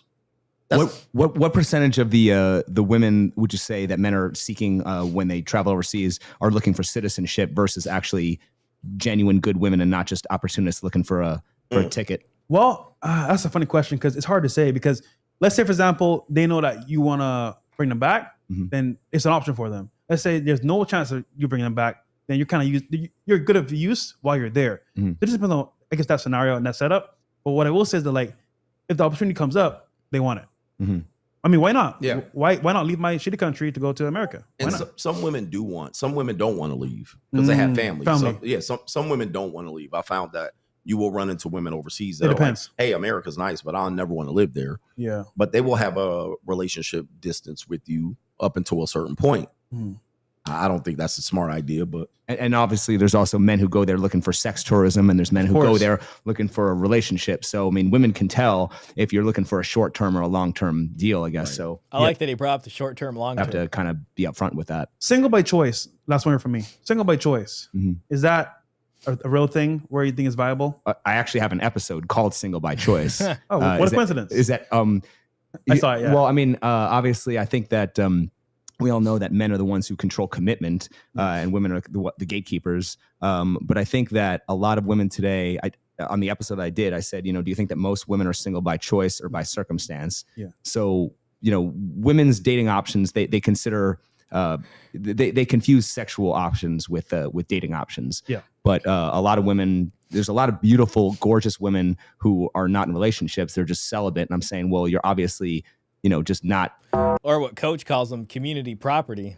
happy with your you're not happy with your choices. Yeah. Or they have such, it's not even just happy with their choices. They're not honest about where they actually are in the totem pole as far as value goes. Whereas, you have, 33% of men are sexless. Yeah, So virgins. there's a lot of men who are just, involuntarily celibate. Yeah. So I think that a lot of men are single by circumstance, if that's what you're asking. So Yeah, good point. yeah, for me, well, look, as the great Black Ram 313 said, relationships for women are just a break from the cock carousel. Man. Yeah.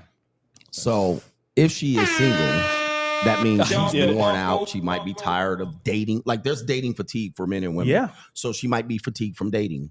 Relationship. Shit, man, I was controlling for too long. You're too long. She wants to break away. Yeah. That doesn't mean she's gonna get ran through out there, but odds are somebody gonna put hands on those hips. Now, I'll say when the breakaway happens, what is just me working at child support and looking at a bunch of judgments. I was always thinking, what is the better breakaway scenario when it happens? And them with some income was something I'd much rather be dealing than them with nothing. And you're the sole protector provider. now, it might be one guy, it might be two. Then she'll get fatigue or a scare, a STI scare, a pregnancy. She might have an abusive man. Yeah. And then that will put her back in a situation where she might find comfort back being in a relationship. But then summer comes, spring break comes, her friends are single, her best friend just got a divorce. Divorce is contagious. So you find that there's going to be breaks and periods. Some women will go through a whole phase. Some women will be celibate, virgins all the way up until 30. They'll get married. Then they'll be like, I got to try some new deals, right? So you just don't know. You just open a mystery bag of what you're going to get. You just don't know. But what men do is we think the worst. Yeah. We always think the worst. automatically. All right, she been with 100 guys. All right, okay. She been ran through the coach. She been ran through, but it's only 37. Yeah. multiply by 3. Yeah, multiply by 3. It was only 37. It wasn't that bad. But for terms of say women are single by choice, I think it is true. It's I don't know. That's a tough one for me. Like maybe it starts off as single by choice, but a lot of them, if they are trying to be attractive on the marriage market, and if there's a lot of guys that just won't take the deal with them now, especially as it happens to be the deal that's predominant, what you probably do in most of the financial heavy lifting or whatever, even beyond that. Like a guy like Coach or some other folks would be like, fuck that. I don't care how much money she has. I'm not going to marry nothing. When it comes to the normal guy, they might still take a deal if it's not horrible. But then at a certain point, they can't marry the guy they want to. And then I don't think it's single by choice anymore. They could probably still have lovers or whatever, but getting married eventually gets probably pretty tough for them. I'd say a lot of them. There is such a thing as a spinster, even now. That they can be single and survive more than they could have before. Oh, yeah. The average age of marriage 40, 50 years ago, 23 for a woman. Today, it's 29, 30, 31. Mm-hmm. What are they doing in between those years? It's choice. So she's choosing to step out of that in hopes that maybe later on she can start something else. So, yeah, there is single by choice. Now, can they get married by choice? No. There you go. Yeah, I think that's what I was thinking about there. Mouthpiece ass ninjas. Monetized dating marketplace. Yep. Every time I hear some girl explain or exhibit some unscrupulous behavior, I can't help but think to myself, gentlemen, these are your future wives. Exactly. Exactly. And he's right. MS says, Mr. Pitt, young men are so screwed. Their future wives are going to be ran through hardcore vain feminists who cannot be reasonable. Just got the stream. Hey, Moisture Patrol, welcome in, man. I appreciate you. Just caught the stream. Luke Nielsen, dude, there's always a blue pill simp. Women that are older often get rescued still as long as they aren't total asphalt and ratchet. Yeah, what was that comment we were reading on the, I think it was under John's, the child support episode, but somebody was talking about like his wife in the $1 million house with like $250,000 of cars outside in an RV. And she had kids or whatever, and she still found a guy to get married again. So yeah, I get it. I mean, I think you're right there. You know, part of me, the only doubt I have is like that's probably just for some chicks who can maintain some level of attractiveness up there. But other than that, I think most women probably won't be able to. But I could be wrong there. I do hear what you're saying when you say there's always a simp. Welcome, enjoy the Gold Lounge. Oh, that's a cool name too.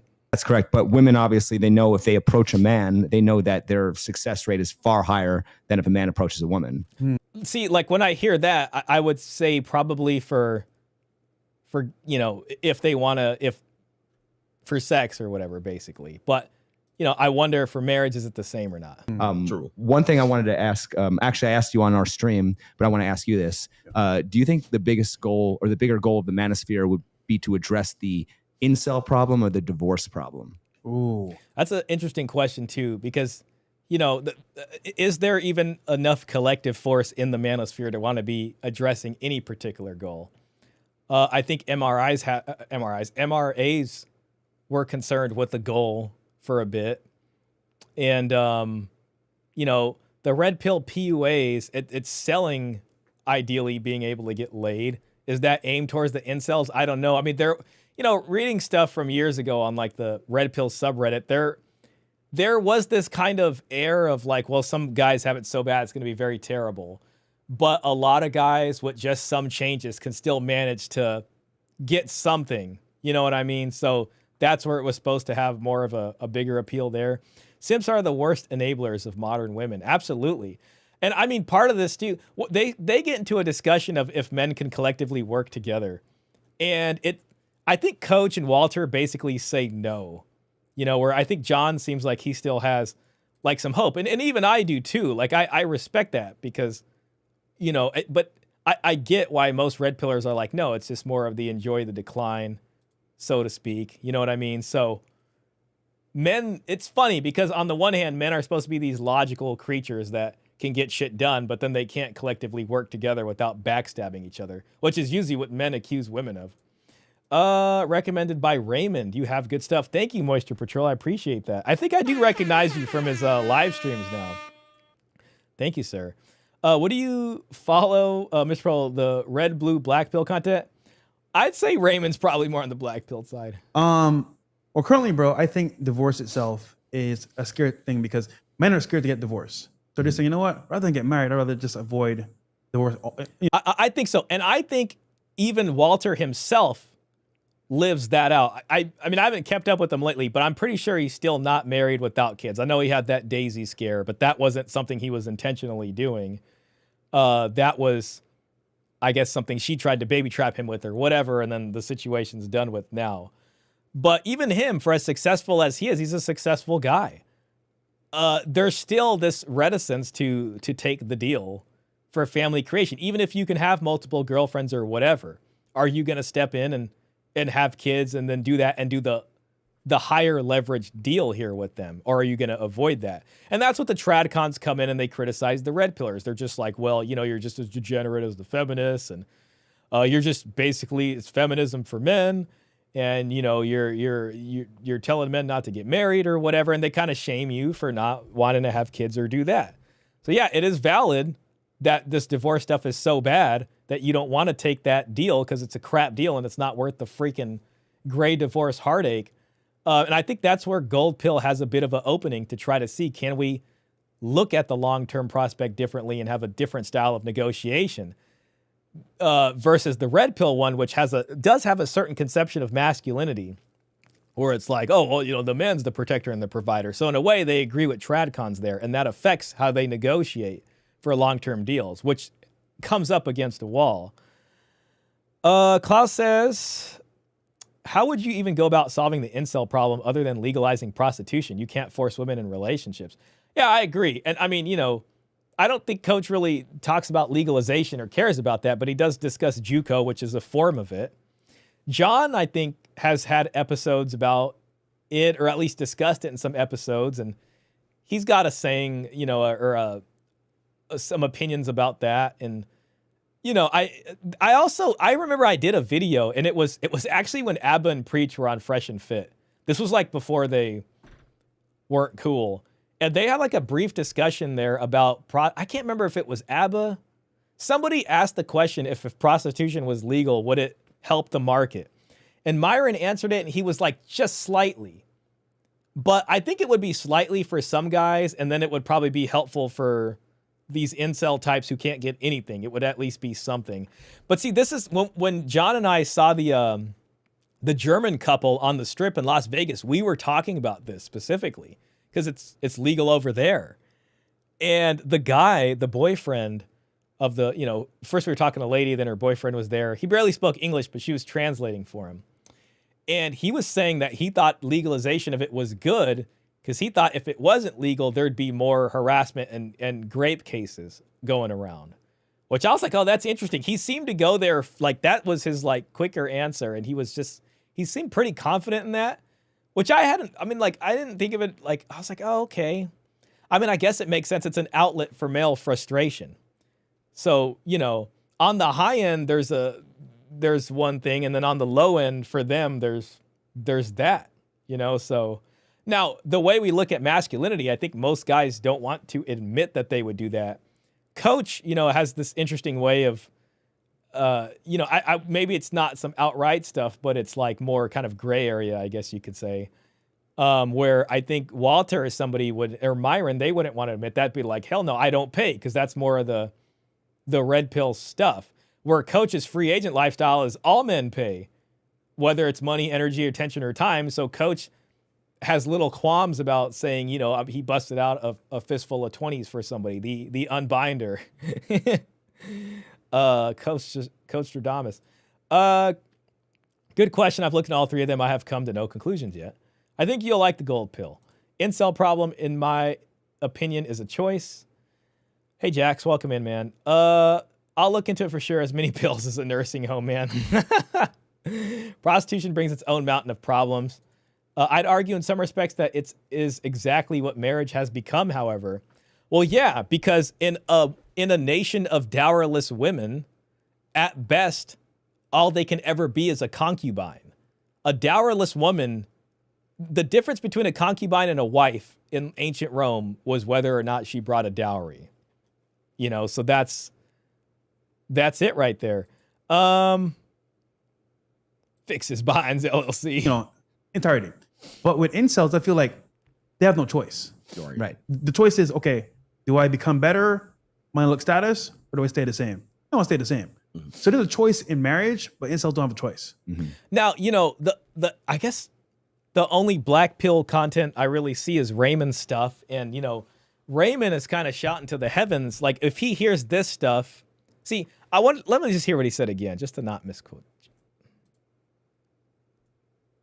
It's a scary thing because men are scared to get divorced. So they're saying, you know what, rather than get married, I'd rather just avoid divorce, you know, entirety.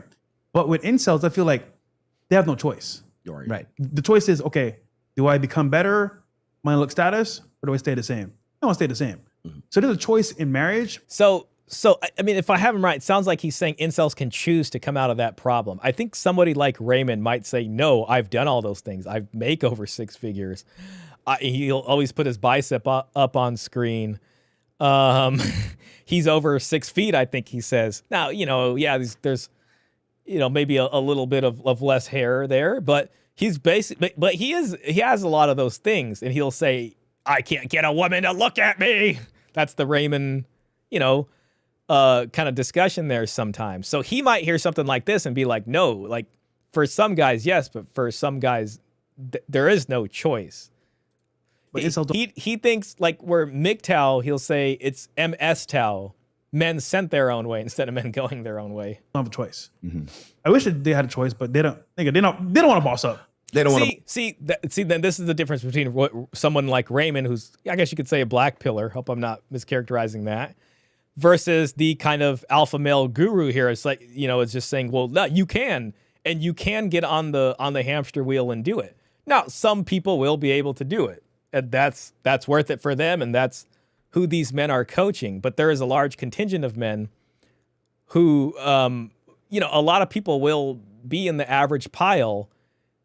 And for them, I think something that's more of a focus on collective or long-term or trying to figure out something there works better for them or is more appealing. Or they might drop out or they might do something like that. I think what eventually will happen with them is nature. They'll get weeded out. Yeah. And so that's just nature. Only the strong survive.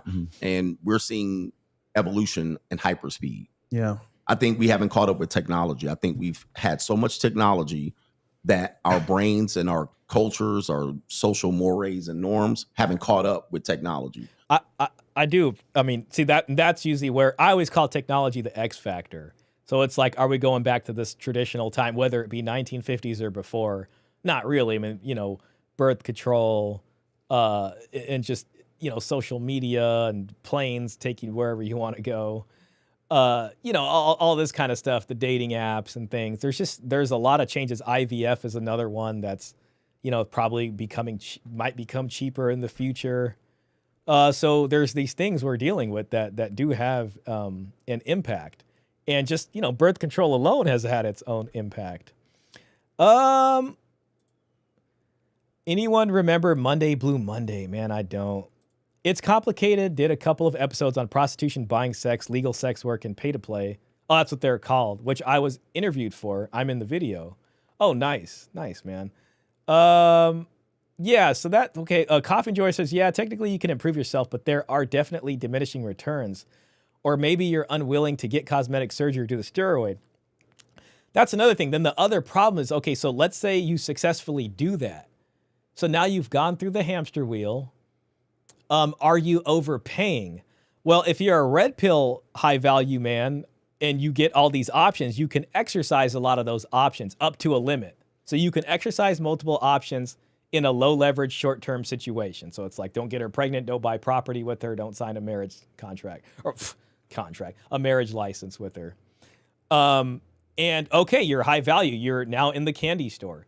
You can do that. There's still this wall of, do I go further in and become the high value target if you kind of want to walk through the fire? So they'll say, maybe I'm not overpaying because I'm able to go through a bunch of chicks, and I guess that's worth it once you become high value, quote unquote. For someone who's maybe more traditional tradcon, quote unquote, minded, they might, okay, so they're going to do this and they're going to do that, and then they want the tradcon deal. You're overpaying for what, Steve Harvey wants you to do, and you become the high value target and get screwed over on the back end. The red pill guy might step in a landmine if he ain't careful, but he's also making a sacrifice of, okay, I'm not going to go the distance with anybody.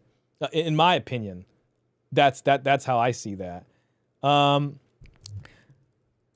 Jordan, some amount is just genetics. It is what it is. I think John has an episode called on It's Complicated. It is what it is also. Luke Nielsen, there are legit incels, but there are also men that are incel because they put out a certain energy. I agree with you on that. I think there are guys that just could be an anxiety thing. And like, there are guys where like, if they got one girlfriend or they had something, they would break out of their shell and it would change their perspective on women. And they would probably be able to have some dating life. So some of it is also that. I agree with you. Robert Spencer says, oof, I'm sure I could find another woman. I don't want one though. I think, well, Robert, do you think part of it's the age, Robert? Because I think at your point, like you kind of remind me of Coach in the sense that Coach has been married, divorced, he's had 2 kids. I think you've had 2 kids also, maybe 3. And at a certain point, it's like, it's just like, I'm more contented, maybe not being on the hunt all the time, so to speak. So I can see you kind of on that side of things. I don't know if that sounds accurate. Unfortunately, Raymond is one of those guys that has a certain way about him that pretty much repulses women. When I look at Raymond, like maybe, I don't want to be annoying, but I'd like to think, because I know he's had girlfriends before. He'd probably say that was before the ball, situation. But I can, I could see him being with someone someday and maybe getting some attention there. The fact that Raymond has achieved so much but hasn't got a woman kind of pisses me off regardless of what I have. You mean in the sense of quote unquote becoming high value or something like that and the options not coming out? I think I'm a voluntary celibate. Yeah, that's probably what you'd call that. Or maybe just like a MGTOW, you can say. I'm MGTOW monk. That is Volcel. Yeah. I guess I don't really see Volcel thrown around, but I see what you mean. That's basically MGTOW. Yeah, I agree with you, Klaus. There's black pill and black hole pill and black hole. So people are still trying to take relationships and they go, well, if we got rid of Instagram, we'll make relationships better. Well, unfortunately, Instagram's not going away. Yeah, and there's like 20 different copies of Instagram. What they're trying to do, is they're trying to just smash all these technologies into whatever the relationship category was before and say ignore this or whatever. But it's way too integrated to our lives. Like everybody has to have a cell phone these days. I mean, I've seen people on the other side of the planet that live in villages with cell phones, and they're all scrolling through TikToks and Instagram, and they're all doing their social media thing. There was that tribe that got the Starlink from Tesla, and within I think it was months. I mean, this well-functioning tribe went to the guys looking at a bunch of nudie videos and the women wanting to move to the city to become dentists and doctors and be independent. You know what I'm saying? And the elders were just like, our whole thing is falling apart over here. I mean, it was like a microcosm. No. So you got to be secure with the fact that your girl has an Instagram. If you're insecure about that, what do you do? What do you do? You're cooked. So you haven't caught up with it. And I'll say, to Coach's point, it's like, I feel like we're at this damn standstill right now where nobody, like there is this, women feel like they have this super bad deal also, and it's so bad, and there's no guys, and the men are like, oh my God, it's this bad deal and there's not many marriageable women. It's just it's kind of strange. Like everybody feels that way. It kind of makes you wonder, is there somebody causing that? Is there something at the top of the pyramid? Maybe we should be paying. I don't know. That's where I got to bust this out right here. That's conspiracy theory, basically. It's The Gods Must Be Crazy playing out. Yeah, I remember that movie. Man. It's a long time ago. I'm bald as a bowling ball and can pull women. You're right. I mean, look, man, Coach is bald right there. A lot of people, I know bald guys that can make it happen. Sometimes even accidentally. But maybe the dating scene is different here. Yeah, it could be that too. So I get it, man. It's tough. It probably doesn't help to hear people say, oh, it's easy. You just got to do this or that. Klaus, getting sex here is rather easy. Getting a marriageable woman, that is the problem. Does the solution always have to be to boss up and pay a higher price? Ooh, right here. Or could we possibly, all collectively come together and find a way to lower the price? No. I wish. No. See, so this is an interesting disagreement. This is what I think is interesting in the conversation. Because Coach is like, right off the bat, hell no. Men can't do that. I think Walter seems to be on that side. It was that hopeful. I wish it was possible. But let's be real here. Most guys that want to do better in life, if you do better, they hate you. Right. Because see that? Okay. And I don't, he might not even be wrong, man. I get it, but at the same time, this is what men have accused women of. You know what I'm saying? Of women always break each other down. Women stab each other in the back all the time and hate on each other and pretend to be nice to their faces. And what he might say was when men do that, that's a feminine man. But I really, for me, I'm just looking at the actual biological sexes here. Feminine or whatever spectrum or however you want to define that. I'm just looking at what they're doing. And it's it sounds like the men are doing the exact same stuff. And it's how then are men the rational, logical ones that are cool under pressure and can come together and change things and turn bad times into good times? But he's basically saying that can never happen because men want to tear each other down. So it's just I think that's what It's Complicated, It Is What It Is episode was about. This is kind of the it is what it is sort of mindset here. Now, I don't blame it. I'm sure they've met thousands of men that are annoying as hell. Coach has the Mitch slapping segments. I don't think he's doing that right now because he's doing the IRL stuff. But he was doing this thing where he just is sick of the manosphere red pill ragers that I understand his stance on that. They just can't move on out of the rage. So, and they're all basically haters. Now, a lot of these rage folks did kind of get inducted in through a lot of rage bait content that was made over the past couple of years, and they're looking for an exit ramp and haven't found it. Wait, why not? Why not me? Why you? And the problem is that, like, when someone's doing well, people always want to bring them down. So yes, I wish we could all come together and say, "Oh, bro, let's work together and become better." But reality is, most niggas are not doing that shit. They're just gonna hate, or they're gonna be like, "Why him and not me?" Right. Well, I call that coochie communism.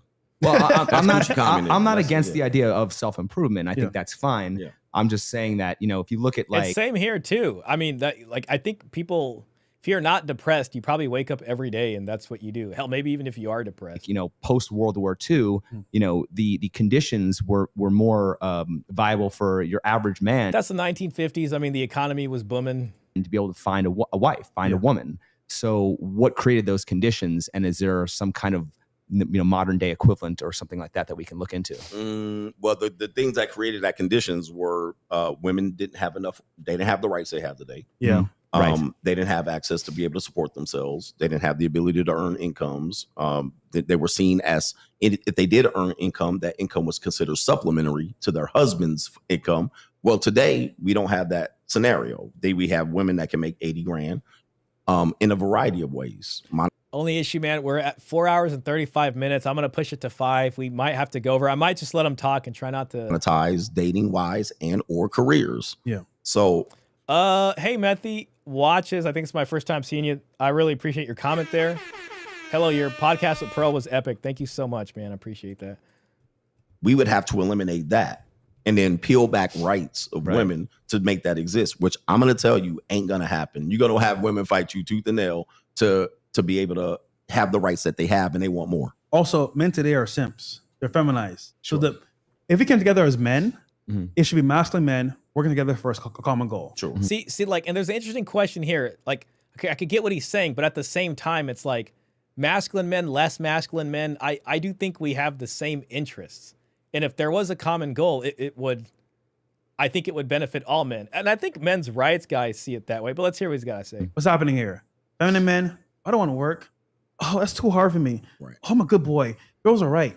So how different is what he's saying right now compared to oh, that's not the right one. Oh, that ain't the right one. Compared to this.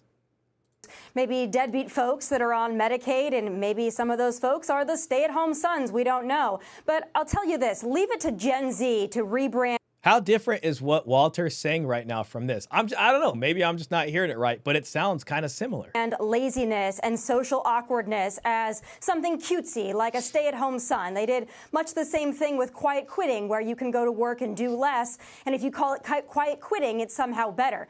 But Laura, I got to tell you, this is also a big problem when it comes to, I think, declining birth rates, people not getting married and having children. You know, that's a big problem. They blame it on women.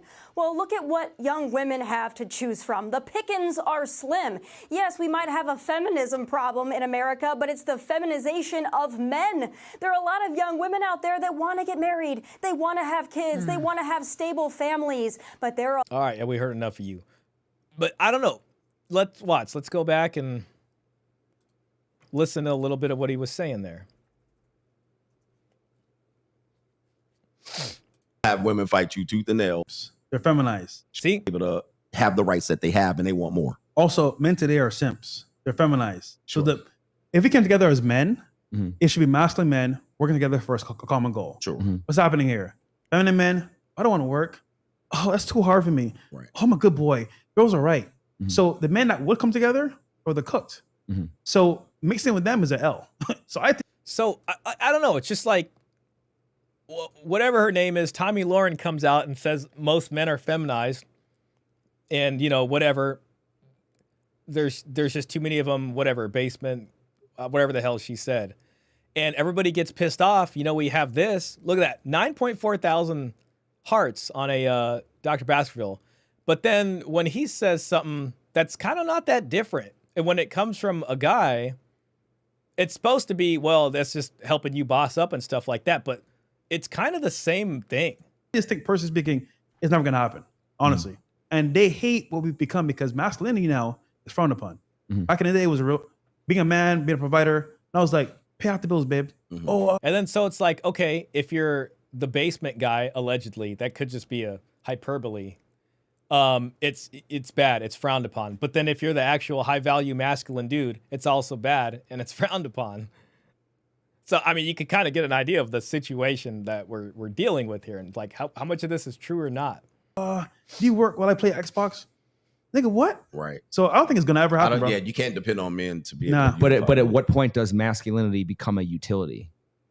Because women. Yeah. So, and I don't know what he's driving at exactly, but I think it's like, okay, they're mad at the incels for not being a utility they can take advantage of because they're like, well, fuck it. I mean, the juice ain't worth the squeeze. They're going MGTOW and they're just playing these video games.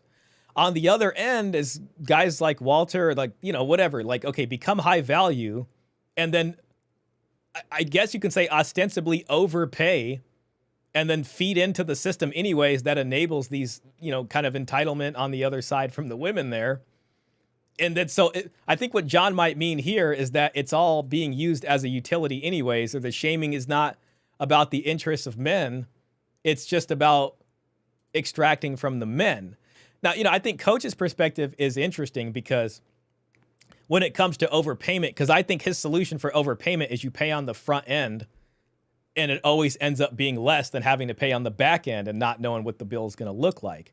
As opposed to, I think, Walter, who might be different, is more of a get it for free guy. Not, you know, but like, because I'm high value, so they throw it at me or whatever.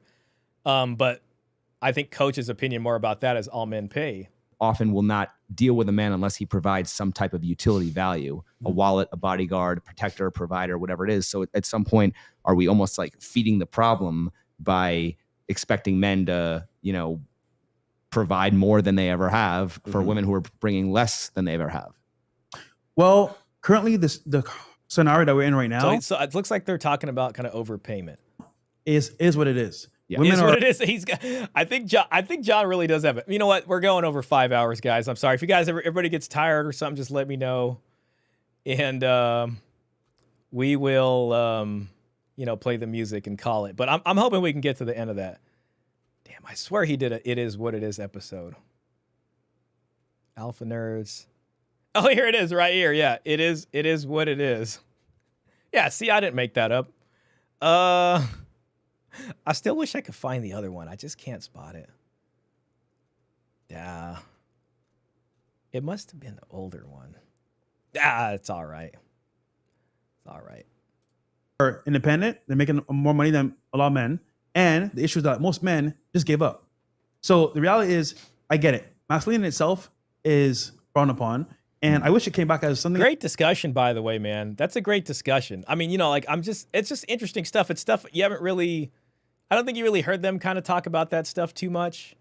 So John went in with, you know, it's fun questions. I think it's good. That was good. But look at the algorithm. Look at society. Us as men are being those like bad people, misogynistic. So it's kind of like fighting the system doesn't work. Yeah. Either you create your own system. Also, just to give some shine to Walter, I mean, you know, I hear they're always giving him criticism because they're saying, well, without Myron, you know, you wouldn't be able to do it. But I think he's doing a pretty good job hosting the podcast. You know, he's got Coach there, and it's a good conversation. Or you break away from it, but being a part of the system itself won't work. Yeah, I think this too. But the one thing I see is happening, and we talked about this earlier, is we're practicing a form of poly relationships. Yeah. All right. Women engage in poly. Men, a certain group of men engage in a form of poly as well, where I say women piece together 4 or 5 guys to equal one at some point. Yeah. And then they'll decide they'll take an overwhelming majority of what this guy provides later. But he's not the one guy. She'll kind of say, okay, I'll make something out of this one guy. But at some point in their early dating exploration, they'll talk to a guy who is a provider, talk to a guy who provides security. masculinity, protection. Then he provides romance. This guy provides dates. This guy, so she's practicing a form of poly, which I think we're going to have more poly than we're going to have monogamy. It's like, I think he's right about that too. It's people are just exercising their options. And unfortunately, I think what that means is that if you're going to long-term invest in someone, you have to pretty much be ready for when it splits. And if it's not going to split, the only way to kind of prevent that fracturing is to make sure the other person is as materially invested in it as you are. And that is what we see in prior times during the dowry system. So it might be less likely to break and can actually encourage monogamy out of this if both parties are materially invested. And I get the tough part is like, what about the laws, this and that, you know? They're spinning plates and they've got their road. Luke says, all right, guys, it was fun. I got to bail, getting late for me. Hey, man, thanks for being here. I appreciate you spending so much time. We had a long stream today. So I get it, man. Klaus says, giving up is not lazy. It is a refusal to overpay by time and effort. Yeah, and I think some guys legitimately can say that, you know? There's a difference between a guy maybe who's never really had experience with women or learned with women and say, well, I'm MGTOW because women are this and that. But there's a difference maybe between a guy who has had experience with women and they can maybe handle themselves there in some way, but they're willingly, like having options and willingly choosing not to, you know? Rotation. Yeah. I mean, how many women today say they got a rotation? Right. Or you're in a relationship with a woman. Oh, this is my homie that I went to school with. This is my friend. This is my friend. This is my play cousin, right? This is the guy that I used to be with. This is my ex. We broke up, but we're amicable. This is my baby daddy. This is Democracy Manifest. Hussein just followed me on Twitch. That's why I had that alert. Thanks. I haven't got a Twitch follow in a while. I appreciate you, man. I got to play some games on there soon. Right? That's a form of poly. Oh, exes, bro. Let me start. My ex-husband. These are multiple men Yeah. that she engages with that keeps her. That's 5 guys that equals 1. I get child support from this guy. Okay. I get alimony from this guy. This is my sugar daddy over here. Yeah. This is my boyfriend. Yeah. This is the guy I go to cheap dates with. This is the nigga I go fly in to go see. So let me ask you this. Does the fact that women no longer need men mean that the main reason women were with men was because they had to be? Correct. And wouldn't that prove that? Facts. Wouldn't that? And then that's like this whole genuine, I think if that's the case, then this whole genuine desire thing kind of goes out the window too. You know what I mean? So it's like, oh, I get it for free.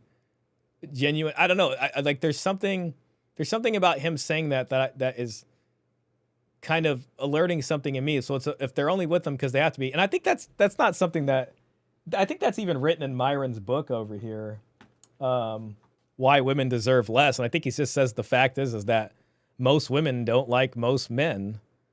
So, I mean, I think that's in there. It's been a while. Men since were I just read it. a utility to be used. Yeah, They were always. Yeah, absolutely. There you go. Okay. Always from the beginning of time. Yes. It's funny because it's like women will say the same thing. They'll say, "Oh, well, we've just been used as chattel slavery here by the patriarchy."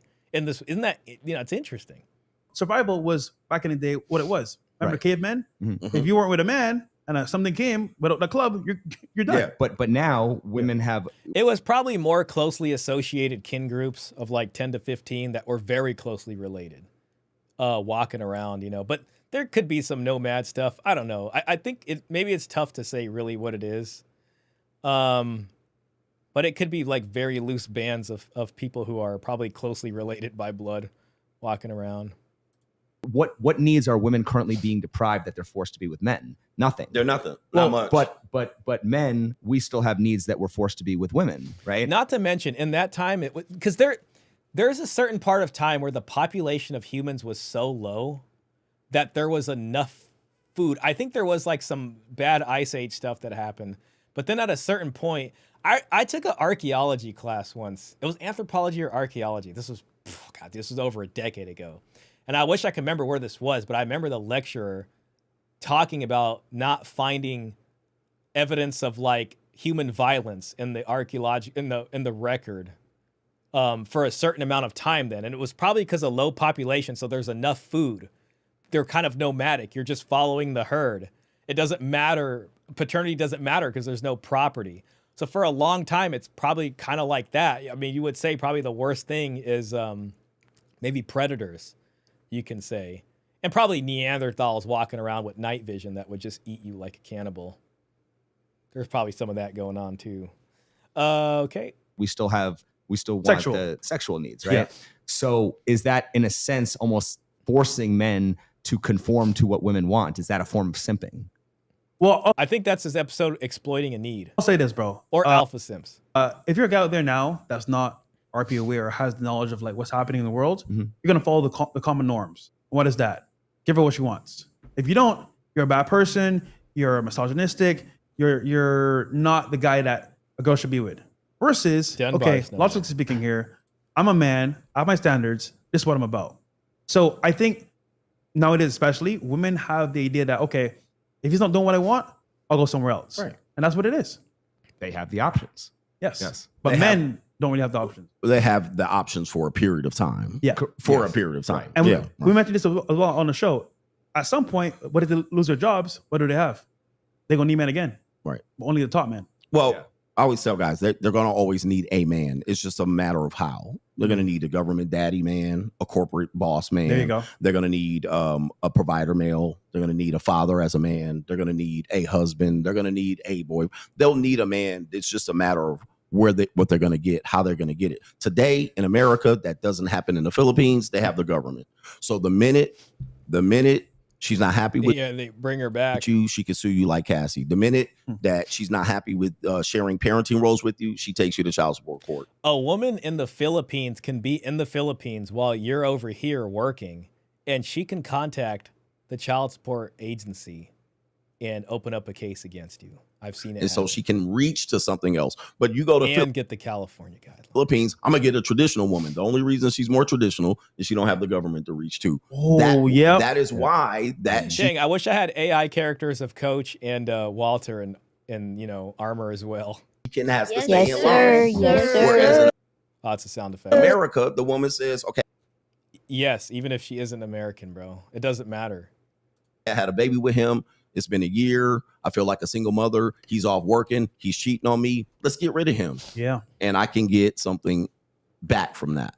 So as long as they have these arms to reach to, men will have to figure out a way to adapt to this. And all women are temporary, bro. That's another thing. So and then that's a question too. And tradcons definitely don't want to hear something like that. If all women are temporary, then you have to have something in place for when the break happens, the back end, basically. So that's mitigated. Murder of Crows says, I've heard women say that the moment a woman is with a man, she's being exploited, and the prettier she is, the more she is.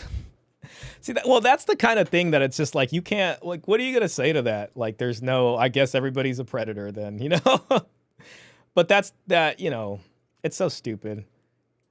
It's like on the one hand, they would want you to be a protector. And then, I think the kind of common chain is, well, if you want me to be a protector, then I have to have some authority over you in order to best protect you. But then it goes back into, well, now you're exploiting and controlling me. And it's just this circle of like annoyingness. Simply too awesome. Loving the stream. Please continue. Hey, thank you, man. I appreciate you. I'm going to try to finish this out and then we'll just close and listen to some music.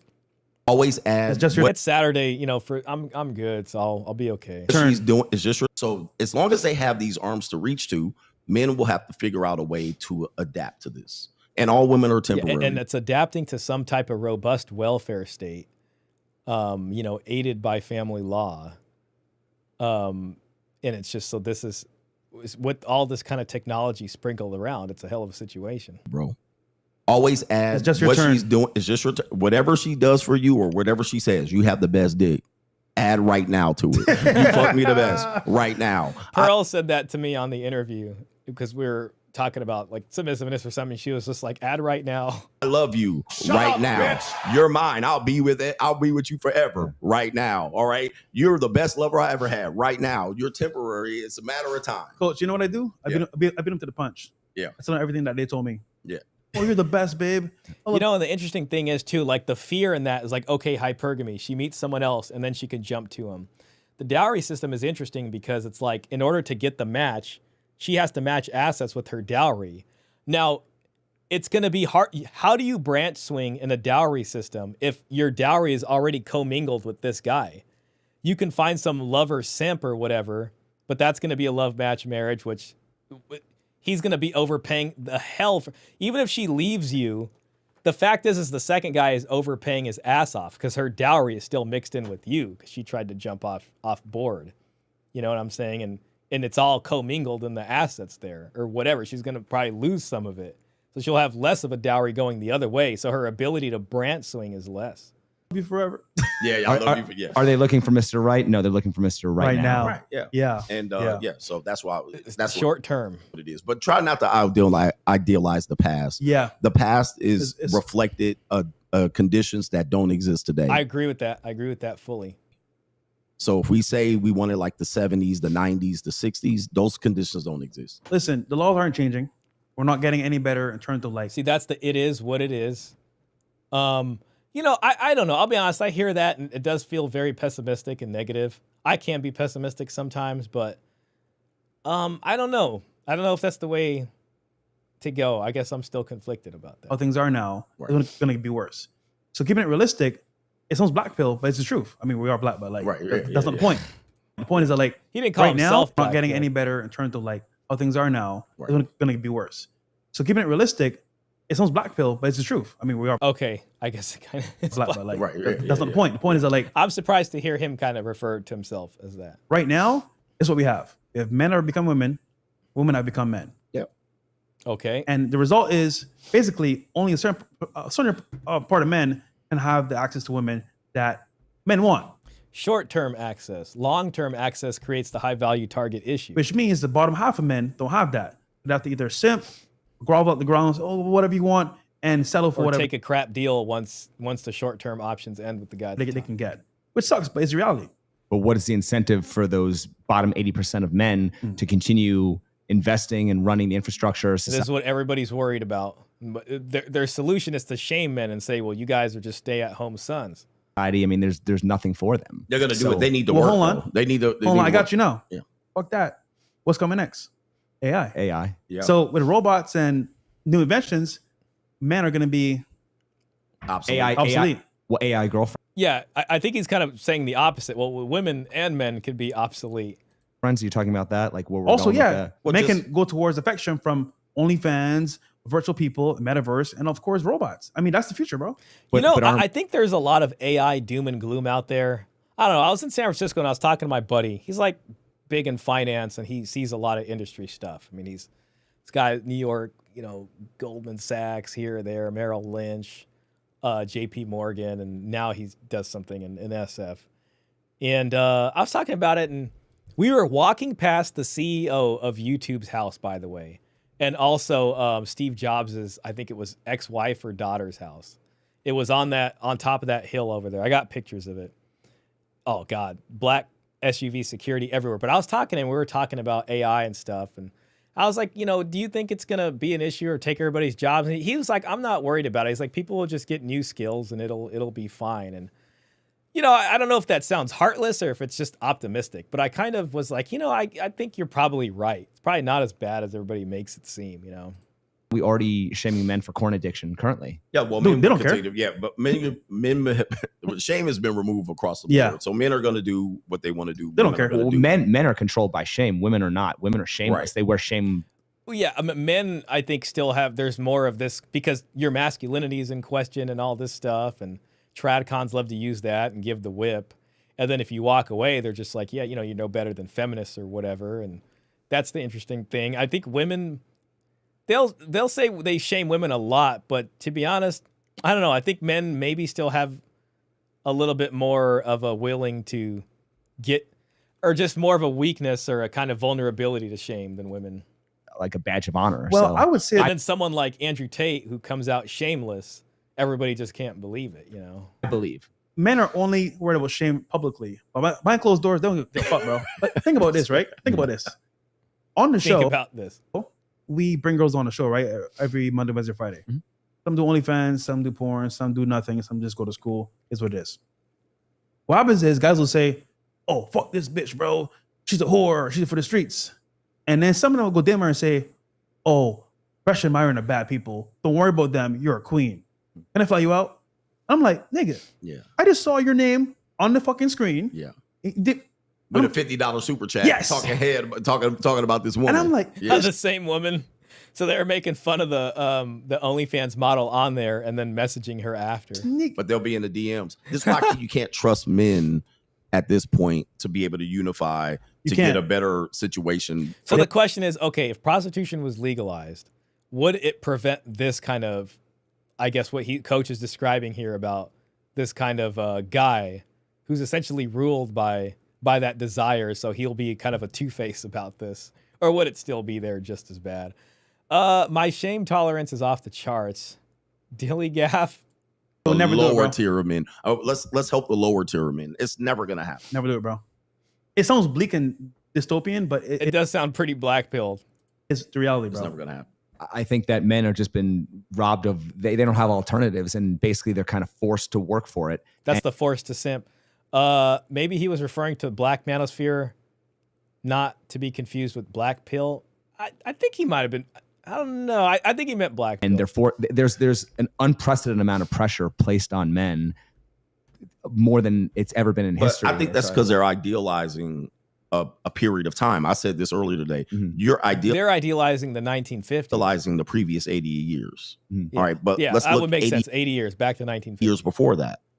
That didn't exist. That 80 years, the 60s, the 70s, the 80s, that was a time where it was somewhat easier, perceived to be easier to get a wife and a girlfriend, and there was a committed relationship. But 80 years before that, there was slavery, cowboys and Indians, ninjas. You couldn't live past the age of 5. There was a 50% chance you didn't live past the age of 5. Right. Famine. All right. The economy worked completely differently. Less class. Class mobility is maybe changing now, but back in those times too, it was probably pretty clear maybe what the trajectory was going to be. Maybe not all the time, but modernization brought a lot more class mobility, and that's why college became so popular. Nowadays, you're seeing less of that because people are getting degrees, and then they're finding it's not worth what they thought it was. So a degree is a promise of class mobility in a way. That's why everybody should get a degree and, take out the loans for it, and let's get every kid in there.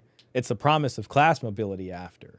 Instead, there's really less class mobility, and people are finding they make less than their parents made with the high school degree. Men had to fight. They had to put skin in the game. There was a time where men, if you didn't have skin in the game, dowry, property, you couldn't get a wife. So you had the whole dowry issue. Yes. So 80 years before that, there was a dowry where the woman had to bring in money. Mm-hmm. The father had to bring in money to the relationship. Bringing up the dowry, that's something I'm not sure how familiar you are with that concept, but basically a dowry refers. He didn't say anything. Walter didn't say anything. I don't know if he's probably not really looked at it. To money or property brought by a bride to her husband on their. So basically, what I was asking is, why is it that women brought more to the table when they weren't working, and they bring less now to today that they are working? Romantic love and this whole idea of the love match and chivalry and the way it's been incorporated, I think, has a lot to do with it. I think we have been spoiled with the good economy for a long enough time, so it can really play into this Barbie archetype for the woman and this sort of hero archetype for the man. This business guy wearing a suit, and he goes and makes money, and he pays for the Barbie at home, and it's just like this sweet sugar everybody was liking. And it's just dowry mention. I know, shout out dowry. Which one of these broads has the richest father? But what I'm getting at is what we're now coming to a time where all of the fruits of modernization and all these good things we've had, winning World War II, have been kind of eaten, and it's getting tougher, and it's getting really hard. I don't think anyone can really predict what's coming next. America, the U.S.'s hegemony seems to be being threatened, and we seem to be looking at a multipolar world. What that does for wealth and the economy here is, I guess, anyone's guess, but it seems like it's moving to a place where it's going to be tougher. I mean, Trump's slogan isn't "Make America Great Again" for no reason. You know what I mean? So, and also, if women have always been considered the prize, why was a dowry even a thing to begin with? So it's like, men were very much the prize, depending on who you were and all that kind of stuff. Now, part of the high value man sort of discussion has all become the prize, so to speak. The whole concept of how we approach relationships has just flipped and done a whole 180. And I think that when we try to go back to this concept of traditional marriage, which tradition are we talking about? Yeah. Because this has been that's important too. And if anything, what we've learned from our discussion of marriage transactions, whether it's going from bride wealth or it's going to dowry, and then it goes to your love match up until whatever the hell no fault is, if you can even call that marriage, you can say this word traditionalism and pretend like it's been the same thing, but there has been this process of change even within marriage itself, and a lot of it's dependent on the economy. So part of that is looking at how does our economic system really work as compared to those times? What's different about it? What does that mean for marriage? Tradition for 1,000 years. Right. So, question for you. Yeah. If you had the perfect solution to solve this issue, This is the what's your solution question. what would you do? I think Well, this is kind of a tough question I'm not for a coach, John. so I don't know if I can comment on that. This might have been a good insertion for gold pill stuff here. There could have been a funny thing here. He could have also probably mentioned legalizing prostitution. Now that would get back into the question of men collectively coming together to discuss that. That would probably help folks on the bottom, if you think it would help at all. So yeah, that's a tough question. And that's something for us to think about too. Do we want a formal answer to that or not really? I would just say, I think that men. What's your solution, bro? And have to kind of collectively come together and maybe form some type of lobby group and force some type he does of give a solution. Political change. Because I don't I actually, you know what, man? I'm bringing this back up. think we're going to negotiate our way out of this. I think that it just comes down to who has the leverage. And when basically what I like to talk about is women have these 3 superpowers. I call it the Holy Trinity. They have sexual power, power of the P, which obviously, men simp for. They have victim power, which is believe all women. And they have chivalry power, which basically chivalry is not just about, opening up a door. Chivalry is ladies first. It's basically, it's permeated all the laws and institutions. The family court system is a chivalrous court system. We have a chivalrous government.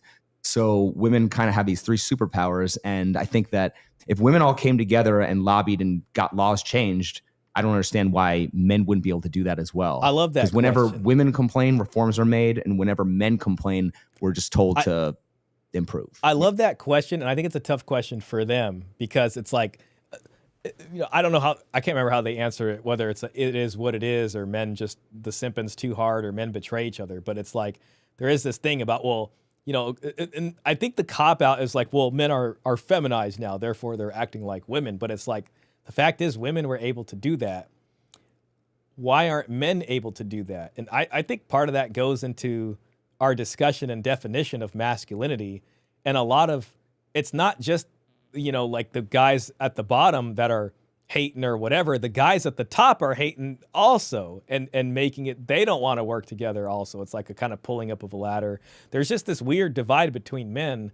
I think it's complicated to also ask the question, like, who does more harm to men? Who's more misandric, women or other men? Something like that. I can't remember the question, but it's an interesting conversation to have because to what degree are men harming men more so than women? If you want to, what is the point of blaming the women if it's mostly men? Yeah, it's true. Well, it's true. I think we have to understand in the political realm, women outvote men 60-40. Yes. When it comes to black men, it's even wider than that. Black men. Now, the interesting thing about the voting is that, we did look at some of these tweets earlier. And, we know that, Paul mentioned it about the votes.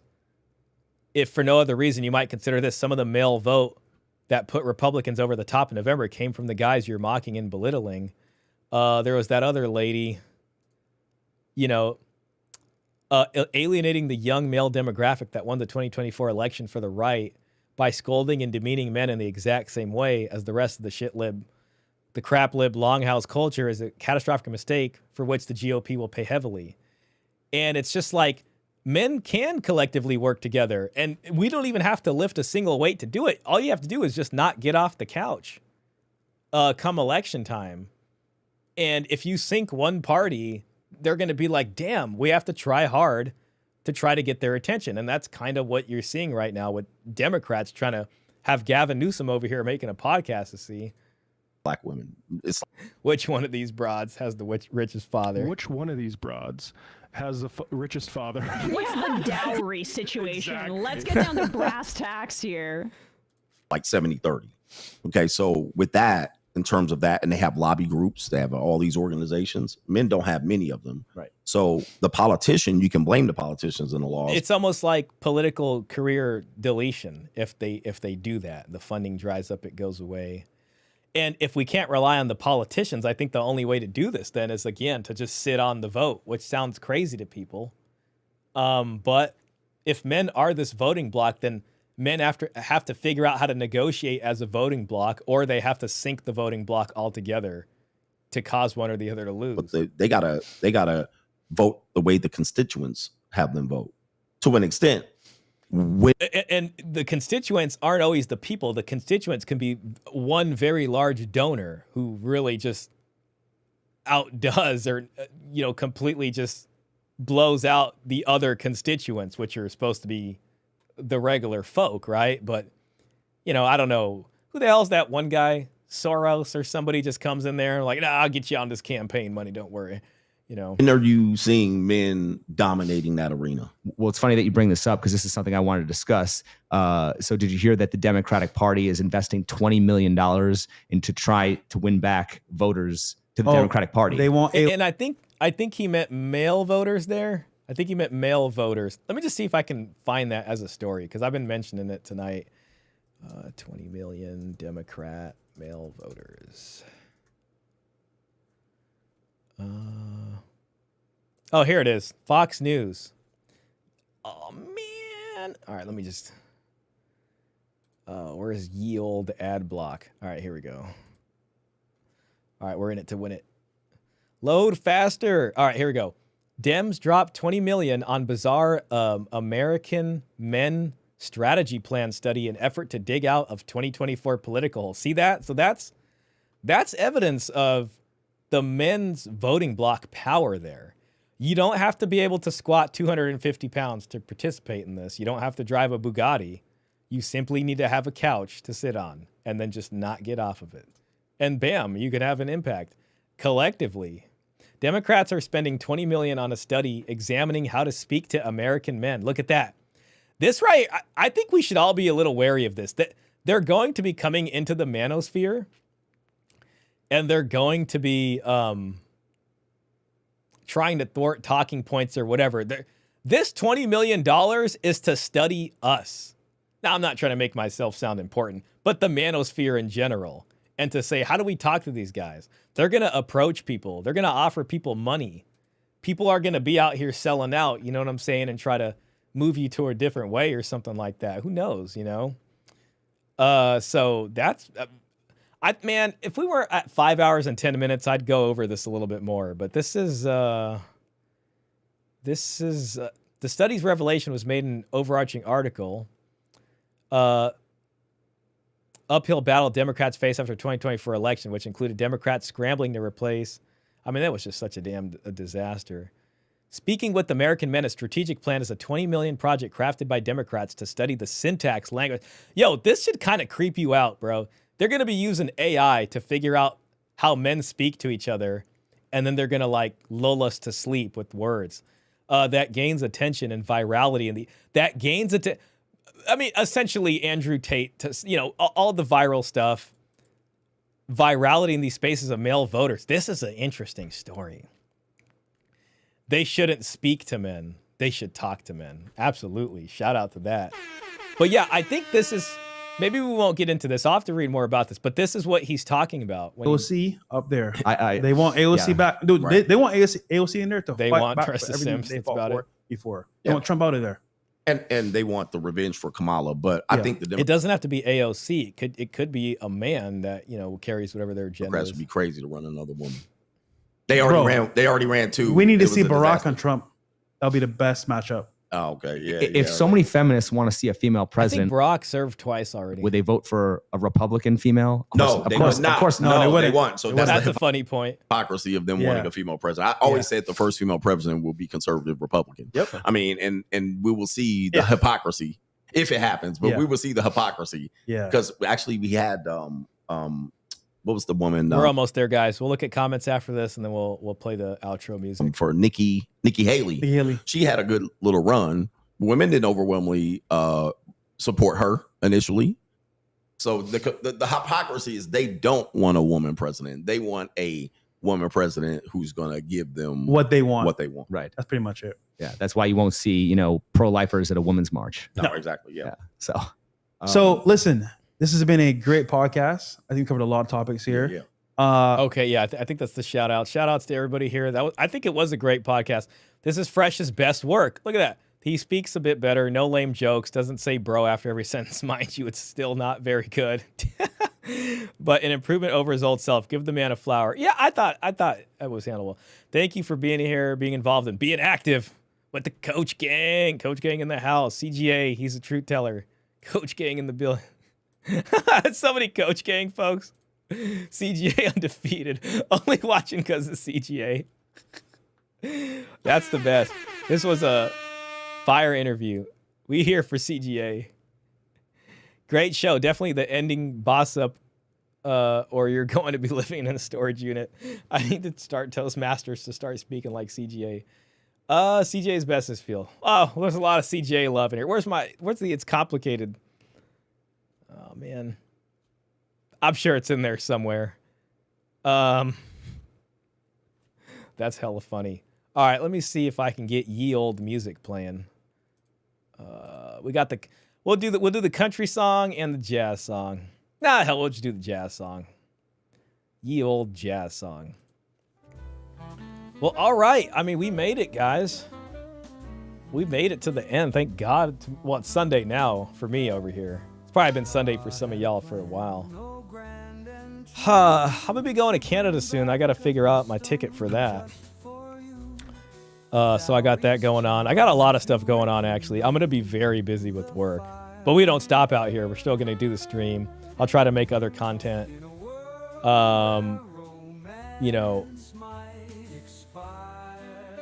They don't understand that their problem is not the need for attention. It's they got the attention and men didn't like the message they're spreading. I know, man, and it's like it's almost like my temptation is to vote on I want to vote for whoever's going to piss off the other person more. It's like, if I vote for this person, to be honest, both of them get pretty annoying to me. But it's just like, Democrats can be so damn annoying, it's not even funny. You know what I mean? Like, you can't be a Democrat because you're going to get chased out of it. Like, if you tried to, you cannot kiss ass hard enough to be accepted by that group. You know what I'm saying? Like, no matter how hard you do that, you just can't have your own opinion without, being judged for it or something. It seems like that. So men are just like, ugh. The Republicans will sometimes say some things, but for the most part, it's just as gynocentric. Vivek Ramaswamy wanting men to pay child support in utero didn't help. But here we are. There was a free speech thing, so that's kind of what I think got more people involved. 20 million seems like a very low budget for such a lofty enterprise, just saying. Yeah, it is. I mean, it could be the first of many investments. It kind of makes me wonder where the 20 million is going. I should read that article. What if it's some sophisticated AI internet scraping stuff? This is Shah W Stream. Thank you, man. I appreciate that. Looking forward to the Wednesday video. Yeah, I'm supposed to be making Wednesday standalones. I need to make one video that's on my mind. I think this is going to be my first week of being able to breathe, man. It's been crazy for me, so I'm glad I made it to this point. Even this stream, I'm like, oh man, I got 5 hours ahead of me, but it's fine. This is a fun stream. I appreciate the AI art, by the way. I really like this stuff. I don't know, maybe we can, I don't know, if you think of other characters in the space, even if they're villains, you know what I'm saying, and make stuff for them, we could have epic AI battles, you know what I'm saying, of the characters, Damn it, where's the one? We could have epic AI battle. Bro, this is my favorite one right here. This is my favorite one. I think this is the best one. Because this is kind of what it feels like, man. I mean, You guys have been watching me, man. Like, I've been looking at this stuff for a while. It's like step by step. When did I make the first dowry video? Let me see that.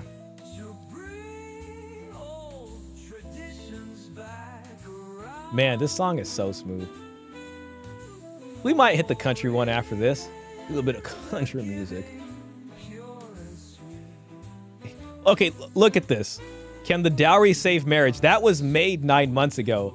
And I had been looking into it months before that, before I even made it, because I was still trying to figure it out. And then it was like, I have to make a video to put it on the timeline. So I made that video. So that's 9 months ago. Oh, shoot. Take it easy, Klaus. I see your message there, man. One more song, we'll call it. See you, Klaus. I appreciate you staying here the whole time, man. That's a lot of time to ask for people to watch me on this. 5 hours and 18 minutes. Nice evening, man. Night, lad. Good night, all. Take it easy, y'all. God, man. Ah, that was a stretch, huh? You know, I got bit. I got a mosquito bite on my eyelid this morning. And I woke up and my eye was like lopsided because this one was heavy, like it was just swollen. And I was like, damn it, I gotta do this freaking stream tonight. So I was this close to wearing sunglasses. And then throughout the day, literally, this eye was not swollen. It like got better, and I was like, oh damn, like I didn't want to have to do I didn't want to have to be a cool guy wearing sunglasses. I already look at those people kind of sideways, like, oh, he's got sunglasses inside, you know.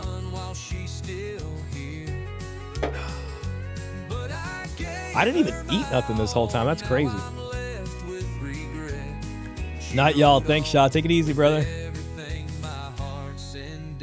I'll let the music go by and then I'll dip.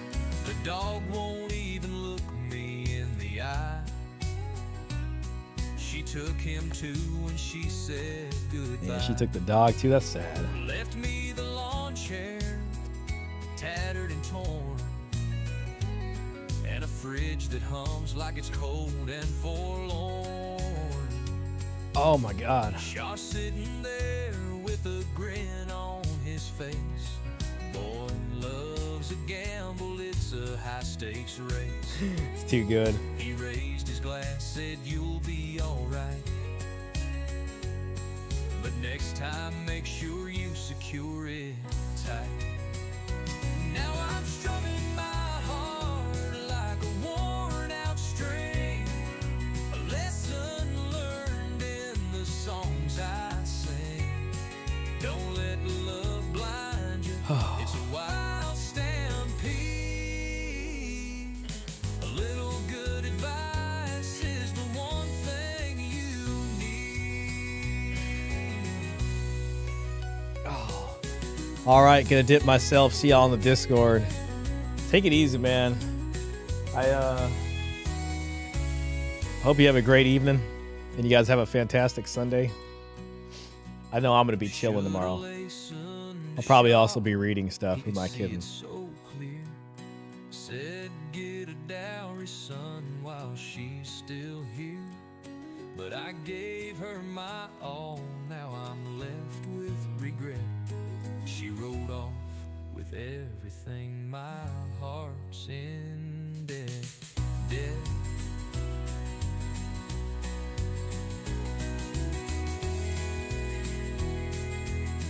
See you, murderer crows.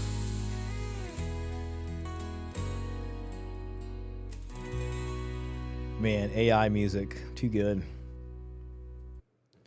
All right, y'all. Well, I'm tired, and maybe I'll get something out this week, and then we'll have our other stream, and nobody knows what'll happen over the next week. And barring anything extraordinary, we'll probably do the American newspaper stream next week, so we'll do that. W stream, shout out to Shah Squad. Shah Squad, I like that. Night Shah. Hey, JP, great to see you, man. All right, guys. Well, yeah, we don't stop out here. Let's keep